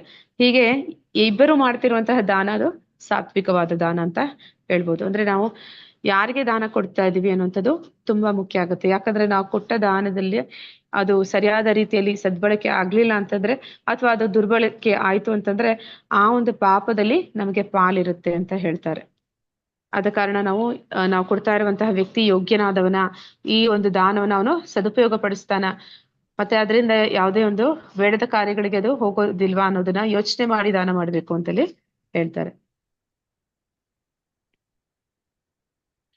ಪ್ರತಿಫಲದ ನಿರೀಕ್ಷಣೆ ಇಲ್ಲದೆ ಯೋಗ್ಯನಾದವನಿಗೆ ಸರಿಯಾದ ಕಾಲ ಮತ್ತು ದೇಶಗಳಲ್ಲಿ ಕರ್ತವ್ಯವೆಂದು ಮಾಡಿದ ದಾನವು ಸಾತ್ವಿಕ ದಾನ. ಭಗವದ್ಗೀತೆಯಲ್ಲಿ ಇಲ್ಲಿ ನಾವು ನೋಡ್ತಾ ಇದೀವಿ, ಇದು ನಂದೋತ್ಸವ ಅಂತ ಕರೀತಾರೆ. ಅಂದ್ರೆ ಕೃಷ್ಣನ ಜನನ ಆದ್ಮೇಲೆ ನಂದ ಮಹಾರಾಜ ಅವನು ಮಾಡಿದಂತಹ ಒಂದು ದಾನಗಳು, ಅಂದ್ರೆ ಮಗನು ಹುಟ್ಟಿದ ಸಂತೋಷದಲ್ಲಿ ಅವನು ಸತ್ಪಾತ್ರರಿಗೆ ಅವರು ಕೊಟ್ಟಂತಹ ದಾನ. ಅಂದ್ರೆ ಯಾರು ಬ್ರಾಹ್ಮಣರಿರ್ತಾರೆ, ಇಲ್ಲಿ ಬ್ರಾಹ್ಮಣ ಅಂತ ನಾ ಹೇಳ್ತಿರುವಂತದ್ದು ಜಾತಿಯಿಂದಲ್ಲ, ಯಾರು ವೈಷ್ಣವರು ಅಂದ್ರೆ ಭಗವಂತನ ಭಕ್ತರು ಇರ್ತಾರೆ ಅಂತವರಿಗೆ ನೀಡುವಂತಹ ದಾನ. ಅಂದ್ರೆ ಅವರು ಅದನ್ನ ಬಳಸಿ ಏನ್ ಮಾಡ್ತಾರೆ, ಅದನ್ನ ಬಳಸಿ ಅವ್ರ ಸ್ವಾರ್ಥಕ್ಕೆ ಬಳಸುವಂತದ್ದಲ್ಲ. ಅದರಿಂದ ಯಾಕೆ ಬ್ರಾಹ್ಮಣರಿಗೆ ದಾನ ಮಾಡ್ಬೇಕು ಅಂತ ಹೇಳ್ತಾರೆ ಅಂತಂದ್ರೆ, ಅಂತವ್ರಿಗೆ ದಾನ ಮಾಡಿದಾಗ ಏನ್ ಮಾಡ್ತಾರೆ, ಅವ್ರು ಇನ್ನೂ ಹೆಚ್ಚು ಅಭಿವೃದ್ಧಿ ಕಾರ್ಯದಲ್ಲಿ ತೊಡಗ್ತಾರೆ. ಅಂದ್ರೆ ಅವ್ರು ಇನ್ನೂ ಹೆಚ್ಚು ಸಮಾಜಕ್ಕೆ ಒಳ್ಳೆ ಕಾರ್ಯಗಳಲ್ಲಿ ಅದು ಬಳಕೆ ಆಗುತ್ತೆ. ಅಂದ್ರೆ ಅಂತಹ ವ್ಯಕ್ತಿಗಳು ಇದ್ದಷ್ಟು ಕಾಲ ಸಮಾಜದಲ್ಲಿ ಒಳ್ಳೆಯ ಒಂದು ಸಾತ್ವಿಕ ಗುಣ ಅನ್ನುವಂಥದ್ದು ಹೆಚ್ಚುತ್ತೆ. ಅದಕ್ಕಾಗಿ ಆ ಒಂದು ದಾನಗಳನ್ನ ಮಾಡ್ತಾರೆ. ಆ ರೀತಿ ಮಾಡುವಂತ ದಾನವನ್ನ ಇಲ್ಲಿ ಸಾತ್ವಿಕ ದಾನ ಅಂತ ಹೇಳಿ ಕರಿತಾ ಇದ್ದಾರೆ. ಹರೇ ಕೃಷ್ಣ ಮಾತಾಜಿ. ಈ ಬ್ರಾಹ್ಮಣ ಅಲ್ಲದೆ ಇರೋರು ಈ ಸಾತ್ವಿಕ ಗುಣಗಳನ್ನ ಬೆಳೆಸ್ಕೊಂಡಿರೋರು, ಅಂದ್ರೆ ಈ ವರ್ಣಾಶ್ರಮ ಪದ್ಧತಿಗಳನ್ನ ಬಿಟ್ಟು ಬ್ರಾಹ್ಮಣ, ಕ್ಷತ್ರಿಯ, ವೈಶ್ಯ ಈ ತರದೆಲ್ಲ ಬಿಟ್ಟು ಬ್ರಾಹ್ಮಣರ್ ಅಲ್ಲದೆ ಇರೋರು ಅವರು ಸಹ ಸಾತ್ವಿಕ ಗುಣಗಳನ್ನ ಬೆಳೆಸ್ಕೊಂಡಿದ್ದಾರೆ. ಅವರು ಸಹ ಈ ದೇವರ ಒಂದು ಬಗ್ಗೆ ಅಪಾರವಾದಂತಹ ನಂಬಿಕೆ ಈ ತರದೆಲ್ಲ ಬೆಳೆಸ್ಕೊಂಡಿದ್ದಾರೆ. ಅಂಥವ್ರಿಗೆ ದಾನ ಮಾಡೋದ್ರಿಂದ ಅದು ಸಹ ಒಳ್ಳೇದೇ ಆಗುತ್ತಲ್ವ ಮಾತಾಜಿ? ಹೌದು ಮಾತಾಜಿ. ಇಲ್ಲಿ ಹೇಳ್ತಾರೆ, ಏನಂತ ಹೇಳ್ತಾರೆ ಅಂದ್ರೆ, ನಾವು ಚೈತನ್ಯ ಮಹಾಪ್ರಭುಗಳ ಆರಾಧನೆ ಮಾಡ್ತೀವಲ್ಲ, ಅವರು ಜೊತೆಲಿ ಅದ್ವೈತ ಆಚಾರ್ಯರು ಅಂತ ಇರ್ತಾರೆ. ಅಂದ್ರೆ ಅವರು ಸದಾಶಿವ ಮತ್ತೆ ವಿಷ್ಣುವಿನ ಅವತಾರ. ಅವ್ರು ಏನ್ ಮಾಡ್ತಾರೆ, ಅವರ ಮನೇಲಿ ಒಮ್ಮೆ ಒಬ್ಬರ ಒಂದು ಇದಾಗುತ್ತೆ, ಅಂದ್ರೆ ಸಾವಾದ್ರೆ ತಿಥಿ ಕಾರ್ಯಗಳನ್ನ ಮಾಡ್ತಾರಲ್ಲ, ಅವಾಗ ಬ್ರಾಹ್ಮಣರನ್ನ ಕರೆಸಿ ಊಟ ಕೊಡ್ತಾರೆ, ಅಂದ್ರೆ ಅವರಿಗೆ ಒಂದು ಪ್ರಸಾದವನ್ನ ಕೊಡ್ತಾರೆ. ಆ ಸಂದರ್ಭದಲ್ಲಿ ಅವ್ರು ಏನ್ ಮಾಡ್ತಾರೆ, ಹರಿದಾಸ್ ಠಾಕೂರರನ್ನ ಕರೀತಾರೆ. ಹರಿದಾಸ್ ಠಾಕೂರ್ ಅಂದ್ರೆ ಅವರು ಮುಸ್ಲಿಮರು, ಅಂದ್ರೆ ಜನ್ಮದಿಂದ ಮುಸ್ಲಿಮರು, ಅವರು ಹುಟ್ಟಿದ ಮುಸ್ಲಿಮ ಕುಟುಂಬದಲ್ಲಿ. ಆದ್ರೆ ಅವರು ಹರಿನಾಮ ಸಂಕೀರ್ತನೆಯನ್ನ ಎಷ್ಟು ಮಾಡ್ತಿದ್ರು ಅಂದ್ರೆ ದಿನದಲ್ಲಿ 192 ಮಾಲೆ ಅಷ್ಟು ಮಾಡ್ಬೇಕಂದ್ರೆ ದಿನದ 24 ಗಂಟೆನೂ ಅವ್ರು ಜಪ ಮಾಡ್ತಾ ಇರ್ಬೇಕು ಅಂತ ಆಯ್ತು. ಅಂತಹ ಅವ್ರನ್ನ ಕರೆಸಿ ಅವರು ಹೇಳ್ತಾರೆ, ನೀನು ನಮ್ಮ ಮನೆಗೆ ಬರ್ಬೇಕು ಊಟಕ್ಕೆ ಅಂತ. ಆಗ ಅವ್ರು ಹೇಳ್ತಾರೆ, ಇಲ್ಲ ನಾನು ಮುಸ್ಲಿಂ ಆಗಿದ್ದೀನಿ, ನನ್ನನ್ನ ಕರೆಸಿದ್ರೆ ಅದು ಬೇರೆಯವ್ರಿಗೆ ತಿಳಿದ್ರೆ ತಪ್ಪು, ಅಂದ್ರೆ ನನ್ನನ್ನ ಅಂತಹ ಒಂದು ಗೌರವ ಇದಕ್ಕೆ ನಾನು ಅರ್ಹನಲ್ಲ ಅಂತ ಹೇಳ್ತಾರೆ. ಅದಕ್ಕೆ ಅವ್ರು ಹೇಳ್ತಾರೆ, ಇಲ್ಲ, ನಾನು ನಿನಗೆ ಮಾಡಿದ್ರೆ 1000 ಬ್ರಾಹ್ಮಣರಿಗೆ ಮಾಡಿದ ಹಾಗೆ ಅಂತ. ಅಂದ್ರೆ ಇಲ್ಲಿ ನಾವು ಹೇಳ್ತಾ ಇರುವಂತದ್ದು ಅವರ ಗುಣದಿಂದಲೇ ಹೊರತು ಅವರ ಹುಟ್ಟಿನಿಂದ ಅಲ್ಲ ಅಂತ. ಯತ್ತು ಪ್ರತ್ಯುಪಕಾರಾರ್ಥಂ ಫಲಂ ಉದ್ದೇಶ್ಯ ವಾ ಪುನಃ ದೀಯತೆ ಚ ಪರಿಕ್ಲಿಷ್ಟಂ ತದ್ದಾನಂ ರಾಜ ಸಂಸ್ಕೃತಂ. ಆದರೆ ಪ್ರತ್ಯುಪಕಾರದ ಬಯಕೆಯಿಂದ ಅಥವಾ ಕರ್ಮ ಫಲಾಪೇಕ್ಷೆಯಿಂದ ಅಥವಾ ಇಷ್ಟವಿಲ್ಲದೆ ನೀಡುವ ದಾನವನ್ನು ರಾಜಸ ಎಂದು ಹೇಳುತ್ತಾರೆ. ಅಂದ್ರೆ ಇಲ್ಲಿ ನಾವು ನೋಡ್ತೀವಿ, ನಾವ್ ಯಾರಿಗಾದ್ರೂ ಏನನ್ನ ಕೊಟ್ರೆ, ನಾನು ಇವತ್ತು ಇವ್ರಿಗೆ ಈ ಸಹಾಯ ಮಾಡಿದ್ದೀನಿ ಅಥವಾ ನಾನು ಇವ್ರಿಗೆ ಈ ಗಿಫ್ಟ್ ಕೊಟ್ಟಿದ್ದೀನಿ, ನಾಳೆ ಅವ್ರು ನನ್ಗೆ ಏನ್ ಕೊಡ್ತಾರೆ ಅಂತ ನಿರೀಕ್ಷೆ ಇಟ್ಕೊಂಡು ಕೊಡುವಂಥದ್ದು. ಇಲ್ಲಿ ಇದು ಕೋವಿಡ್ ಸಮಯದಲ್ಲಿ ಬಂದಂತಹ ಒಂದು ವಿಚಾರ. ಅಂದ್ರೆ ಅಲ್ಲಿ ಹಣ ಇದ್ದವ್ರು ಏನ್ ಮಾಡ್ತಿದ್ರು, ಯಾರಿಗೆ ಕಷ್ಟ ಆಯ್ತು ಅವರಿಗೆ ಸಹಾಯವನ್ನ ಮಾಡ್ತಿದ್ರು. ಸಹಾಯನ ಮಾಡಿ ಅದನ್ನ ಪ್ರಚಾರಕ್ಕೆ ಬಳಸ್ತಾ ಇದ್ರು. ಅಂದ್ರೆ ಈ ಒಂದು ವಾಟ್ಸಪ್ಗಳಲ್ಲಿ, ಫೇಸ್ಬುಕ್ಗಳಲ್ಲಿ ಅದನ್ನ ಪ್ರಚಾರಕ್ಕೆ ಬಳಸ್ತಾ ಇದ್ರು. ಇವ್ರಿಷ್ಟು ಮಾಡಿದ್ದಾರೆ, ಇವರಿಷ್ಟು ಏನಂತಾರೆ ದಾನ ಧರ್ಮ ಮಾಡ್ತಾ ಇದ್ದಾರೆ, ಇವರಷ್ಟೊಂದು ಒಳ್ಳೆ ವ್ಯಕ್ತಿ, ಅದನ್ನ ಪ್ರಚಾರಕ್ಕಾಗಿ ಮಾಡುವಂಥದ್ದು. ನಾನು ಇದನ್ನ ಮಾಡಿದ್ರೆ ನನ್ಗೇನು ಲಾಭ ಇದೆ ಅಂತ ಯೋಚನೆ ಮಾಡುವಂಥದ್ದು. ಅಂತಹ ದಾನವನ್ನಲ್ಲಿ ರಾಜಸ ದಾನ, ಅಥವಾ ಯಾರಿಗಾದ್ರೂ ಕೊಡ್ಬೇಕಾದ್ರೆ ಅವ್ರಿಗೆ ಇಷ್ಟ ಇಲ್ಲ ಆದ್ರೂ ಯಾರೋ ಹೇಳಿದ್ರು ಅಂತ ಹೇಳಿ ಬಲವಂತವಾಗಿ ಕೊಡುವಂಥದ್ದು, ಅದನ್ನು ಕೂಡ ಇಲ್ಲಿ ರಜೋಗುಣದ ದಾನ ಅಂತ ಕರಿತಾ ಇದ್ದಾರೆ. ಆದೇಶ ಕಾಲೇ ಯದ್ದಾನಂ ಅಪಾತ್ರೇಭ್ಯಶ್ಚ ಚಾದೀಯತೆ ಅಸತ್ಕೃತಂ ಅವಜ್ಞಾತಂ ತತ್ತಾಮಸಂ ಉದಾಹೃತಂ. ಅಶುಚಿಯಾದ ಸ್ಥಳದಲ್ಲಿ, ಅನುಚಿತವಾದ ಕಾಲದಲ್ಲಿ ಅಪಾತ್ರನಿಗೆ ಕೊಟ್ಟ ದಾನ ಅಥವಾ ಯೋಗ್ಯ ಲಕ್ಷ್ಯವಿಲ್ಲದೆ, ಗೌರವವಿಲ್ಲದೆ ಕೊಟ್ಟ ದಾನವನ್ನು ತಾಮಸ ದಾನ ಎಂದು ಕರೆಯುತ್ತಾರೆ. ಇದು ನಾವು ಯಾವಾಗ್ಲೂ ಅನ್ಕೋತೀವಿ. ದಾನ ಅಂತ ಬಂದಾಗ ಯಾರಾದ್ರೂ ನಾವು ಬೀದಿಯಲ್ಲಿ ಹೋಗುವಾಗ, ರಸ್ತೆಗಳಲ್ಲಿ ಭಿಕ್ಷುಕರನ್ನ ಕಂಡ್ರೆ ಅವರ ಮೇಲೆ ನಮ್ಗೆ ಅನುಕಂಪ ಬಂದು ನಮ್ಮ ಹತ್ರ ಏನಿದೆ ಅದನ್ನ ಕೊಡುವಂತಹ ಪ್ರಯತ್ನವನ್ನ ಮಾಡ್ತೀವಿ. ಅಂದ್ರೆ ಆ ವ್ಯಕ್ತಿ ಅದಕ್ಕೆ ಯೋಗ್ಯನಾದವನ ಅಂತ ನಾವು ಯೋಚನೆ ಮಾಡೋದಿಲ್ಲ. ನಮ್ಗೆ ಏನ್ ಅನ್ಸುತ್ತೆ, ನಾವು ಕೊಡೋ ಒಂದು 5 ರೂಪಾಯಿ 10 ರೂಪಾಯಿಂದ ನಮ್ಗೇನು ಲಾಸ್ ಆಗೋದಿಲ್ಲ, ಮತ್ತೆ ಅದನ್ನ ಇಟ್ಕೊಂಡು ಅವನೇನು ದೊಡ್ಡ ಶ್ರೀಮಂತ ಆಗೋದಿಲ್ಲ, ಕೊಟ್ರೆ ಏನಾಯ್ತು ಅಂತ ಒಂದು ಮನಸ್ಥಿತಿ. ಅದನ್ನೇಲಿ ಭಗವಂತ ಹೇಳ್ತಾ ಇದ್ದಾನೆ, ಏನಂತ ಹೇಳ್ತಾ ಇದ್ದಾನೆ, ಅಶುಚಿಯಾದ ಸ್ಥಳದಲ್ಲಿ, ಅನುಚಿತವಾದ ಕಾಲದಲ್ಲಿ ಅಪಾತ್ರನಿಗೆ ಕೊಟ್ಟ ದಾನ ಅಥವಾ ಯೋಗ್ಯ ಲಕ್ಷ್ಯವಿಲ್ಲದೆ, ಗೌರವವಿಲ್ಲದೆ ಕೊಟ್ಟ ದಾನವನ್ನು ತಾಮಸ ದಾನ ಎಂದು ಕರೀತಾರೆ ಅಂತ. ಅಂದ್ರೆ ಈ ಒಂದು ವಿಷಯವನ್ನ ಇಲ್ಲಿ ಪ್ರಭುಪಾದ್ರ ಭಾವಾರ್ಥದಲ್ಲಿ ತಿಳಿಸುವಾಗ ಹೇಳ್ತಾರೆ, ಅವರು ಪಾಶ್ಚಾತ್ಯ ದೇಶಗಳಲ್ಲಿದ್ದಾಗ ಕೆಲವೊಂದು ಜಾಗಗಳಲ್ಲಿ ಎಂತಹ ಜನ ಇರ್ತಾ ಇದ್ರು ಅಂದ್ರೆ, ಅವರು ಯಾವ್ದಾದ್ರು ಒಂದು ವಾಹನ, ಕಾರ್ ಅಂತದ್ದು ಯಾವ್ದಾದ್ರು ಬಂದು ನಿಂತ್ರೆ ಅವ್ರು ಹೇಳಿಲ್ಲ ಅಂದ್ರೂ ಕೂಡ ಹೋಗಿ ಅಲ್ಲಿ ಅದನ್ನ ಒಂದು ಶುಚಿ ಮಾಡ್ತಾ ಇದ್ರಂತೆ. ಶುಚಿ ಮಾಡ್ಬಿಟ್ಟು ಕಾಸು ಕೇಳ್ತಿದ್ರು ಅಂತ. ಆ ಕಾಸನ್ನ ಅವರು ದಾನದ ರೀತಿಯಲ್ಲಿ ಕೊಡ್ತಾ ಇದ್ರು. ಆದ್ರೆ ಅದನ್ನ ಪಡೆದಂತ ವ್ಯಕ್ತಿ ಏನ್ ಮಾಡ್ತಿದ್ದ, ಅವನೋಗಿ ಅದನ್ನ ಬಳಸಿ ಒಂದು ಮಾದಕ ದ್ರವ್ಯಗಳಿಗೆ ಅದನ್ನ ಉಪಯೋಗಿಸ್ತಾ ಇದ್ದ. ಅಂತಹ ದಾನ ಅಂದ್ರೆ ನಾವು ಅಂತಹ ಒಂದು ಯಾರು ಮಾದಕ ದ್ರವ್ಯಗಳನ್ನ ಸೇವನೆ ಮಾಡ್ತಾರೆ,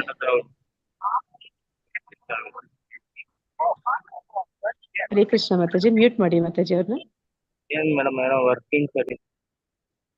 ಈ ರೀತಿ ಮಾದಕ ದ್ರವ್ಯವನ್ನ ಸೇವನೆ ಮಾಡುವಂಥದ್ದು, ಇಂತಹ ಒಂದು ವಿಚಾರಗಳಿಗೆ ನಾವು ಪ್ರೋತ್ಸಾಹ ಕೊಟ್ಟ ಹಾಗೆ ಆಗುತ್ತೆ.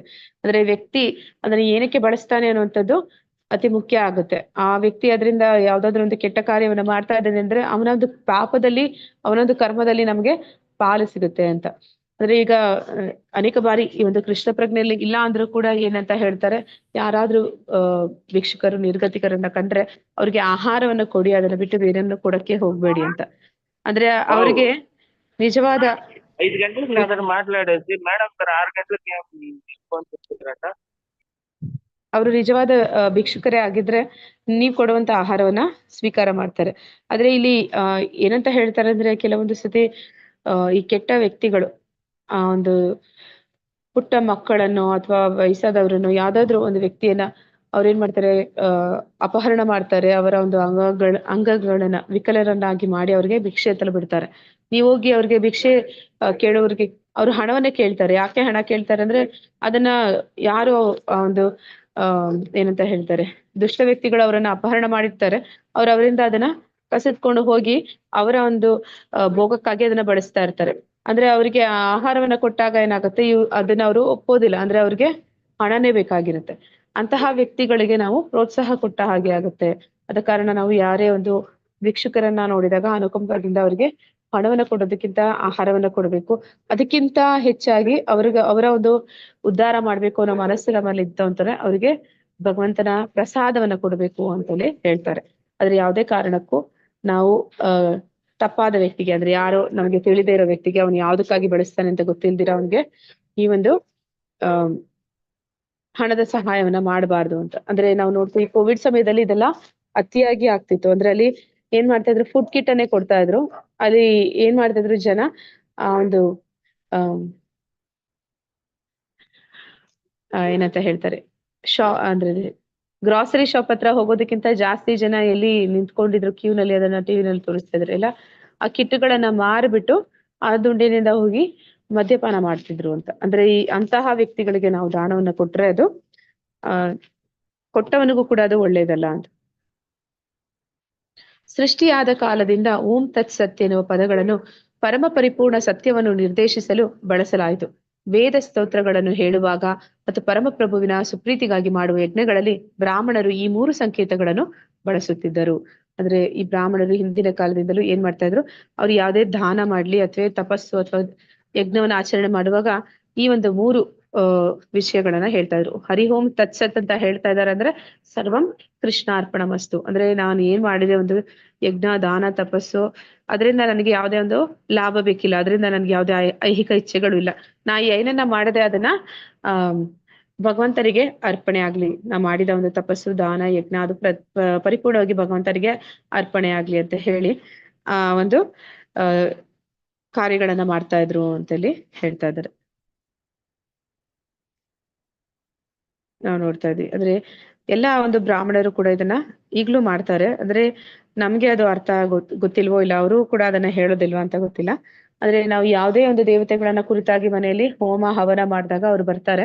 ಬಂದು ಎಲ್ಲಾ ಯಜ್ಞವನ್ನೆಲ್ಲ ಮುಗಿಸಿದ ನಂತರ ಕೊನೆಯಲ್ಲಿ ನೀವು ಮಾಡಿಸಿದ್ದು ಯಾವುದೇ ಒಂದು ದೇವತೆಯನ್ನ ಕುರಿತಾಗಿ ಇರ್ಬೋದು, ಆ ದೇವತೆಗೆ ಅದನ್ನ ಎಲ್ಲ ಹೇಳಿ, ಆ ಮಂತ್ರಗಳನ್ನ ಹೇಳಿ ಕೊನೆಯಲ್ಲಿ ಯಜ್ಞ ಪುರುಷನಿಗೆ ಅರ್ಪಣೆ ಆಗ್ಲಿ ಅಂತ ಹೇಳ್ತಾರೆ. ಯಜ್ಞ ಪುರುಷ ಅಂತಂದ್ರೆ ಅಲ್ಲಿ ಸ್ವತಃ ದೇವೋತ್ತಮ ಪರಮ ಪುರುಷ, ಇಲ್ಲಾಂದ್ರೆ ಅವರು ಕೊನೆಯಲ್ಲಿ ಸರ್ವಂ ಕೃಷ್ಣಾರ್ಪಣ ಮಸ್ತು ಅಂತ ಹೇಳ್ತಾರೆ. ಅಂದ್ರೆ ಅದು ವಾಸ್ತವದಲ್ಲಿ ನಾವು ಏನೇ ಒಂದು ಯಜ್ಞ, ದಾನ, ತಪಸ್ಸನ್ನ ಮಾಡಿದ್ರು ಕೂಡ ಆ ಯಜ್ಞದ ತಪಸ್ಸಿನ ಭೋಕ್ತಾರ ಸ್ವತಃ ಭಗವಂತನೇ ಆಗಿರ್ತಾನೆ.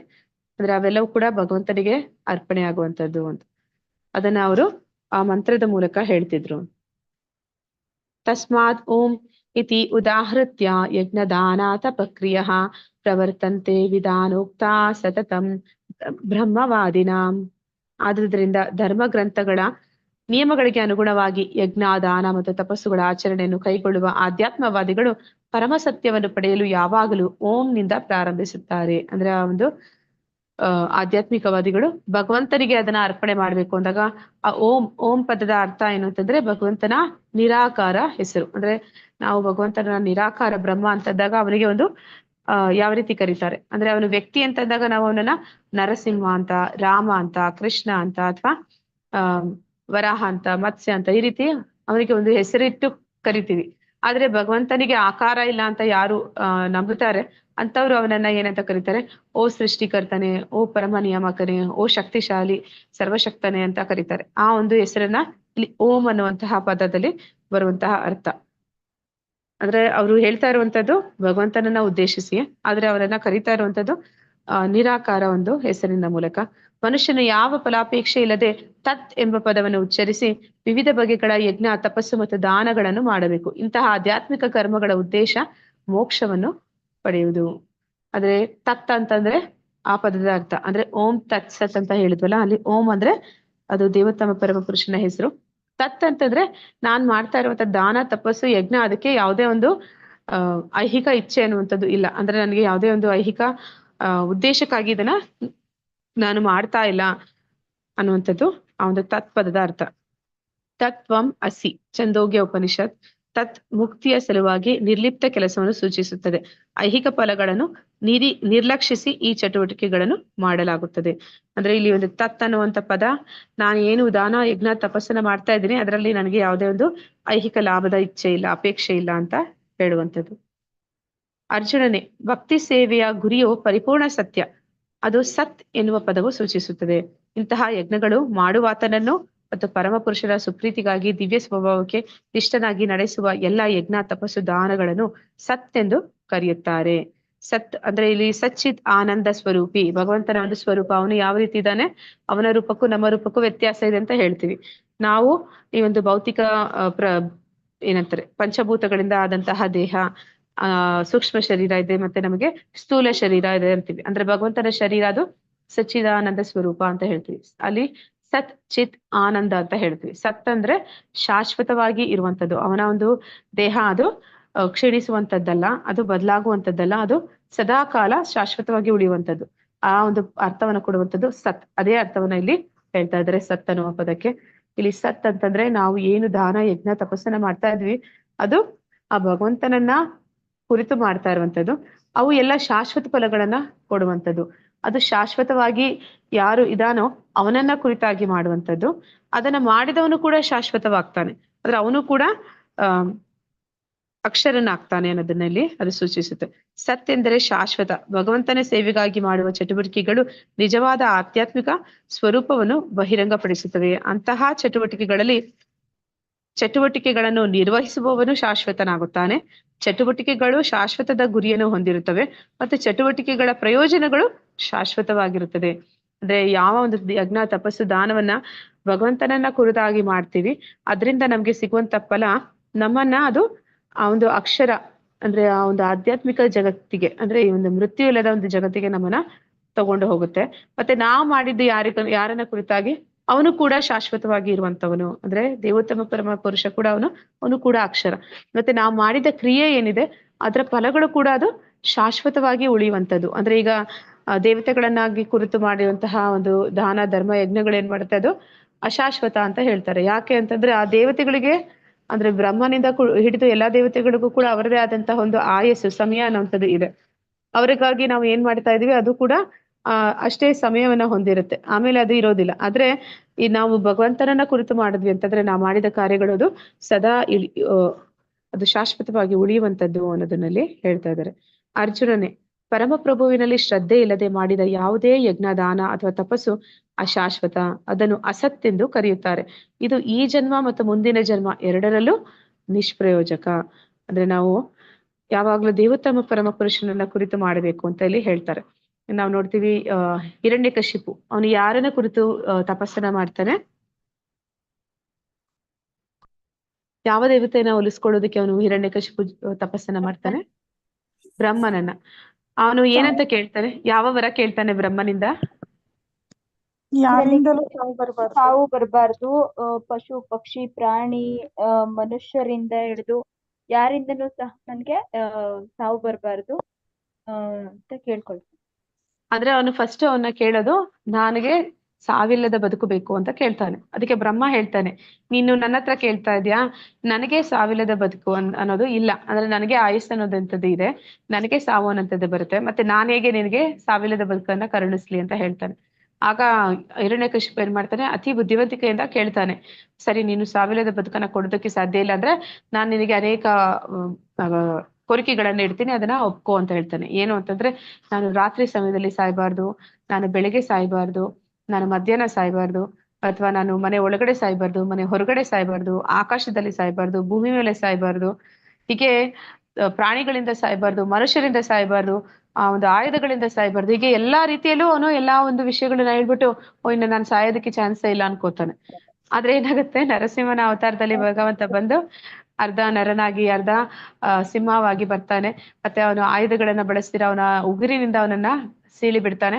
ಆಕಾಶ ಭೂಮಿ ಅಲ್ಲಿ ಇಲ್ಲಿ ಅಂತ ಹೇಳ್ತಾನೆ, ಒಳಗೆ ಹೊರಗೆ ಅಂತ ಅವನು ಹೊಸ್ತಿಲಲ್ಲಿ ಇಟ್ಟು ಅವನನ್ನ ಬಗದು ಬಿಡ್ತಾನೆ. ಹೀಗೆ ಹಿರಣ್ಯಕಶಿಪು ಅವನು ಮಾಡಿದ ಆರಾಧನೆ ತಪಸ್ಸು ಬ್ರಹ್ಮನನ್ನ ಕುರಿತು. ಆದ ಕಾರಣ ಭಗವಂತನಲ್ಲದೆ ಬೇರೆ ಯಾರನ್ನೇ ಕುರಿತು ನಾವು ಏನನ್ನೇ ಪಡ್ಕೊಂಡ್ರು ಅದು ಶಾಶ್ವತವಾದ ಫಲ ಅಲ್ಲ ಅಂತ ಇಲ್ಲಿ ಹೇಳ್ತಾರೆ.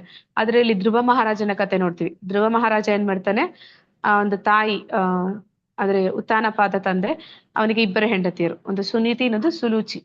ಸುನೀತಿ ಧ್ರುವ ಮಹಾರಾಜನ ತಾಯಿ, ಸುಲೂಚಿ ಬಂದು ಚಿಕ್ಕಮ್ಮ. ಅವಳು ಏನಂತ ಹೇಳ್ತಾಳೆ, ಇವನಿಗೆ ಸುಲೂಚಿಯಲ್ಲಿ ಜಾಸ್ತಿ ಪ್ರೀತಿ ಇರುತ್ತೆ ಉತ್ತಾನಪಾದನಿಗೆ. ಆ ಮಗು ಧ್ರುವ ಮಹಾರಾಜ ತಂದೆ ಹತ್ರ ಪ್ರೀತಿಯಿಂದ ಹೋಗಿ ಅವನ ತೊಡೆ ಮೇಲೆ ಕೂರಕ್ಕೆ ಹೋದ್ರೆ ಅವಳು ಎಳೆದು ಹೇಳ್ತಾಳೆ, ನಿನ್ಗೆ ಇಲ್ಲಿ ಯಾವುದೇ ಒಂದು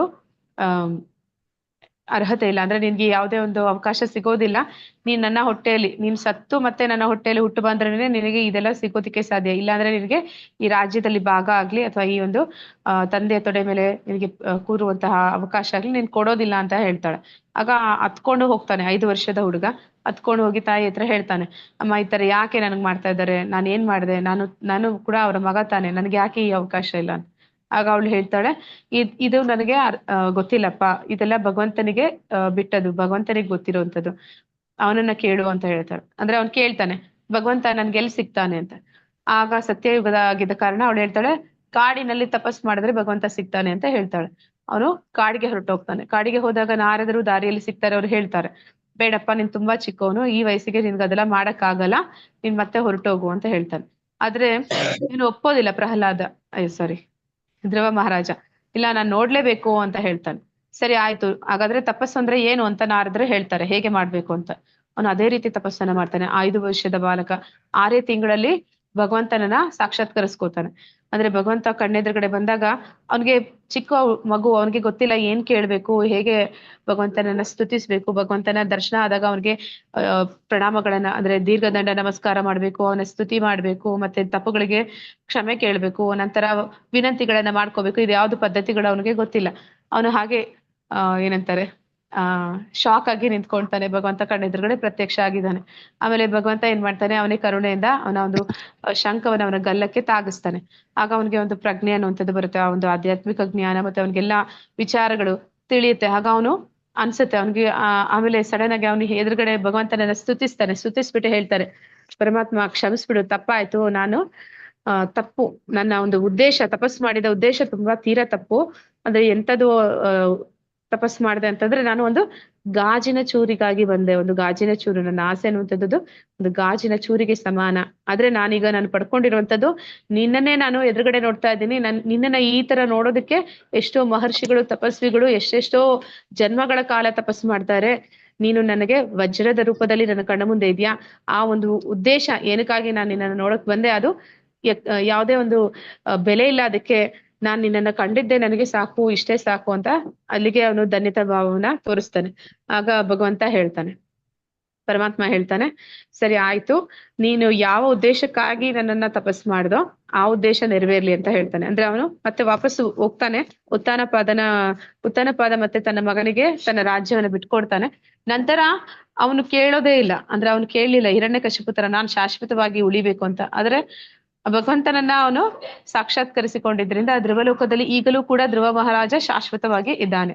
ಅಂದ್ರೆ ದೇವೋತ್ತಮ ಪರಮಪುರುಷನನ್ನಾಗಿ ಕುರಿತು ನಾವು ತಿಳಿದೋ ತಿಳಿದಿರನೋ ಇಲ್ಲ, ಐಹಿಕ ಇಚ್ಛೆ ಇಟ್ಕೊಂಡೋ ಇಲ್ಲ, ಅಂದ್ರೆ ಏನಂತ ಹೇಳ್ತಾರೆ, ಅಕಾಮ ಮೋಕ್ಷ ಕಾಮೋವ ಅಕಾಮ ಸರ್ವಕಾಮ ಮೋಕ್ಷ ಕಾಮ ಉದಾರದಿ ತೀವ್ರೇನ ಭಕ್ತಿ ಯೋಗೇನ ಯಜೇತ ಪುರುಷಂಪರ ಅಂತ ಹೇಳ್ತಾರೆ. ಅಕಾಮ ಅಂತಂದ್ರೆ ಯಾವುದೇ ಆಸೆಗಳು ಇಲ್ದಿರ, ಅಥವಾ ಮೋಕ್ಷ ಕಾಮ ಮೋಕ್ಷವನ್ನ ಇಚ್ಛಿಸಿ, ಅಥವಾ ಇನ್ಯಾವುದೇ ಒಂದು ಇಚ್ಛೆಯನ್ನ ಇಟ್ಕೊಂಡು, ಭೌತಿಕ ಇಚ್ಛೆನ ಇಟ್ಕೊಂಡಾದ್ರೂ ಸರಿ, ನೀನು ಯಾರ ಹತ್ರ ಹೋಗ್ಬೇಕು ಅಂತ ಹೇಳ್ತಾರೆ, ದೇವೋತ್ತಮ ಪರಮ ಪುರುಷನನ್ನ ಆರಾಧನೆ ಮಾಡ್ಬೇಕು. ಆ ರೀತಿ ಮಾಡಿದ್ರೆ ಮಾತ್ರನೇ ನಿನ್ನ ಒಂದು ಉದ್ದೇಶಗಳು ಅದು ಪರಿಪೂರ್ಣ ಆಗೋದಕ್ಕೆ ಸಾಧ್ಯ. ಆ ರೀತಿ ಮಾಡಿದ್ರೆ ನೀನ್ ಯಾವುದೇ ದೇವತೆಗಳನ್ನ ಕುರಿತು ಎಷ್ಟೇ ಪೂಜೆಗಳನ್ನ ಮಾಡಿದ್ರು ಏನೇ ಮಾಡಿದ್ರು ಕೂಡ ಅದರಿಂದ ಬರುವಂತ ಫಲಗಳು ಅದು ಶಾಶ್ವತವಾದದ್ದು ಅಲ್ಲ, ಅವೆಲ್ಲ ಕೂಡ ನಿಷ್ಪ್ರಯೋಜಕ ಅನ್ನೋದನ್ನಲ್ಲಿ ಹೇಳ್ತಾ ಇದ್ದಾರೆ. ಇಲ್ಲಿಗೆ ಇವತ್ತಿನ ಅಧ್ಯಾಯ ಮುಗೀತು. ಏನೆಲ್ಲಾ ವಿಷಯಗಳು ನೋಡಿದ್ವಿ ಅಂದ್ರೆ ಅನಧಿಕೃತ ಪೂಜೆ, ಅದರ ಬಗ್ಗೆ ಪ್ರಶ್ನೆ ಮಾಡ್ತಾನೆ ಅರ್ಜುನ.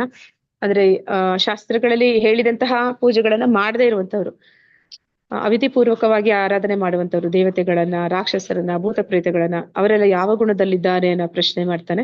ಆಗ ಭಗವಂತ 3 ಗುಣದಲ್ಲಿ ಇರುವಂತಹ ವ್ಯಕ್ತಿಗಳು ಯಾವ್ಯಾವ ರೀತಿಯಲ್ಲಿ ದಾನ, ತಪಸ್ಸು, ಯಜ್ಞ ಮತ್ತೆ ಒಂದು ಆರಾಧನೆ, ಪೂಜೆಗಳನ್ನ ಮಾಡ್ತಾರೆ ಅನ್ನೋದನ್ನ ಹೇಳ್ತಾರೆ. ಮತ್ತೆ ಅವರ ಆಹಾರ ಪದ್ಧತಿಗಳು ಯಾವ ರೀತಿಯದ್ದಾಗಿರುತ್ತೆ ಅದನ್ನ ನಾವು ನೋಡಿದ್ವಿ. ಮತ್ತೆ 3 ರೀತಿಯ ತಪಸ್ಸು, ಮತ್ತೆ 3 ಗುಣಗಳ ತಪಸ್ಸು, 3 ರೀತಿಯಲ್ಲಿ ಮಾಡುವಂತಹ ದಾನಗಳು. ಕೊನೆಯಲ್ಲಿ ನಾವು ನೋಡಿದ್ವಿ ಎಂಥದನ್ನೇ ಮಾಡಿದ್ರು ಕೂಡ ಅದನ್ನ ದೇವೋತ್ತಮ ಪರಮಪುರುಷನಿಗೆ ಅರ್ಪಣೆ ಆಗ್ಬೇಕು. ಅದು ಆಗದೆ ಹೋದ್ರೆ ಅದಕ್ಕೆ ಯಾವುದೇ ಒಂದು ಫಲ ಸಿಗೋದಿಲ್ಲ, ಅದಕ್ಕೆ ಸಿಕ್ಕುವಂತ ಫಲ ಕೂಡ ಅಶಾಶ್ವತವಾದದ್ದು ಅಂತ. ಇಲ್ಲಿಗೆ ಇವತ್ತಿನ ಅಧ್ಯಾಯ ಮುಗೀತು. ಯಾರಿಗಾದ್ರೂ ಪ್ರಶ್ನೆಗಳಿದ್ರೆ ಕೇಳ್ಬೋದು. ಹರೇ ಕೃಷ್ಣ. ವಾಂಛಾಕಲ್ಪತರುಭ್ಯಶ್ಚ ಕೃಪಾ ಸಿಂಧುಭ್ಯ ಏವ ಚ ಪತಿತನಾಂ ಪಾವನೇಭ್ಯೋ ವೈಷ್ಣವೇಭ್ಯೋ ನಮೋ ನಮಃ. ಅನಂತ ಕೋಟಿ ವೈಷ್ಣವರೊಂದಿಗೆ ಜೈ. ನಮಾಚಾರ್ಯ ಹರಿದಾಸ್ ಠಾಕೂರ್ ಕಿ ಜೈ. ಇಲ್ಲಿ ಬಂದಿರುವಂತಹ ಎಲ್ಲ ಭಕ್ತರಿಗೂ ಜೈ. ಹರೇ ಕೃಷ್ಣ. ಪ್ರಶ್ನೆ. ಹಾ ಮಾತಾಜಿ.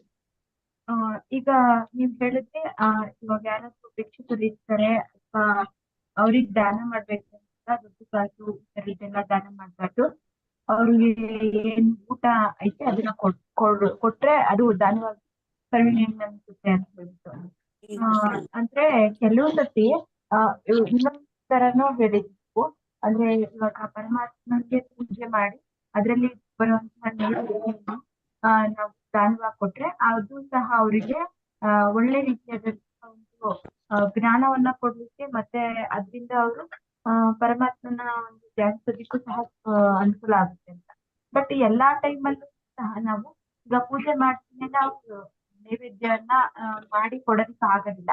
ಈಗ ಎಲ್ಲ ಹೋಗ್ತಾ ಇರ್ತಾರೆ, ಅಶ್ವು ಅಂತ ಬರ್ತಾರೆ, ಅಂತವ್ರಿಗೆ ಮನೇಲಿ ಏನ್ ಮಾಡಿರ್ತೀವೋ ಅದನ್ನ ಅಡಿಗೆನ ಊಟವಾಗಿ ಕೊಟ್ರೆ ಅದು ದಾನ ಅಂತ ಅನ್ಸ್ಕೊಳುತ್ತಾ? ಅಂದ್ರೆ ಮತ್ತೆ ಅದಕ್ಕೆ ಏನಂತ ಹೇಳ್ತಾರೆ ಅಂದ್ರೆ, ಕೃಷ್ಣ ಪ್ರಜ್ಞೆಯಲ್ಲಿರೋರು ನೀವ್ ಏನೇ ತಿಂದ್ರು ಕೂಡ ಭಗವಂತನ ಪ್ರಸಾದ ಮಾತ್ರನೇ ಸ್ವೀಕಾರ ಮಾಡ್ಬೇಕು ಅಂತ. ಅಂದ್ರೆ ಇಲ್ಲಿ ದೀಕ್ಷೆ ಅಂತ ತಗೊಂತಾರೆ. ಅಂದ್ರೆ ಅವರು ಅದೊಂದು ತಪಸ್ಸಿದ್ದ ಹಾಗೆ. ಅಂದ್ರೆ ಅವರು ಪ್ರಮಾಣವನ್ನ ಮಾಡ್ತಾರೆ, ನಾನ್ ಜೀವನ ಇಡೀ ಬರೀ ಭಗವಂತನ ಪ್ರಸಾದ ಅಲ್ಲದೆ ಬೇರೆ ಏನು ತಿನ್ನಲ್ಲ ಅಂತ.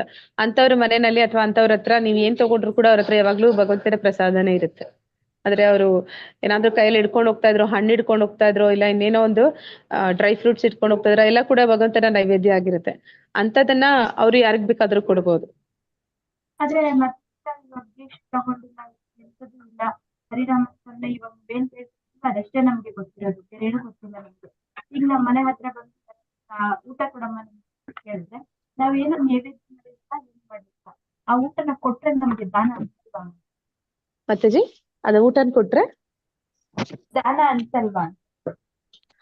ಆದ್ರೆ ಮಾತಾಜಿ ಯಾರು ಭಕ್ತರು ಇರ್ತಾರೆ ಅವ್ರ ಮನೆಯಲ್ಲಿ ಸಾಧಾರಣ ಊಟ ಕೂಡ ಅದು ಯಾವಾಗ್ಲೂ ಅವರು ತಿನ್ನುವ ಪ್ರತಿಯೊಂದು ಆಹಾರ ಕೂಡ ಅದು ನೈವೇದ್ಯ ಆಗಿರುತ್ತೆ ಮಾತಾಜಿ.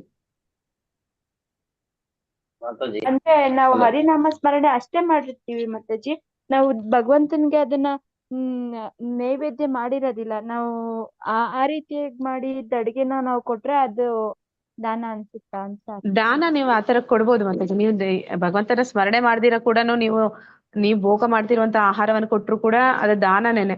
ಆದ್ರೆ ಇಲ್ಲಿ ನೀವು ಅದಕ್ಕೆ ಹೇಳುವಂಥದ್ದು, ನೀವು ಭೌತಿಕವಾಗಿ ಕೊಡೋ ಆಗಿದ್ರು ಕೂಡ ಆಹಾರನೇ ಕೊಡಿ, ಇಲ್ಲ ಆಧ್ಯಾತ್ಮಿಕವಾಗಿ ಯೋಚನೆ ಮಾಡ್ತಾ ಇದ್ರು ಕೂಡ ನೀವು ಭಗವಂತನ ಪ್ರಸಾದವನ್ನ ಕೊಡಿ ಅಂತ.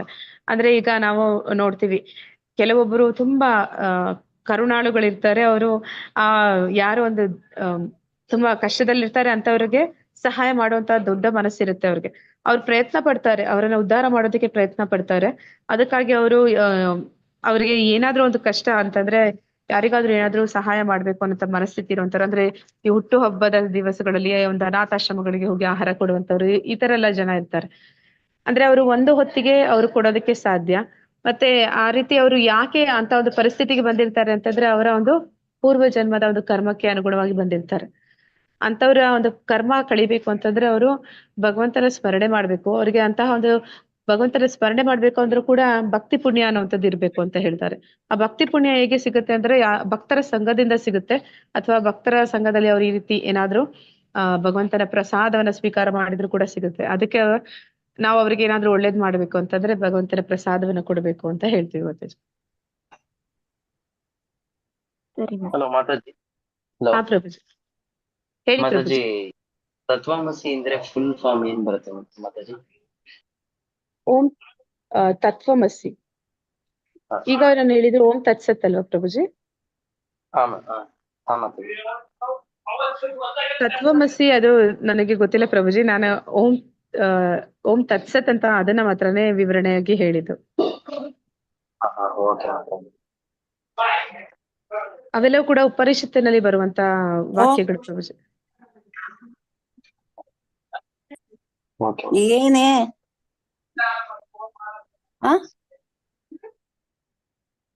ಓಕೆ, ಏನಮ್ಮ ಹಾಗಾದ್ರೆ ಕ್ವಿಸ್ ಕೇಳೋಣವಾ? ಹರೇ ಕೃಷ್ಣ. ಎಲ್ಲರೂ ಕ್ವಿಸ್ ಅಟೆಂಡ್ ಮಾಡ್ತಾ ಇದ್ದೀರಾ ಅಲ್ವಾ? ಆದ್ರೆ ನನ್ನ ಹತ್ರ ಅಲ್ಲ, ಅಲ್ಲಿ ಆನ್ಲೈನ್ ಅಲ್ಲಿ. ಮಾತಾಜಿ ಇವತ್ತಿಂದ ಓಪನ್ ಆಗ್ತಿಲ್ಲ ಅದು ಕ್ವಿಜ್. ಲಾಸ್ಟ್ ಇಂದ 15 ಇದೆಯಲ್ಲ, ಅದು ಕ್ಲಿಕ್ ಮಾಡಿದ್ರೆ ಏನು ವರ್ಕ್ ಆಗ್ತಿಲ್ಲ. ಆದ್ರೆ ಪ್ರಭುಜಿ ನೀವು 15 ವರೆಗೂ ಮಾಡಿ, ಈಗ ಅಲ್ಲಿಂದ ಓಪನ್ ಆಗ್ತಾ ಇಲ್ವಾ ಪ್ರಭುಜಿ? ಓಪನ್ ಆಗ್ತಿಲ್ಲ ಮಾತಾಜಿ. ಅದೇ ಅಧ್ಯಾಯ 1 ಅಧ್ಯಾಯ 2 ಅಂತ ಬರ್ತಿದೆ. ಅಲ್ಲಿಂದ ಇವಾಗ ಹೋಗಿ ಕ್ಲಿಕ್ ಮಾಡಿದ್ರೆ ಅವಾಗ ಎಲ್ಲೋ ಬರ್ತಿತ್ತು ನಾವು ಕ್ವಿಜ್ ಕಂಪ್ಲೀಟ್ ಮಾಡಿದ್ರೆ. ಅದೇನು ಅಂದ್ರೆ ಪ್ರಭುಜಿ ಅದು ನನ್ಗೂ ಆತರ ಒಂದ್ಸತಿ ಆಯ್ತು ಪ್ರಭುಜಿ. ಆತರ ಆಗಿದಾಗ ನಾನು ಏನ್ ಮಾಡಿದ್ರೆ ಮತ್ತೆ ಹೋಗಿ ನಾನು ತಿರುಗಿ ನಂದು ಲಾಗಿನ್ ಆಗಿ ಮತ್ತೆ ಅದೇ ಇಮೇಲ್ ID ಮತ್ತೆ ಪಾಸ್ವರ್ಡ್ ಕೊಟ್ಟೆ, ಆಗ ಬಂತು ನನಗೂ ಹಾಗೆ ಆಯ್ತು. ನಾನ್ ನಿಮ್ಗೆ ಒಂದ್ಸತಿ ಒಂದಿನ ಮಾಡಕ್ ಆಗಿರ್ಲಿಲ್ಲ ಅದ್ರಿಂದ. ಲಾಗಿನ್ ಆಗೋದು ಯಾವ ತರ ಅಂತ ಗೊತ್ತಾಗ್ತಿಲ್ಲ. ಆದ್ರೆ ನೀವು ಹೊರಗಡೆ ಬನ್ನಿ ಪ್ರಭುಜಿ, ಅದು ಲಾಗ್ಔಟ್ ಆಗಿ ಮತ್ತೆ ತಿರುಗಿ ನೀವು ಎನ್ರೋಲ್ ಆಗುವಾಗ ಕೊಟ್ರಲ್ಲ ಅದನ್ನ ಕೊಡಿ. ಆದ್ರೆ ನಿಮ್ದು ಅಲ್ಲಿ ಇರುತ್ತೆ, ನಿಮ್ದು ಸೇವ್ ಆಗಿರುತ್ತದು. ಮತ್ತೆ ಎಲ್ಲಿ 15 ವರೆಗೂ ಆಗಿತ್ತಲ್ಲ ಅಲ್ಲಿಂದ ನೀವು ಮುಂದುವರಿಸಬಹುದು. ಯಾಕೆ ಓದ್ತಿಲ್ಲಪ್ಪ? ಈಗ ಹೋಗ್ಬೇಕು ಮಾತಾಜಿ ಇನ್ನೊಂದ್ಸರಿ ಕೊಡಿ ಅದು. ಮಾತಾಜಿ ಇನ್ನೊಂದ್ಸರಿ ಕೊಡಿ ಅದು. ಯಾವ್ದು ಓಪನ್ ಆಗ್ತಾ ಇಲ್ಲ ನಮ್ಗುನು. ಲಿಂಕಾ ಮಾತಾಜಿ? ಲಿಂಕ್ ಇನ್ನೊಂದ್ಸರಿ ಕೊಡಿ ಈಗ. ಓಕೆ, ಒಂದ್ ನಿಮಿಷ. ಫಸ್ಟ್ ಇಂದ ಕೊಡಿ. ಫಸ್ಟ್ ಇಂದಾನು ಕೊಡಿ ಮಾತಾಜಿ. ಒಂದು ಓಪನ್ ನಮ್ಗ ಆಗ್ತಾ ಇಲ್ಲ, ಒಂದು ಮಾಡಿಲ್ಲ. ಅಂದ್ರೆ ಮಾತಾಜಿ ನೀವು ಅದು ಒಂದೇ ಲಿಂಕು, ಅದು ಫಸ್ಟ್ ಇಂದಾನೇ ಸ್ಟಾರ್ಟ್ ಆಗುತ್ತೆ. ನಾನು ಈಗ ಚಾಟ್ ಅಲ್ಲಿ ಹಾಕ್ತೀನಿ, ಅದನ್ನ ಕಾಪಿ ಮಾಡಿ ನೀವು ನಿಮ್ಮ ವಾಟ್ಸ್ಆಪ್ ಅಲ್ಲಿ ಪೇಸ್ಟ್ ಮಾಡ್ಕೊಳ್ಳಿ. ಆಮೇಲೆ ಅದನ್ನ ಓಪನ್ ಮಾಡಿ ಟ್ರೈ ಮಾಡಿ ಮಾತಾಜಿ, ಹೇಳ್ತೀನಿ. ಮಾತಾಜಿ ಒಂದ್ ನಿಮಿಷ. ಇವಾಗ ನಾವು ಲಾಗಿನ್ ಆಗಿದ್ದು ಮತ್ತೆ ಹಂಗೆ ಲಾಗ್ಔಟ್ ಆಗಿ ಲಾಗಿನ್ ಆದವು. ಅದನ್ನ ನಾನು ನಿಮ್ಗೆ ವಾಟ್ಸ್ಆಪ್ ಅಲ್ಲಿ ಕಳಿಸ್ತೀನಿ ಮಾತಾಜಿ. ಆ ತರ ಶೋ ಆಗ್ತಿದೆ. ಹಾಗೆ ಕಳಿಸ್ತೀನಿ ನೋಡಿ ಮಾತಾಜಿ.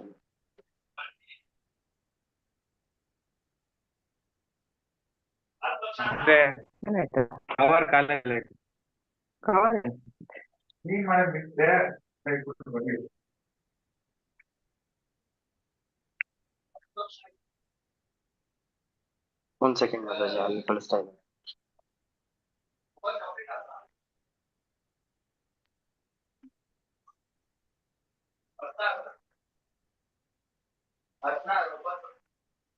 ನೋಡಿ ಮಾತಾಜಿ, ಫೋಟೋ ಬಂದಿದೆ ನೋಡಿ ಮಾತಾಜಿ. ಏನ್ ಬರ್ತದೆ ಅಂದ್ರೆ you do not currently content ಅಂತ ಬರ್ತಾ ಇದೆ. ಹಾ ಮಾತಾಜಿ, ಸೇಮ್ ಇದೇ ತರ ನನಗೂ ಬಂತು.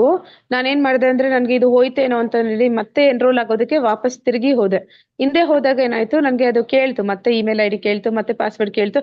ಮತ್ ನೋಡಿದ್ರೆ ಎಲ್ಲ ಹಾಗೆ ಇತ್ತು. ನಾನು ಎಲ್ಲಿವರೆಗೂ ಮಾಡಿದ್ದೆ ಅಲ್ಲಿವರೆಗೂ ಇತ್ತು. ಮತ್ತೆ ಅಲ್ಲಿಂದ ನನಗೆ ಮುಂದುವರಿಸಿದೆ. ಇಲ್ಲಾಂದ್ರೆ ನಂದು ಹೀಗೆ ಅದು ಓಪನೇ ಆಗ್ತಾ ಇರ್ಲಿಲ್ಲ. ಅಂದ್ರೆ ನೀವೇನ್ ಹೇಳ್ತಾ ಇರೋದು ಲಾಗಿನ್ ಟು ಎನ್ರೋಲ್ ಅಂತ ಆಯ್ತಲ್ಲ, ಅದನ್ನ ಮತ್ತೆ ಮಾಡಿದೆ ನಾನು ಮತ್ತೆ ಎನ್ರೋಲ್ ಆದೆ. ಎನ್ರೋಲ್ ಅಂದ್ರೆ ಆಲ್ರೆಡಿ ನಾವ್ ಆಗಿರ್ತೀವಿ. ತಿರ್ಗಿ ಇನ್ನೊಂದ್ಸತಿ ಇಮೇಲ್ ID ಅದೇ ಕೊಟ್ಟು ಪಾಸ್ವರ್ಡ್ ಕೊಟ್ಟಾಗ ಏನಾಯ್ತು, ತಿರ್ಗಿ ಎಲ್ಲ ಓಪನ್ ಆಗಿ ತಿರ್ಗಿ ಎಲ್ಲ ವಾಪಸ್ ಬಂತು. ಇದೇನು ತಗೋತಾನೆ ಇಲ್ಲ ಮಾತಾಜಿ. ಲಾಗಿನ್ ಅಂತಾನು ಕೊಟ್ವಿ. ನಿಮ್ಗೂ ಅದೇ ತರ ಆಗ್ತಿದ್ಯಾ ಮಾತಾಜಿ? ಲಿಂಕ್ ಕೊಟ್ಬಿಡಿ. ಅದೇ ತರ ಆಗ್ತಿದೆ ಮಾತಾಜಿ. ಮಾತಾಜಿ ಪ್ರಭುಗೆ ಕೇಳ್ದೆ, ಯಾಕೆ ಪ್ರಭುಜಿ? ನೆಟ್ವರ್ಕ್ ಇಶ್ಯೂ ಇದೆ, ಒಂದ್ ಸ್ವಲ್ಪ ಚೆಕ್ ಮಾಡಿ ಹೇಳ್ತೀನಿ ಅಂತ ಹೇಳಿದ್ರು ಮಾತಾಜಿ. ಹೌದಾ ಪ್ರಭುಜಿ? ಇಲ್ಲ ಪ್ರಭುಜಿ, ನೆಟ್ವರ್ಕ್ ಇಶ್ಯೂ ಏನಿಲ್ಲ. ನನ್ಗೆ ಇವತ್ತು ಓಪನ್ ಆಯ್ತು. ಆದ್ರೆ ನನ್ಗೆ ಒಂದ್ಸತಿ ಆಯ್ತು ನೀವು ಹೇಳ್ದಾಗೆ. ಯಾವ್ದೋ ಒಂದು ಚಾಪ್ಟರ್ 15 ಅನ್ಸುತ್ತೆ, ಪ್ರಾಬ್ಲಮ್ ಇನ್ ವೆಬ್ಸೈಟ್ ಅಂತ ಕಳ್ಸಿದ್ದಾರೆ ಮಾತಾಜಿ. ಓ ಹಾಗಾದ್ರೆ ನಿಮ್ಗೆ ಆಮೇಲೆ ಇನ್ಯಾವಾಗಾದ್ರೂ ಟ್ರೈ ಮಾಡಿ ಪ್ರಭುಜಿ. ಅಂದ್ರೆ ಇವತ್ತು ನನಗಾಯ್ತದು, ಈಗ ನನ್ನ ಹತ್ರ ಇರೋದು ನಾ ಕೇಳ್ತೇನೆ ಪ್ರಭುಜಿ.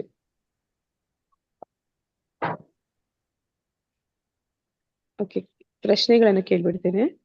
ವೈದಿಕ ಸಾಹಿತ್ಯದಲ್ಲಿ ದಾನದ ಬಗ್ಗೆ ಏನು ಹೇಳಲಾಗಿದೆ? ಮಾಂಸ ತಿನ್ನಲು ಬಯಸುವ ವ್ಯಕ್ತಿಗೆ ದಾನ ನೀಡಬೇಕು, ನಶೆಯಲ್ಲಿ ಇರುವ ವ್ಯಕ್ತಿಗೆ ದಾನವನ್ನು ನೀಡಬೇಕು, ಜೂಜಿಗಾಗಿ ಒಬ್ಬ ವ್ಯಕ್ತಿಗೆ ದಾನ ನೀಡಬೇಕು, ಆಧ್ಯಾತ್ಮಿಕ ಚಟುವಟಿಕೆಗಳಲ್ಲಿ ತೊಡಗಿರುವ ವ್ಯಕ್ತಿಗೆ ದಾನವನ್ನ ನೀಡಬೇಕು. ನಾವು ಯಾರಿಗೆ ದಾನವನ್ನ ನೀಡಬೇಕು? ಆಧ್ಯಾತ್ಮಿಕ ಚಟುವಟಿಕೆಗಳಲ್ಲಿ ದಾನ ನೀಡಬೇಕು. ದೇಹವು ಆಚರಿಸುವ ತಪಸ್ಸು ಮತ್ತು ತಪಸ್ಸುಗಳು ಯಾವುವು? ಓಕೆ, ಅಂದ್ರೆ ದೈಹಿಕ ತಪಸ್ಸಿನ ಬಗ್ಗೆ ಕೇಳ್ತಾ ಇದ್ದಾರೆ. ಒಬ್ಬನು ದೇವರಿಗೆ ಅಥವಾ ದೇವತೆಗಳಿಗೆ ಪರಿಪೂರ್ಣ ಅರ್ಹ ಬ್ರಾಹ್ಮಣರಿಗೆ ಮತ್ತು ಆಧ್ಯಾತ್ಮಿಕ ಗುರುಗಳಿಗೆ ಮತ್ತು ತಂದೆ ತಾಯಿ ಅಥವಾ ವೈದಿಕ ಜ್ಞಾನವನ್ನು ಹೊಂದಿರುವ ಯಾವುದೇ ವ್ಯಕ್ತಿಗೆ ಗೌರವವನ್ನು ಅರ್ಪಿಸಬೇಕು ಅಥವಾ ಅರ್ಪಿಸಲು ಕಲಿಯಬೇಕು. ಅಗತ್ಯವಿರುವವರಿಗೆ ದಾನ ಮಾಡಲು ಪ್ರಾರಂಭಿಸಬೇಕು. ಅತ್ಯಂತ ಏಕಾಂತ ಸ್ಥಳದಲ್ಲಿ ಭಗವಂತನನ್ನು ಧ್ಯಾನಿಸಲು ಪ್ರಾರಂಭಿಸಬೇಕು. ಒಬ್ಬರು ಎಲ್ಲಾ ಭಗವದ್ಗೀತೆಯ ಶ್ಲೋಕಗಳನ್ನು ಮತ್ತು ಶ್ರೀಮದ್ ಭಾಗವತದ ಶ್ಲೋಕಗಳನ್ನು ಕಲಿಯಲು ಪ್ರಾರಂಭಿಸಬೇಕು. ದೈಹಿಕ ತಪಸ್ಸು ಅಂದ್ರೆ ಏನು ಅಂತ? ಮೊದಲನೇದು ಅಂದ್ರೆ ಗುರು ಹಿರಿಯರಿಗೆ, ಭಗವಂತನಿಗೆ ಮತ್ತೆ ಬ್ರಾಹ್ಮಣರಿಗೆ, ತಂದೆ ತಾಯಿಗೆ ಗೌರವಗಳನ್ನ ಸಲ್ಲಿಸುವಂಥದ್ದು. ಪ್ಯಾಷನ್ ಮೋಡ್ ಅಂದ್ರೆ ಇಲ್ಲಿ ಇದು ರಜೋಗುಣದ ಬಗ್ಗೆ ಹೇಳ್ತಾ ಇದ್ದಾರೆ. ರಜೋಗುಣದಲ್ಲಿ ಇರುವವರು ಯಾವ ರೀತಿಯ ಆಹಾರವನ್ನ ತಿನ್ನುತ್ತಾರೆ? ರಸಭರಿತ, ಕೊಬ್ಬಿನ, ಆರೋಗ್ಯಕರ ಮತ್ತು ಹೃದಯಕ್ಕೆ ಆಹ್ಲಾದಕರವಾದ ಆಹಾರಗಳನ್ನ ತಿಂತಾರ? ತುಂಬಾ ಕಹಿ, ತುಂಬಾ ಹುಳಿ, ಉಪ್ಪು, ಬಿಸಿ, ಕಟುವಾದ, ಒಣ ಮತ್ತು ಸುಡುವ ಆಹಾರವನ್ನ ಇಷ್ಟಪಡ್ತಾರ? ಅಥವಾ ತಿನ್ನುವ 3 ಗಂಟೆಗಳಿಗಿಂತ ಹೆಚ್ಚು ಮೊದಲು ತಯಾರಿಸಿದ ಆಹಾರ, ರುಚಿ ಇಲ್ಲದ ಕೊಳೆತ ಆಹಾರ, ಅವಶೇಷಗಳು ಮತ್ತು ಅಸ್ಪೃಶ್ಯ ವಸ್ತುಗಳನ್ನು ಒಳಗೊಂಡಿರುವ ಆಹಾರವನ್ನ ಇಷ್ಟಪಡ್ತಾರ? ಅಥವಾ ದ್ರವ ಆಹಾರವನ್ನು ಮಾತ್ರ ಸ್ವೀಕಾರ ಮಾಡ್ತಾರ? ಅಂದ್ರೆ ರಜೋಗುಣದ ವ್ಯಕ್ತಿಗಳು. ಮೂರು ಗಂಟೆಗಳ ಅಲ್ಲ ಮತ್ತೆ ರಜೋಗುಣ ಅಂತಂದ್ರೆ ಅವರು ಫಾಸ್ಟ್ ಫುಡ್ ಇಷ್ಟಪಡೋರು. ಅಂದ್ರೆ ಅವ್ರಿಗೆ ತುಂಬಾ ಕಹಿ, ಉಪ್ಪು, ಹುಳಿ, ಖಾರ, ಸುಡ್ತಾ ಇರುವಂತ ಬಿಸಿ ಬಿಸಿ ಆಹಾರ ಇಷ್ಟಪಡೋರು. ಇಲ್ಲ ಮತ್ತಾಜಿ, ಊಟ ಮಾಡಕ್ ಮೊದ್ಲೇ ಮೂರ್ ಗಂಟೆ ಮೊದ್ಲೇ ತಯಾರು ಮಾಡಿದ ಅದು ಆಹಾರ ಹೇಳಿದ್ರಲ್ಲ, ಅದು ಸತ್ವಗುಣದ ಆಹಾರ. ಅಂದ್ರೆ 3 ಗಂಟೆಗೆ ಮುಂಚೆ ಮಾಡಿದ್ರೆ ಸತ್ವಗುಣ, 3 ಗಂಟೆ ಆದ್ಮೇಲೆ ಮಾಡಿದ್ರೆ ಅದು ತಮೋಗುಣದ ಆಹಾರ. ಈಗ ಒಳ್ಳೆತನದ ವಿಧಾನದಿಂದ ಅಂದ್ರೆ ಸತ್ವಗುಣದಲ್ಲಿ ಇರುವಂತವ್ರು ಯಾವ ರೀತಿಯ ಆಹಾರವನ್ನ ತಿಂತಾರೆ? ಸತ್ವಗುಣದಲ್ಲಿ ಇರುವಂತವ್ರು ರಸಭರಿತ, ಕೊಬ್ಬಿನ, ಆರೋಗ್ಯಕರ ಮತ್ತು ಹೃದಯಕ್ಕೆ ಆಹ್ಲಾದವನ್ನು ಉಂಟುವಂತಹ ಆಹಾರವನ್ನ ಸ್ವೀಕಾರ ಮಾಡ್ತಾರ? ತುಂಬಾ ಕಹಿ, ಉಪ್ಪು, ಹುಳಿ, ಬಿಸಿಯಾದ ಆಹಾರವನ್ನ ಇಷ್ಟಪಡ್ತಾರ? ಅಥವಾ 3 ಗಂಟೆಗಳು ಆಗಿ ಅಡುಗೆ ಮಾಡಿ 3 ಗಂಟೆ ಆಗೋಗಿರುವಂತಹ ರುಚಿ ಇಲ್ಲದ ಕೊಳೆತ ವಸ್ತುಗಳು, ಅಸ್ಪೃಶ್ಯ ವಸ್ತುಗಳನ್ನು ಆಹಾರ? ಹೃದಯಕ್ಕೆ ರಸಭರಿತ, ಕೊಬ್ಬಿನ, ಆರೋಗ್ಯಕರ, ಹೃದಯಕ್ಕೆ ಆಹ್ಲಾದವಾದ ಆಹಾರವನ್ನ ಸ್ವೀಕಾರ ಮಾಡ್ತಾರೆ. ಯಾರನ್ನು ಸಾಧು ಎಂದು ಕರೆಯುತ್ತಾರೆ? ಕೃಷ್ಣ ಪ್ರಜ್ಞೆಯ ಚಟುವಟಿಕೆಗಳ ಸಂಪೂರ್ಣ ಪ್ರಜ್ಞೆಯುಳ್ಳವನು, ಉತ್ಸಾಹದ ಕ್ರಮದಲ್ಲಿ ತಿನ್ನುವವನು, ಒಬ್ಬ ಪ್ರಾಣಿ ಪ್ರೇಮಿ, ವೈಜ್ಞಾನಿಕತೆಯಲ್ಲಿ ತೊಡಗಿರುವವರು. ಯಾರು ಸಾಧು? ಪ್ರಾಣಿ ಪ್ರೇಮಿ. ಕೃಷ್ಣ ಪ್ರಜ್ಞೆಯ ಚಟುವಟಿಕೆಗಳಲ್ಲಿ ಸಂಪೂರ್ಣವಾಗಿ ತೊಡಗಿಕೊಂಡಿರುವನು. ಯಾವ ರೀತಿಯ ಜನರು ಮೂರ್ಖರು? ಭಗವಂತನ ಪವಿತ್ರ ನಾಮಗಳನ್ನು ಪ್ರತಿದಿನ ಜಪಿಸುವವರು, ಭಗವಂತನನ್ನು ಧ್ಯಾನಿಸುವವರು, ದೇವತೆಗಳು ಮತ್ತು ಪೂರ್ವಜರನ್ನು ಪೂಜಿಸುವವರು, ಎಲ್ಲಾ ರೀತಿಯ ತ್ಯಾಗ ಅಥವಾ ಆಹಾರ ಅಥವಾ ದಾನವನ್ನು ಒಂದೇ ಎಂದು ಪರಿಗಣಿಸುವವರು ಮತ್ತು ತಾರತಮ್ಯ ಮಾಡದೇ ಇರುವಂತವರು. ಯಾರು ಮೂರ್ಖರು? ಹರೇ ಕೃಷ್ಣ. ಭಗವಂತನ ಪವಿತ್ರ ನಾಮಗಳನ್ನು ಪ್ರತಿದಿನ ಜಪಿಸುವವರ, ಭಗವಂತನನ್ನ ಧ್ಯಾನಿಸುವವರ, ಅಥವಾ ದೇವತೆಗಳಿಗೆ ಅಥವಾ ಪೂರ್ವಜರಿಗೆ ಪೂಜೆಯನ್ನು ಮಾಡುವವರ, ಅಥವಾ ಎಲ್ಲಾ ರೀತಿಯ ತ್ಯಾಗ, ಆಹಾರ ಅಥವಾ ದಾನ ಒಂದೇ ಎಂದು ತಿಳಿಯುವಂತವ್ರು, ಯಾವುದೇ ಒಂದು ತಾರತಮ್ಯ ಮಾಡದೇ ಇರುವಂತವ್ರು.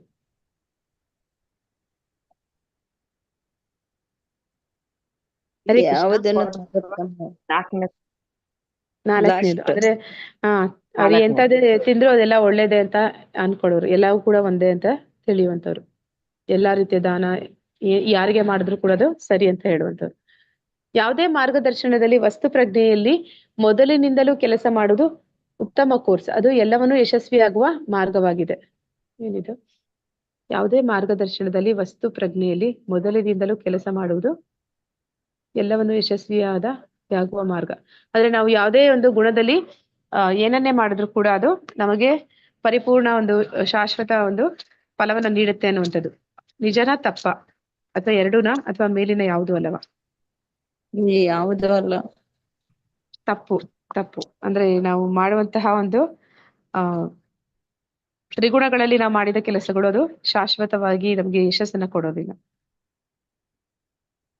ಅವರು ಪರಮಾತ್ಮನನ್ನು ಗುರಿಯಾಗಿಸಿಕೊಂಡಾಗ ಓಂ ತತ್ಸತ್ ಏನನ್ನು ಸೂಚಿಸುತ್ತದೆ?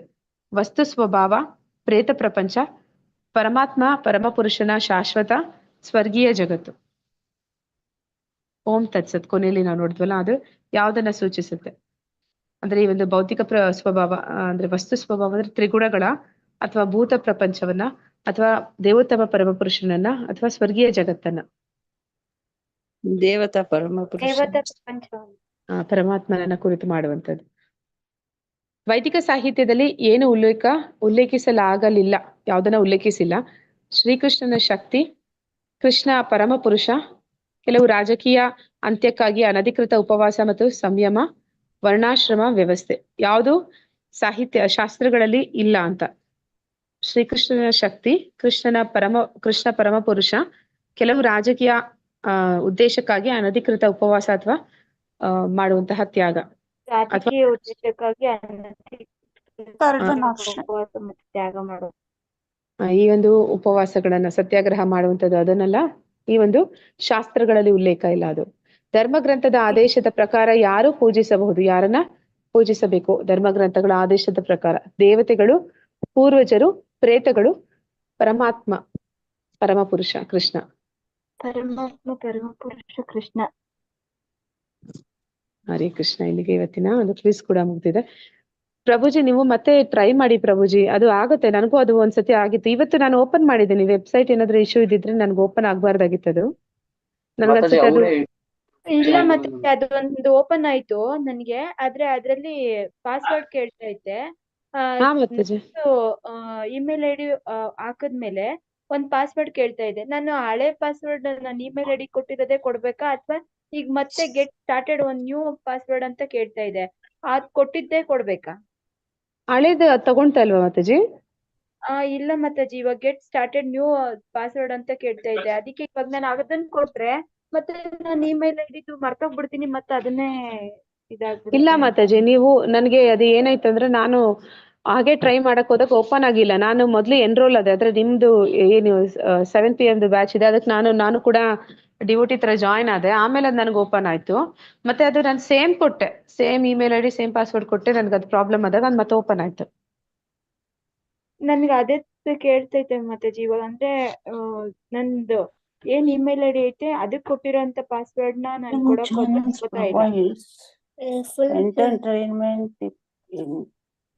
ಇನ್ಫಾರ್ಮೇಶನ್ ಮತ್ತೆ ಹೊಸ ಪಾಸ್ವರ್ಡ್ ಬರ್ತಾ ಇದೆ, ಅದನ್ನ ಕೊಡ್ಬೇಕಾ ಅಂತ ನಂಗೆ ಅರ್ಥ ಆಗ್ತಿಲ್ಲ. ಅದಕ್ಕೆ ಸುಮ್ಮನೆ. ಇಲ್ಲಾಂದ್ರೆ ಏನ್ ಮಾಡಿ ಮಾತಾಜಿ, ಮತ್ತೆ ಇಮೇಲ್ ಐಡಿ ಯಾವ್ದಾದ್ರು ನಿಮ್ಮ ಹತ್ರ ಇನ್ನೊಂದು ಇದ್ರೆ ಎರಡನೇದು ಅದನ್ನ ಟ್ರೈ ಮಾಡಿ ನೋಡಿ. ಇಲ್ಲ ಯಾರ್ದಾದ್ರು ಬೇರೆಯೊಬ್ರದ್ದು, ನಿಮ್ಮ ಮನೆಯವ್ರದ್ದು ಇರ್ಬೇಕದು.